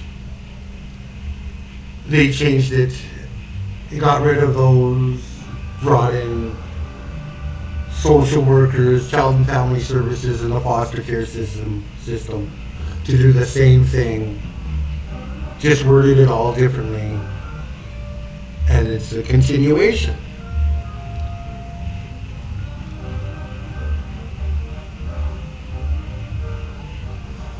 So just remember that.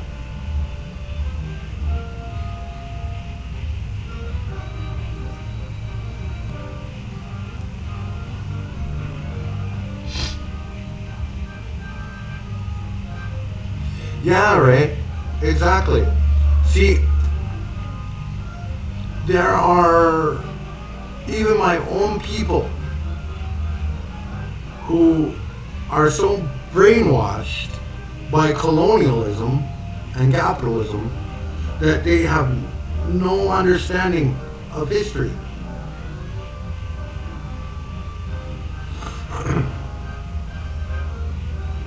And they continue that on still today.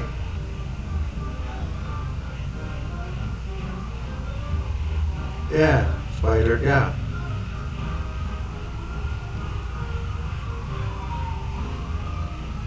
Yeah, I know, right? I know, I understand you.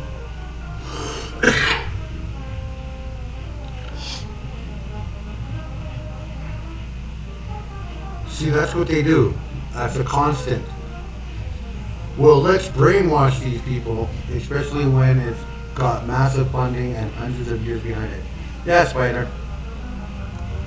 So, this is basically what they do, right? Well, let's brainwash these natives into hating each other and acting and thinking like they're white people when they're not. Strip them from their families, strip them from their tribes, their culture, their heritage, completely destroy that as much as possible.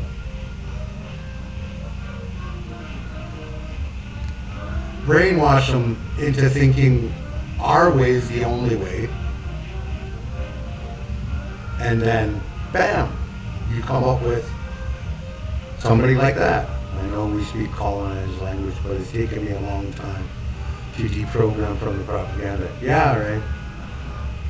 Let's civilize these savages. Yeah, Spider. Exactly. We have to civilize these savages. Yet, indigenous people were the most civilized people on the planet.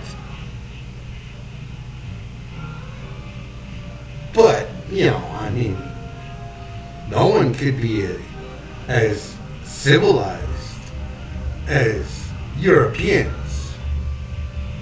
Like, oh my God, that's just heresy. Like, oh my God, are you saying that us Europeans are savages?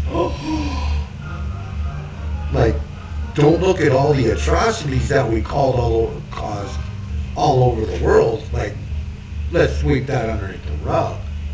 Let's not look at that. No, we're too good for that. Yeah, right. That's what the biggest lie we've been sold. That's what, yeah. That the savages lost. Yeah, we didn't lose.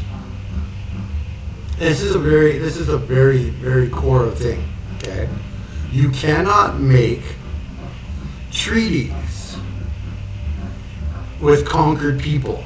They become citizens, so you don't make treaties with citizens. You make treaties between sovereign nations. Remember that. Any law in the world tells you the same thing.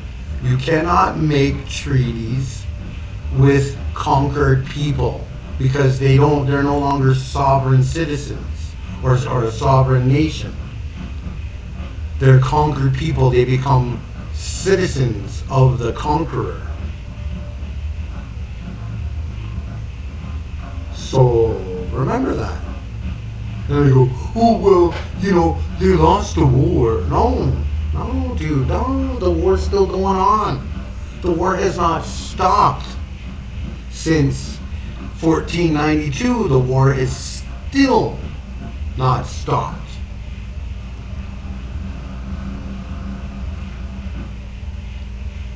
You know, it's funny.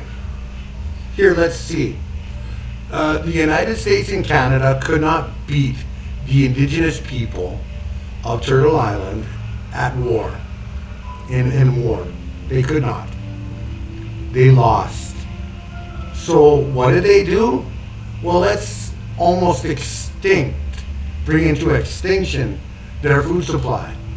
Now we'll starve them, give them disease-ridden blankets to lure them and force them into reservations, which are nothing more than just concentration camps. Both of the indigenous people are still in that. The indigenous people are still fighting, and that the people who won are actually the savages. Yes, yes, my friend. You see, so that was the only way to bring the indigenous people and get them to be put on concentration camps, i.e. reservations, and sign treaties. Well, if you sign treaties with us, we'll start giving you food. We'll give you chump change rations. Well, really?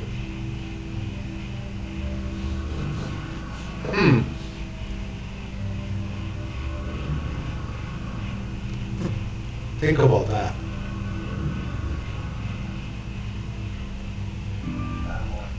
Think about that for a moment. Where even United States, Canada, and all the other places went to war against Hitler in the Second World War, because Hitler was doing the same kind of shit to the Jewish people as United States and Canada did to the indigenous people. Interesting. The way I was taught is that indigenous technology and tactics were so inferior that they never stood attention. Really? That's kind of funny, isn't it? Indigenous people were never taught as powerful or thought as powerful or self-determining. Yeah. Interesting. Yeah, one of the actual last wars between indigenous people, and like actual war, between indigenous people and colonizers was the Battle of Little Bighorn, where they lost. United States #1 top, 7th Cavalry, the best the Army could muster, lost.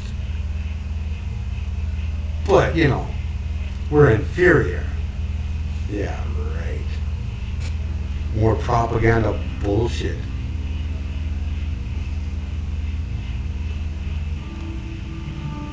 Think about that.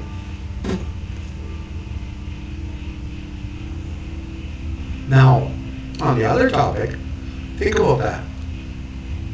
500 plus years of genocide, and us indigenous people are still here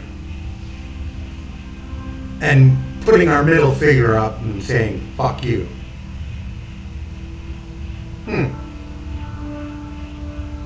But we're inferior. Yeah. We're not as powerful or self-determining. Yeah. 500 plus years of genocide and we're still here. Yeah. Show me what other non-indigenous nationality went through that and is still there. Other than the Scottish and the Irish. But in a sense, they're also indigenous because they're indigenous to their own island.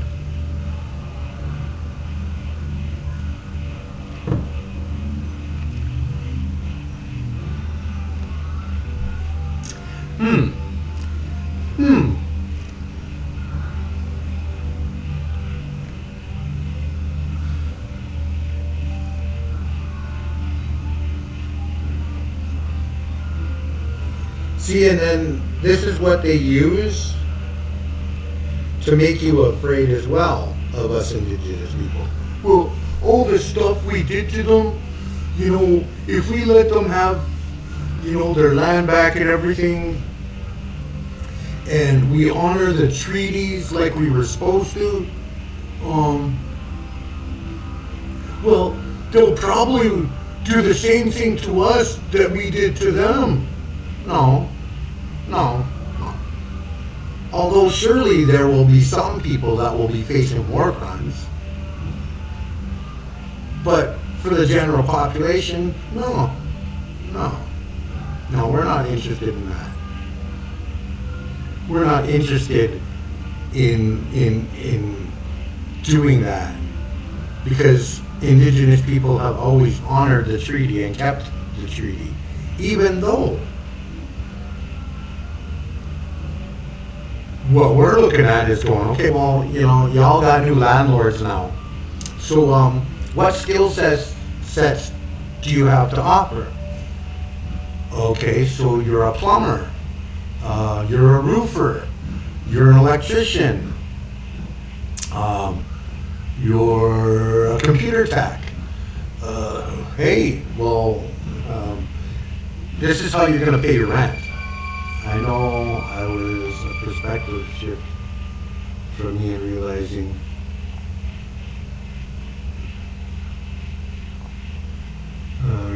that Indigenous nations are actually nations as much as any other, not just weird hazy hangouts on reserves as they depicted. Yeah, Spider. Yeah.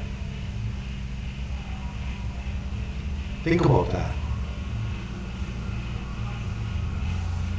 We're actually nations that signed treaties under duress and starvation. I don't know, United States sits back and claims, well, we'll never sign a treaty with any other country that tries to put us under duress, or any other country that tries to put some other country, like Russia, putting these other countries under duress to sign treaties or whatever with them. Well, that's just unfair and unjust. Oh, that's horrible. We need to destroy the USSR. Oh, Russia. Oh, kill Russia. Yeah. Really? Think about that. Indigenous people as your new landlords? Oh, so you have these skill sets. Okay, well, good. We have a whole bunch of houses and stuff that need these things fixed. There's your rent. Oh, you're a farmer? Well, let's see here.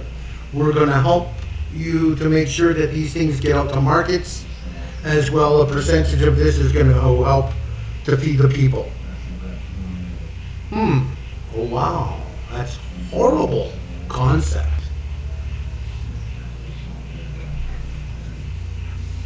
Everybody puts in, everybody gets fed, everybody gets housed.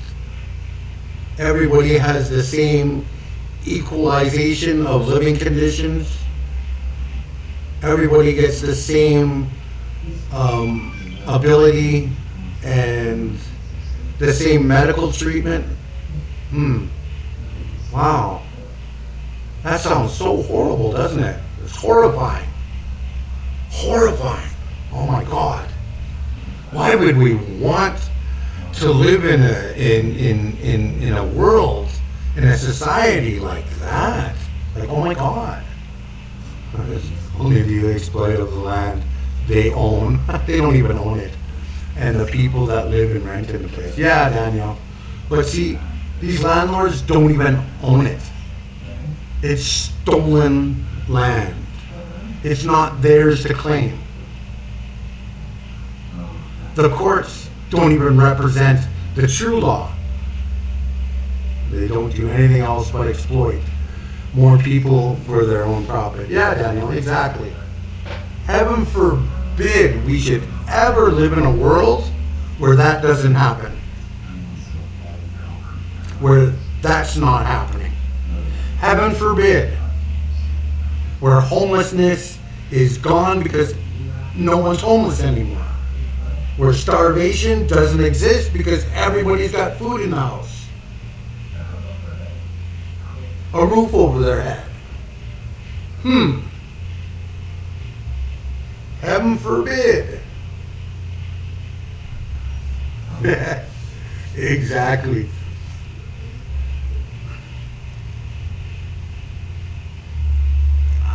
You say, give people stewardship of the land back to the people who managed it for thousands of years without ecological collapse, and the people will here kick out every individual white person out. Yeah, that's stupid, isn't it, Spider?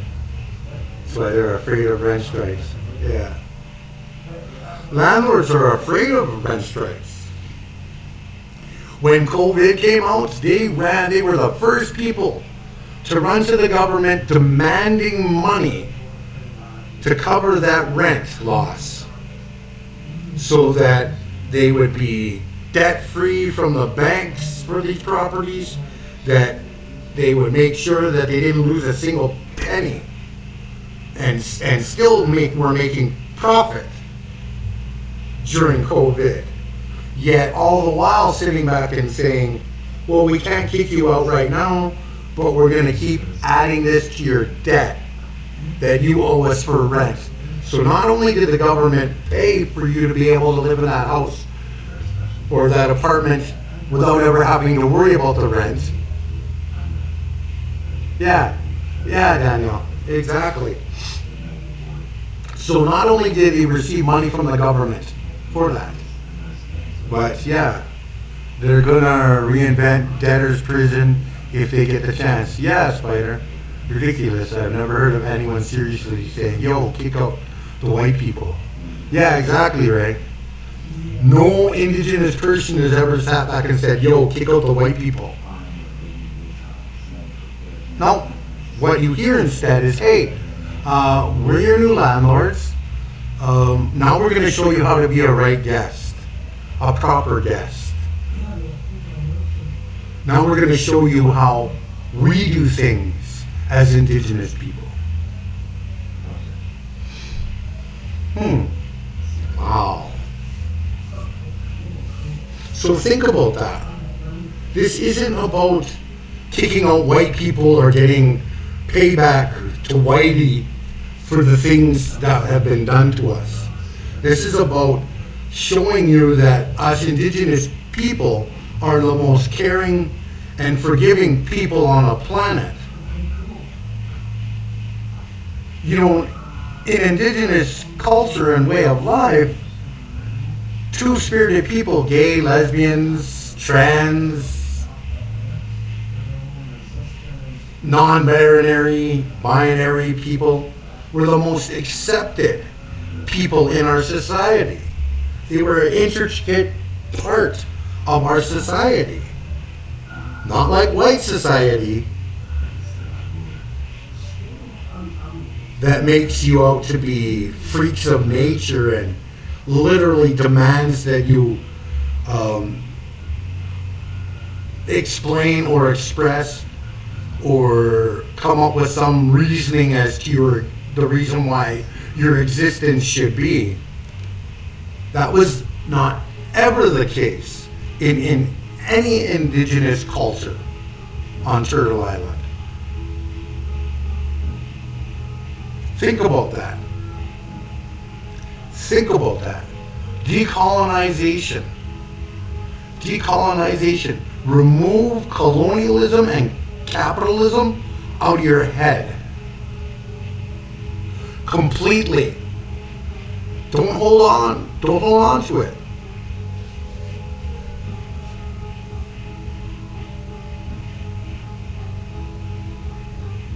Yes, Daniel.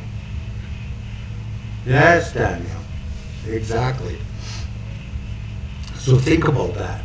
Think about that. Even when you see other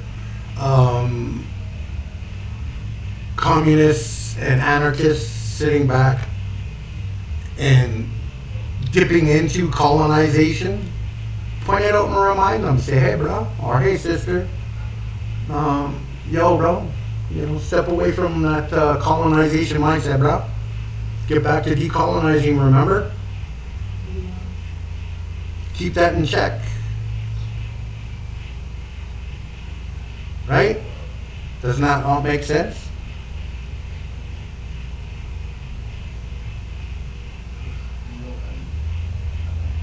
Hey, Bubbles. Thank you very much for the subscription, Tier 1 subscription. Thank you very much. I love that. I don't know why my alerts aren't playing right now, but whatever. Yay! Comrade Butter Bubbles. Love you, sweetie. You are awesome. I don't know how to play alerts either. Yeah, I don't know either. They were working, and then all of a sudden, now they stopped.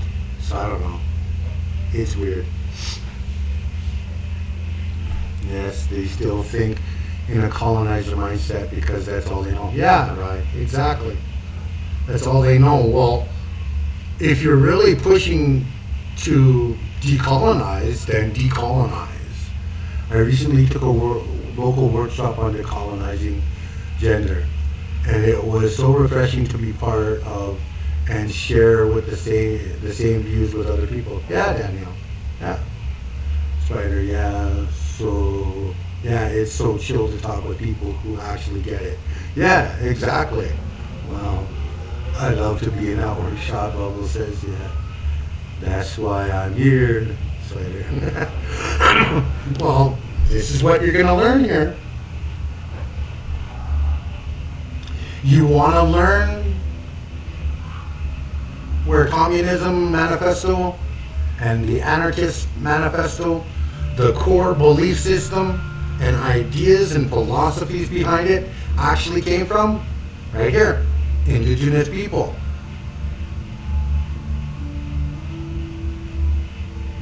Right here, Indigenous people. You want to learn and know where two-spirited people, gay, lesbians, trans, non-binary, where all of that was accepted without thought? Indigenous people. Yes, Bubbles, land back. Just another thing white people didn't invent. Yeah, Spider, that's right. Anarchism. Just another thing white people didn't invent. That's right. It's called plagiarism. When you go to into college, university, it's called plagiarism. You can always look into other places or orgs that work with these communities. Yes. Yeah, that's true. Can I suggest a post as a guide? Sure, Daniel. Feel free.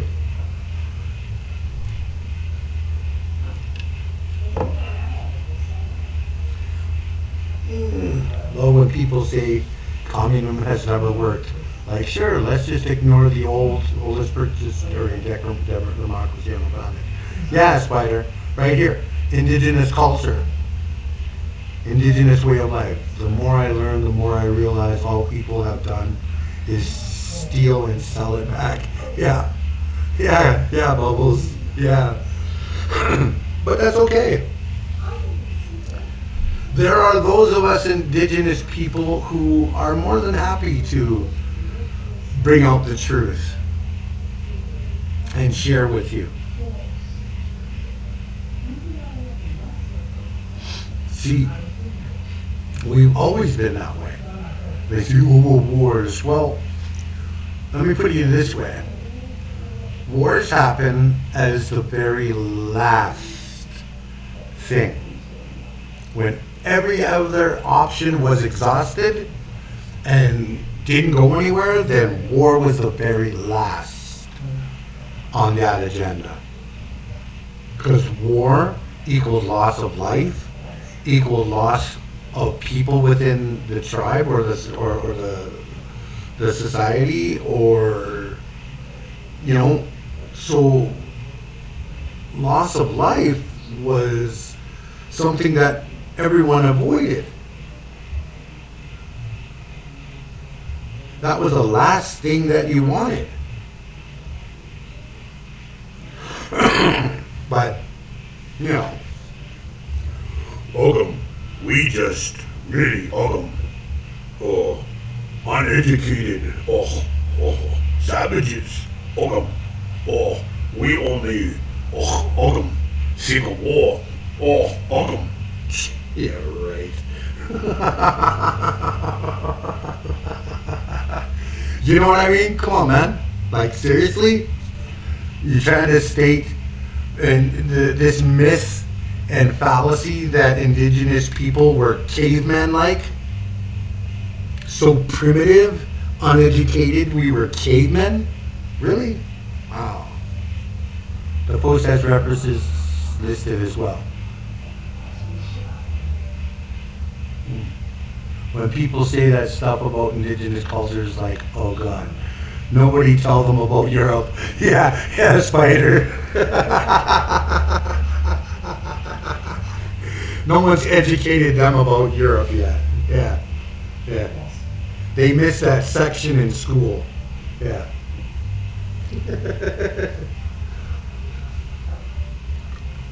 Or they missed the whole crusade section in school, where Europeans actually went around killing all different kinds of cultures and nations unless they agreed to the Catholic Church and Christianity.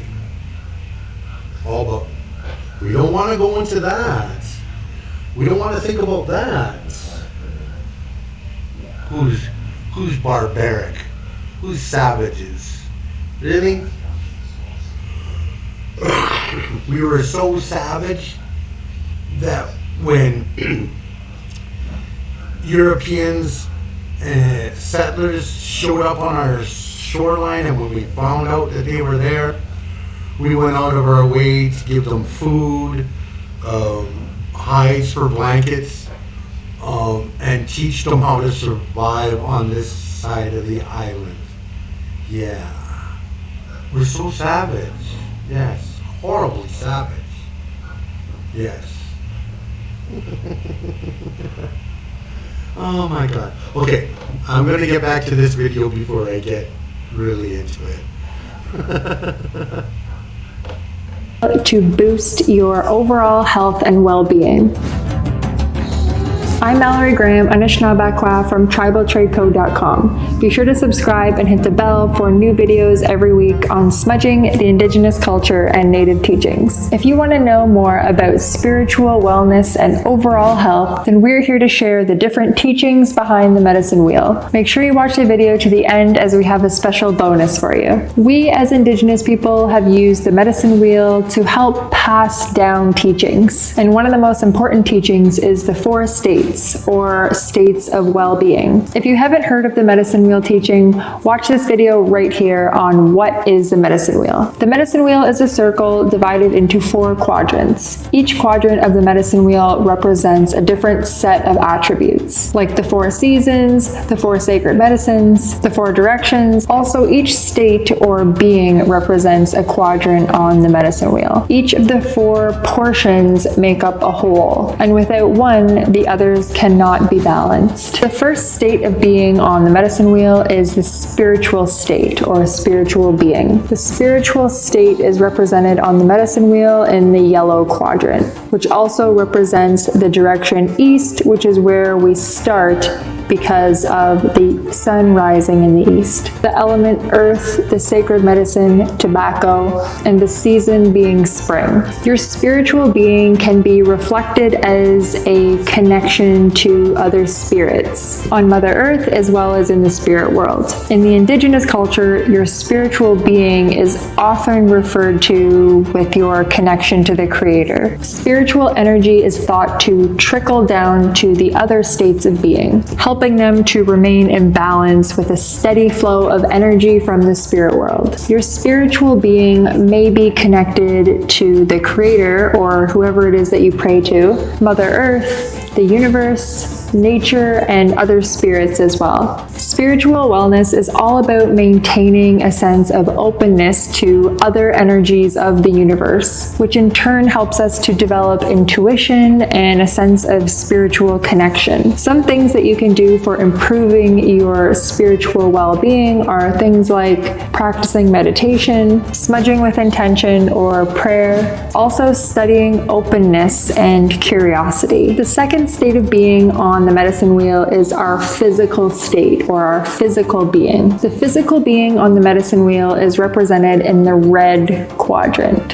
which also represents the direction south, the element fire, the sacred medicine sage, and the season being summer. Your physical state or your body is your physical form. The bones and muscles that make up you are those things that physically carry you through life and represent an important part of your existence. Most people believe that they already know what it takes to keep the physical being happy and balanced, and will usually say things like exercise and eating healthy will keep your physical body healthy. Even though eating healthy and exercising are important, they are not the only way to achieve physical health and balance. The amount of mental and physical stress that we carry around us every day also plays a huge impact on our physical health. Stress especially can be very damaging in the long term, and lots of people who have a hard time managing their stress experience both emotional and physical effects of it. Health is about more than not having a cold or being able to run a mile. Health has to do with the balance and the harmony of all four states of being. Some of the things you can do to improve your physical being are things like getting plenty of sleep, spending lots of time connecting with nature, smudging with sage to cleanse the air in your home, and also practicing stretching and relaxation. What are some things that you do to manage your physical health or your spiritual health? Please share with us in the comments below. The third area of the medicine wheel is our emotional state or our emotional well-being.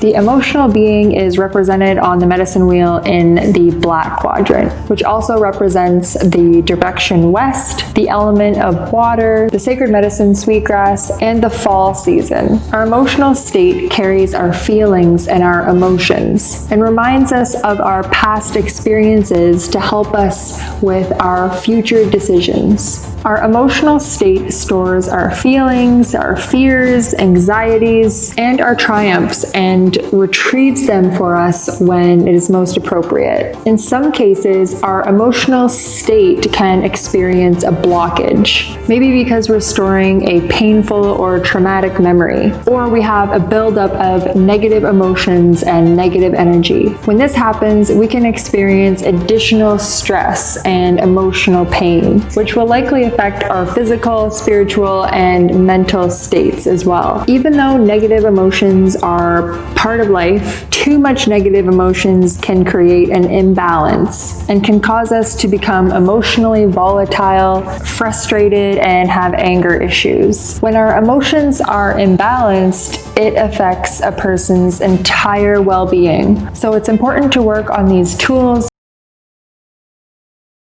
One of the other things I would like to point out in regards to this as well, for those of you who have anxiety issues or panic attacks, this also helps as well with that.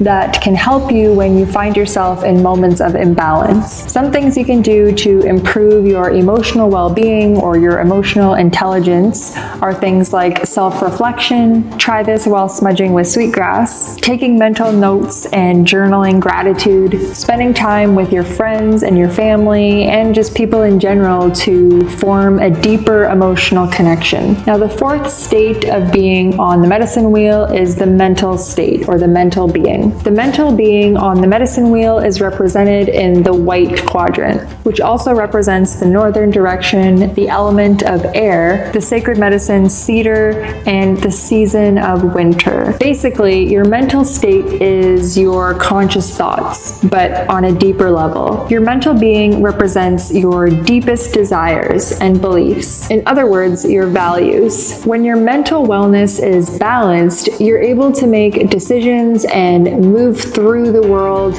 with your goals and your values in mind. However, when the flow of energy is disrupted, our mental state can be stuck in a loop of thought and overthinking, which can definitely affect your happiness and any chance of moving forward with your life. Things like stress, anxiety, self-doubt, and other negative thoughts can fully occupy a person's mind and the energy of your mental being. This then leaves no room for your deepest desires or your goals. While imbalance causes doubt and chaos, balance helps to drive our actions and to help us make the wisest decisions. A balanced mind helps us focus more clearly on our goals and to take the correct steps on our path to them. Some ways that you can improve your mental well-being are doing things like setting goals, recapping on the day's failures and successes.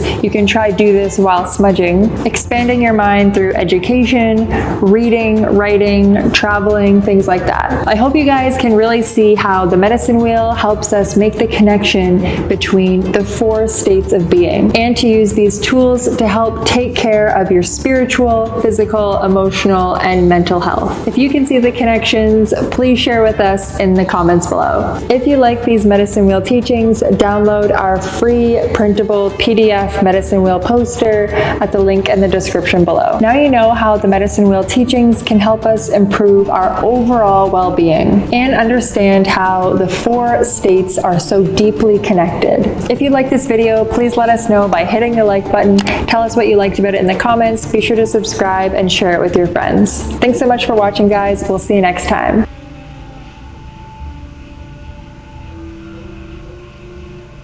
So,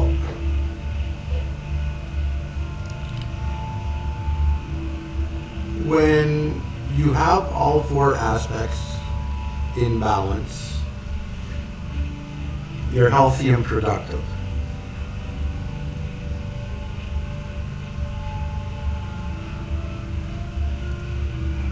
You're more awake. These things also help with a lot of different things that people face today, to help calm them, make it so that you can, go through life and stuff, or go through your daily day in a more healthier and productive and more balanced way.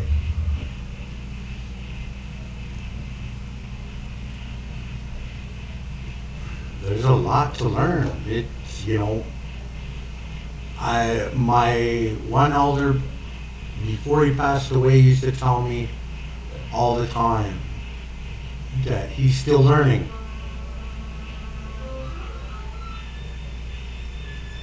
He's still learning. It's weird that people try to separate them. Yeah, I know, right, Spider? Like improving mental health improves physical health and vice versa. Yeah. It's weird that people still haven't connected that yet. I know it's not something they teach you in schools and stuff, because it's not about your well-being. It's about making sure that you're worker slaves for the 1% to increase their profit and gain.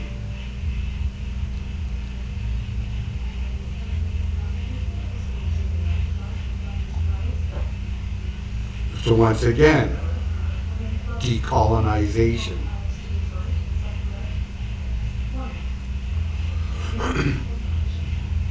Decolonization just isn't for indigenous people. It's for everyone else here on Turtle Island that is suffering underneath the weight of colonization and capitalism. The atrocities that the government and the 1% do on the majority and mass majority of the population.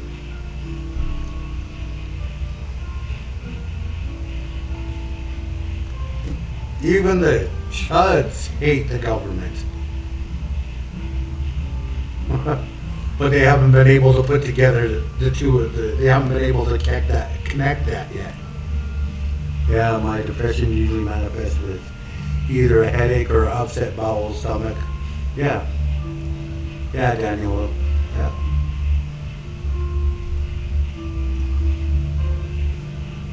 You see, living and finding a balance allows you to have a healthier life. To balance all four of those aspects. The brain is a meat organ connected to every other meat organ. Yeah, Spider. Yeah.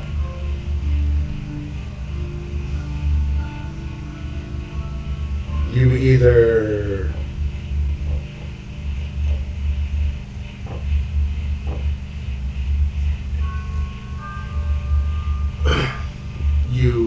either learn to live with it in balance and harmony, or you're going to keep getting sick. You're going to keep destroying your life and living a very, very, very, very short lifespan. People want to separate mind and body because that makes us different from other animals, and therefore above and special, so that we can do whatever we want. Yeah, you know, Spider, we're not the overseers of nature. We are its relative. We are the ones that are responsible for ensuring that the balance on the earth stays in place. Sadly, the mental health curriculum doesn't seem to look at it that way, and leads to misdiagnosis and mistreatment, which leads to further stigma. Yeah, Daniel, exactly. Psychology is a system of control. Yeah. But even the most top psychologists in the world agree that indigenous culture or indigenous spiritual way of life is the most highest form of psychology on the planet.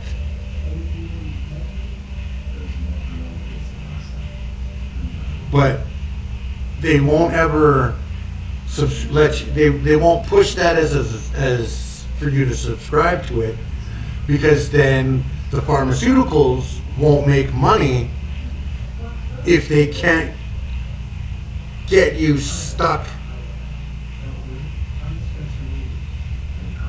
on their product, right? That doesn't fix the problem, it just maintains the problem so that they can get rich. And the doctors can get rich, right? Clinical depression is an interesting way to phrase suffering under the threat of homelessness and starvation. Yeah, really? Clinical depression? They want to fix us so that we can be valuable, or else we're broken and disposable. Yeah. They don't want to fix you, Daniel. They just want to make sure that you are able to be capital's slave still, stuck in this perpetual slavery to keep working to feed somebody else while you barely scrape by. Get you to work, get you to working again. Yeah, exactly. And if they can't do it, well, we'll just ditch you out on the street corner. There, you can suffer that way.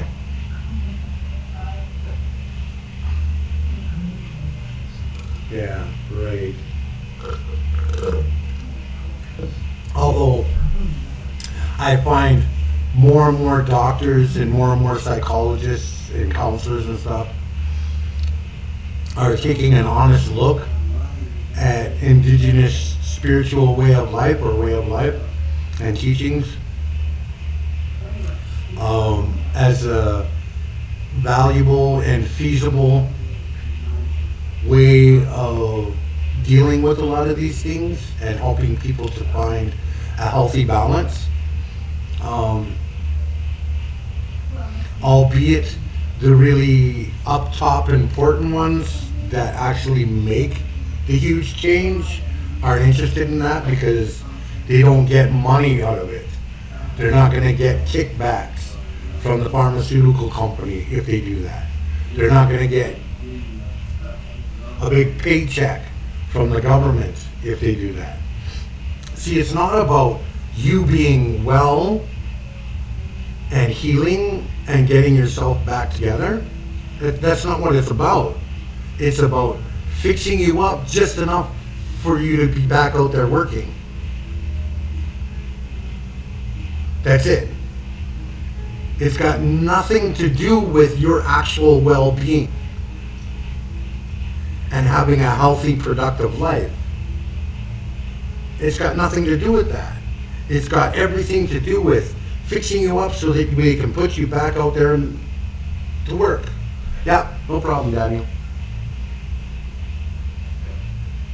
Let's get them well enough so they can get back there to work. That's all that matters. Think about that.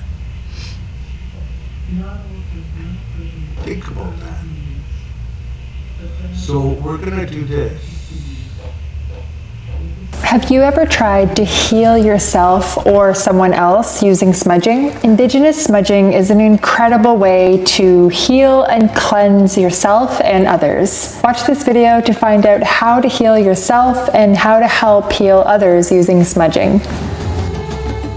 I'm Mallory Graham, Anishinaabekwa from TribalTradeCo.com. Be sure to subscribe and hit the bell for new videos every week on the Indigenous culture, smudging, and Native teachings. Maybe you're trying to heal yourself, boost your own well-being from pain or trauma of some kind, or maybe you want to try help heal someone else. At Tribal Trade Co., we've helped thousands of people find sacred medicines that can help to heal themselves as well as overcome any feelings of self-doubt. We've been asked this question so many times. How do you help to heal someone using smudging and sacred medicines? So we put together 5 tips for how you can heal through smudging. So watch this video to the end so that you can learn everything you need to know on how to heal yourself or help someone else heal from pain or negativity using the amazing power of smudging. Smudging has been used by First Nations and Indigenous people from all over the world for centuries as a way of healing and cleansing their mind, body, and spirit.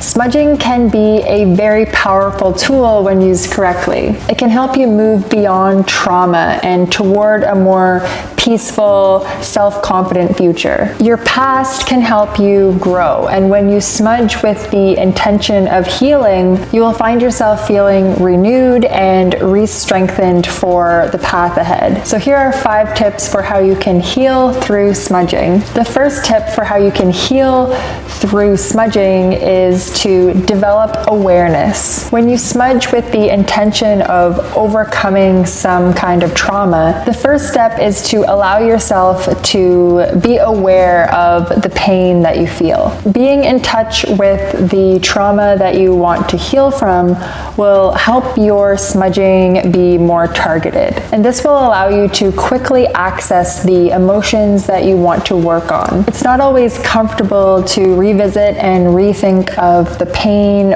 or the trauma that you're trying to heal from, but this step is very important to face those fears and those hard feelings front and center so that you are dealing with the truth and with your true self. The second tip for how to heal yourself using smudging is to accept the past. As you think of your past while you smudge, it's really important to fully acknowledge and accept the things that you have experienced and that they really did happen. I'm not saying this is supposed to be easy.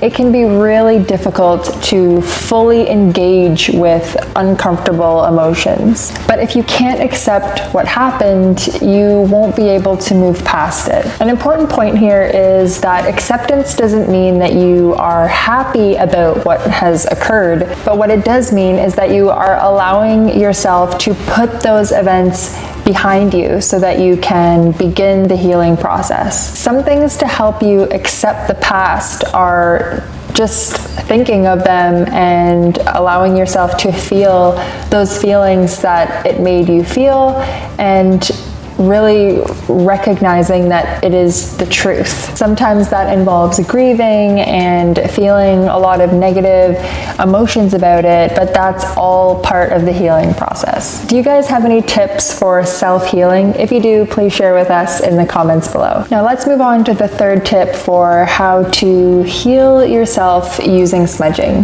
The third tip for how to help heal yourself and heal others using smudging is to be compassionate. While you're smudging and thinking about your past, be compassionate and gentle with yourself. Try to avoid any self-criticism or contemplation on what ifs, and focus instead on allowing yourself to process your emotions. For a lot of times, the healing process involves allowing yourself compassion for yourself and allowing yourself to forgive yourself. Compassion is a very important strength to be able to begin your healing process and to be gentle and patient with yourself while you are experiencing those emotions and the feelings of hurt that is involved with the first 3 steps. Now, the fourth tip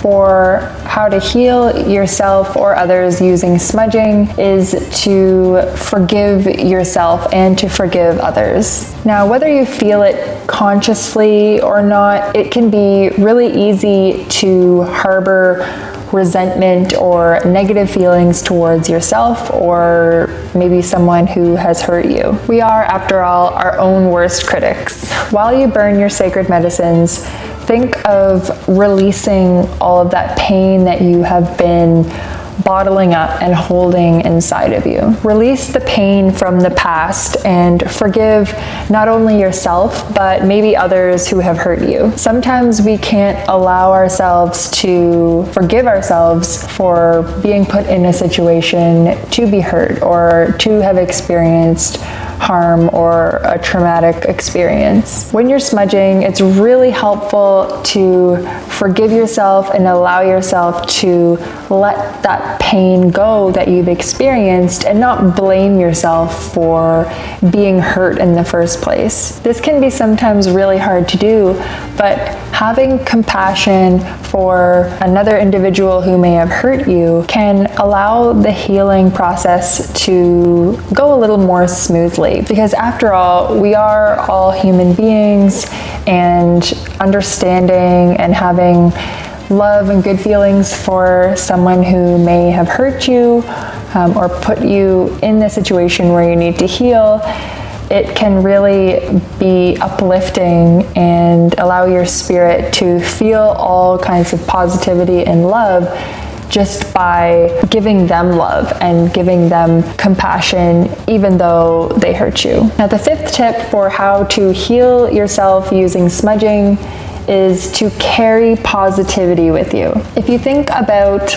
the love and the good things that you have in your life that can make you feel positive and thankful for all of the gifts and the amazing things that you have in your life, those feelings when you're smudging will be carried on after you've smudged, because you will have that aroma from the sacred medicines around you and touching your body and touching your space that will continuously remind you of those positive, healed feelings that you felt from your smudge ceremony. Now, when you've completed your smudge, it's very important to let your medicines burn out on their own. You don't need to interfere with the smoke at all. Just let the smudge finish when it is meant to. Let's be clear on that. Forgiveness isn't forgetting it. Forgiveness is not making it acceptable.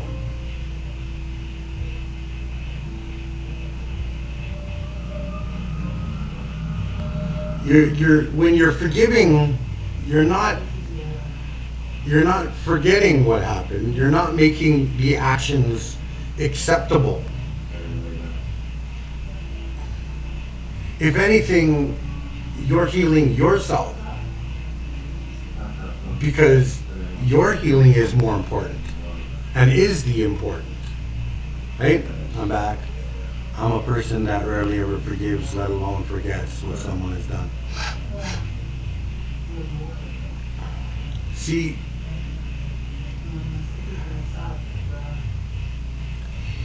if you don't learn how to forgive, then you have this ball of constant anger and rage and pain constantly eating away at you. Right? So in order to let that go, not forgiving people was actually a really important step that made progress. Well,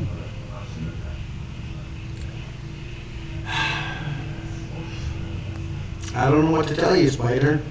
I mean, us indigenous people have endured over 500 plus years of horrific genocide. And we're so compassionate and forgiving that we're still standing here today in 2020, almost 2021, forgiving.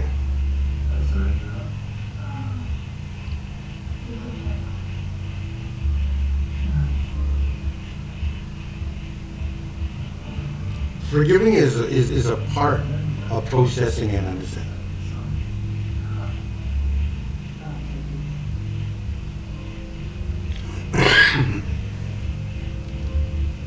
See, in order to grow, you can't hold on completely, like it's, how do I put it? Okay, I'll explain it this way. The people that beat me, tortured me, raped me as a child growing up, I forgive them. That doesn't mean I'll ever allow myself ever to be in their presence again. That doesn't mean I'll ever forget what they did to me. That doesn't mean that I'm allowing them and what they did to be an acceptable thing. It's not, by any means. But me forgiving them is more for me being able to heal inside myself, so that I can heal. And whatever they've done is between them and Creator. That's Creator's job to be there. It might be a different understanding of the language.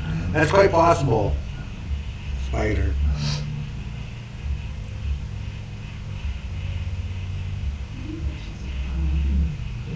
Yeah, right. It's forgiving someone doesn't mean, it's not about allowing yourself to keep getting into it again. Non-Indigenous cultures, forgiveness is often used in a really insidious way. Yeah. Well, see, Indigenous forgiveness isn't about allowing ourselves to keep falling into that same process or that same thing again. Because we use it to understand, okay, these are signs that it might be going this way, so we need to watch. Or it allows us to have that inside alertness when something is showing the same familiar ugly face that we have to watch for and be careful of. And are we going to allow that back into our world or not? Do you know what I mean?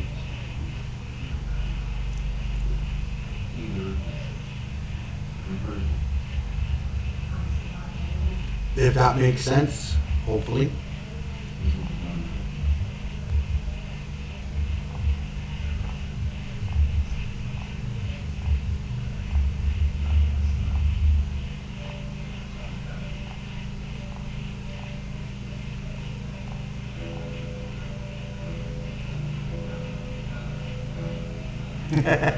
Yeah, I know. I get tired too, man.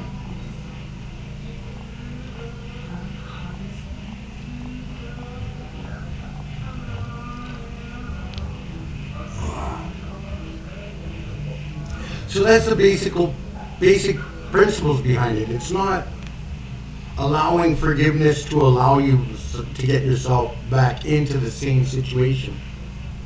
By no means is that it. It's so that you have wisdom and understanding.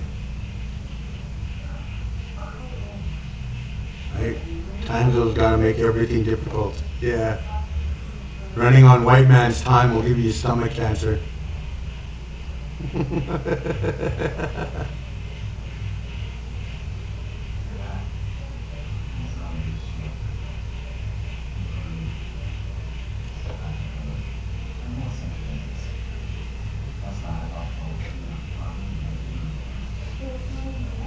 It's true. Running on white man's time will give you stomach cancer.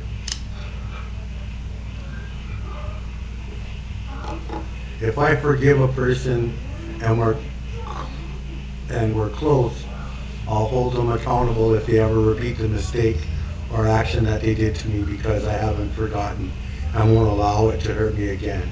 Yes. Yeah. I should probably go to sleep, but have a good time. Okay, Spider, thank you for coming and hanging out with us. Honored to have you here.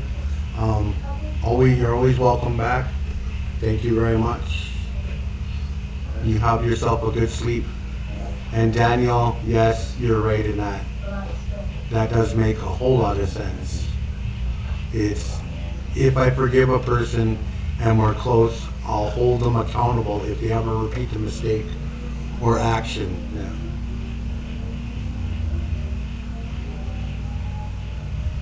The mistake or action that they did to me, because I haven't forgotten and won't allow it to hurt me again. Yeah, that makes exact sense. You haven't forgotten what the action that the person did to you. It's not about forgetting that action. It's about your growth, your healing, your wellness. You finding the balance within inside of yourself to be healthy. That's what it's about. Their actions, they have to answer themselves. It doesn't mean we just, oh, I forgive you and run back in. No, that's not it.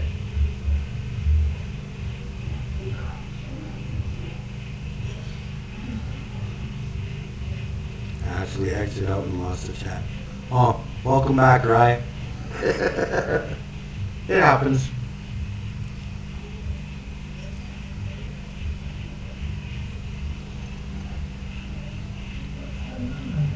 All good. Spider's just going to sleep. He's tired. They're tired.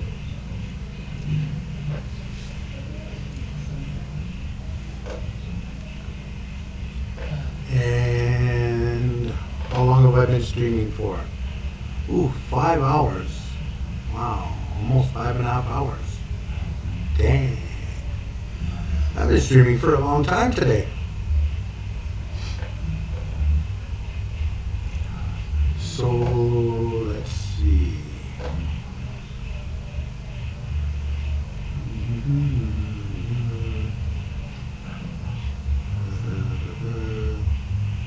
Oh, look.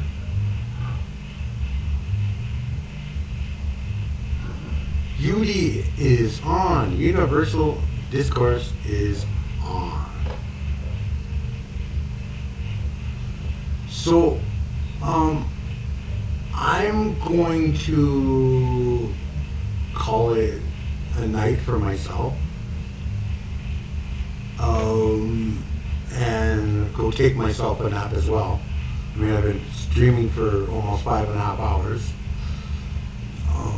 As much as I have loved and enjoyed all of this, I still need to look after me too. No problem, Daniel. So if you all would be so kind as to hang around and join the raid into Universal Discourse. If you want to learn about more indigenous culture and indigenous way of life, UD is another good one to talk with, along with Silver Spook. And she's doing the Moon Lodge on Canadian Twitch. Hey, no problem, right?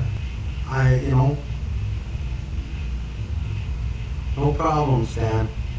Not a problem. I'm always glad and happy to share, help out, educate, help people to heal, to learn.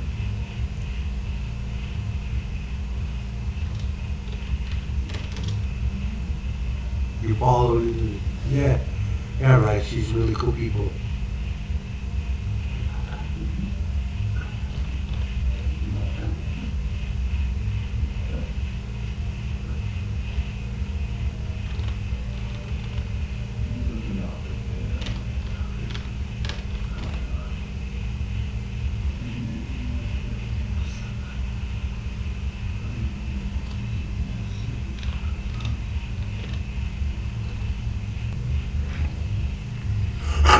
There it is. Thank you all. Much love and respects, everyone. You all have a good night. And I might be streaming tomorrow. Not sure. We'll see how it goes. If not, I'll probably see you Monday and the rest of the week. Next week, for sure. You all take care. Look after yourselves. Be kind and compassionate to yourself. And we'll see you later.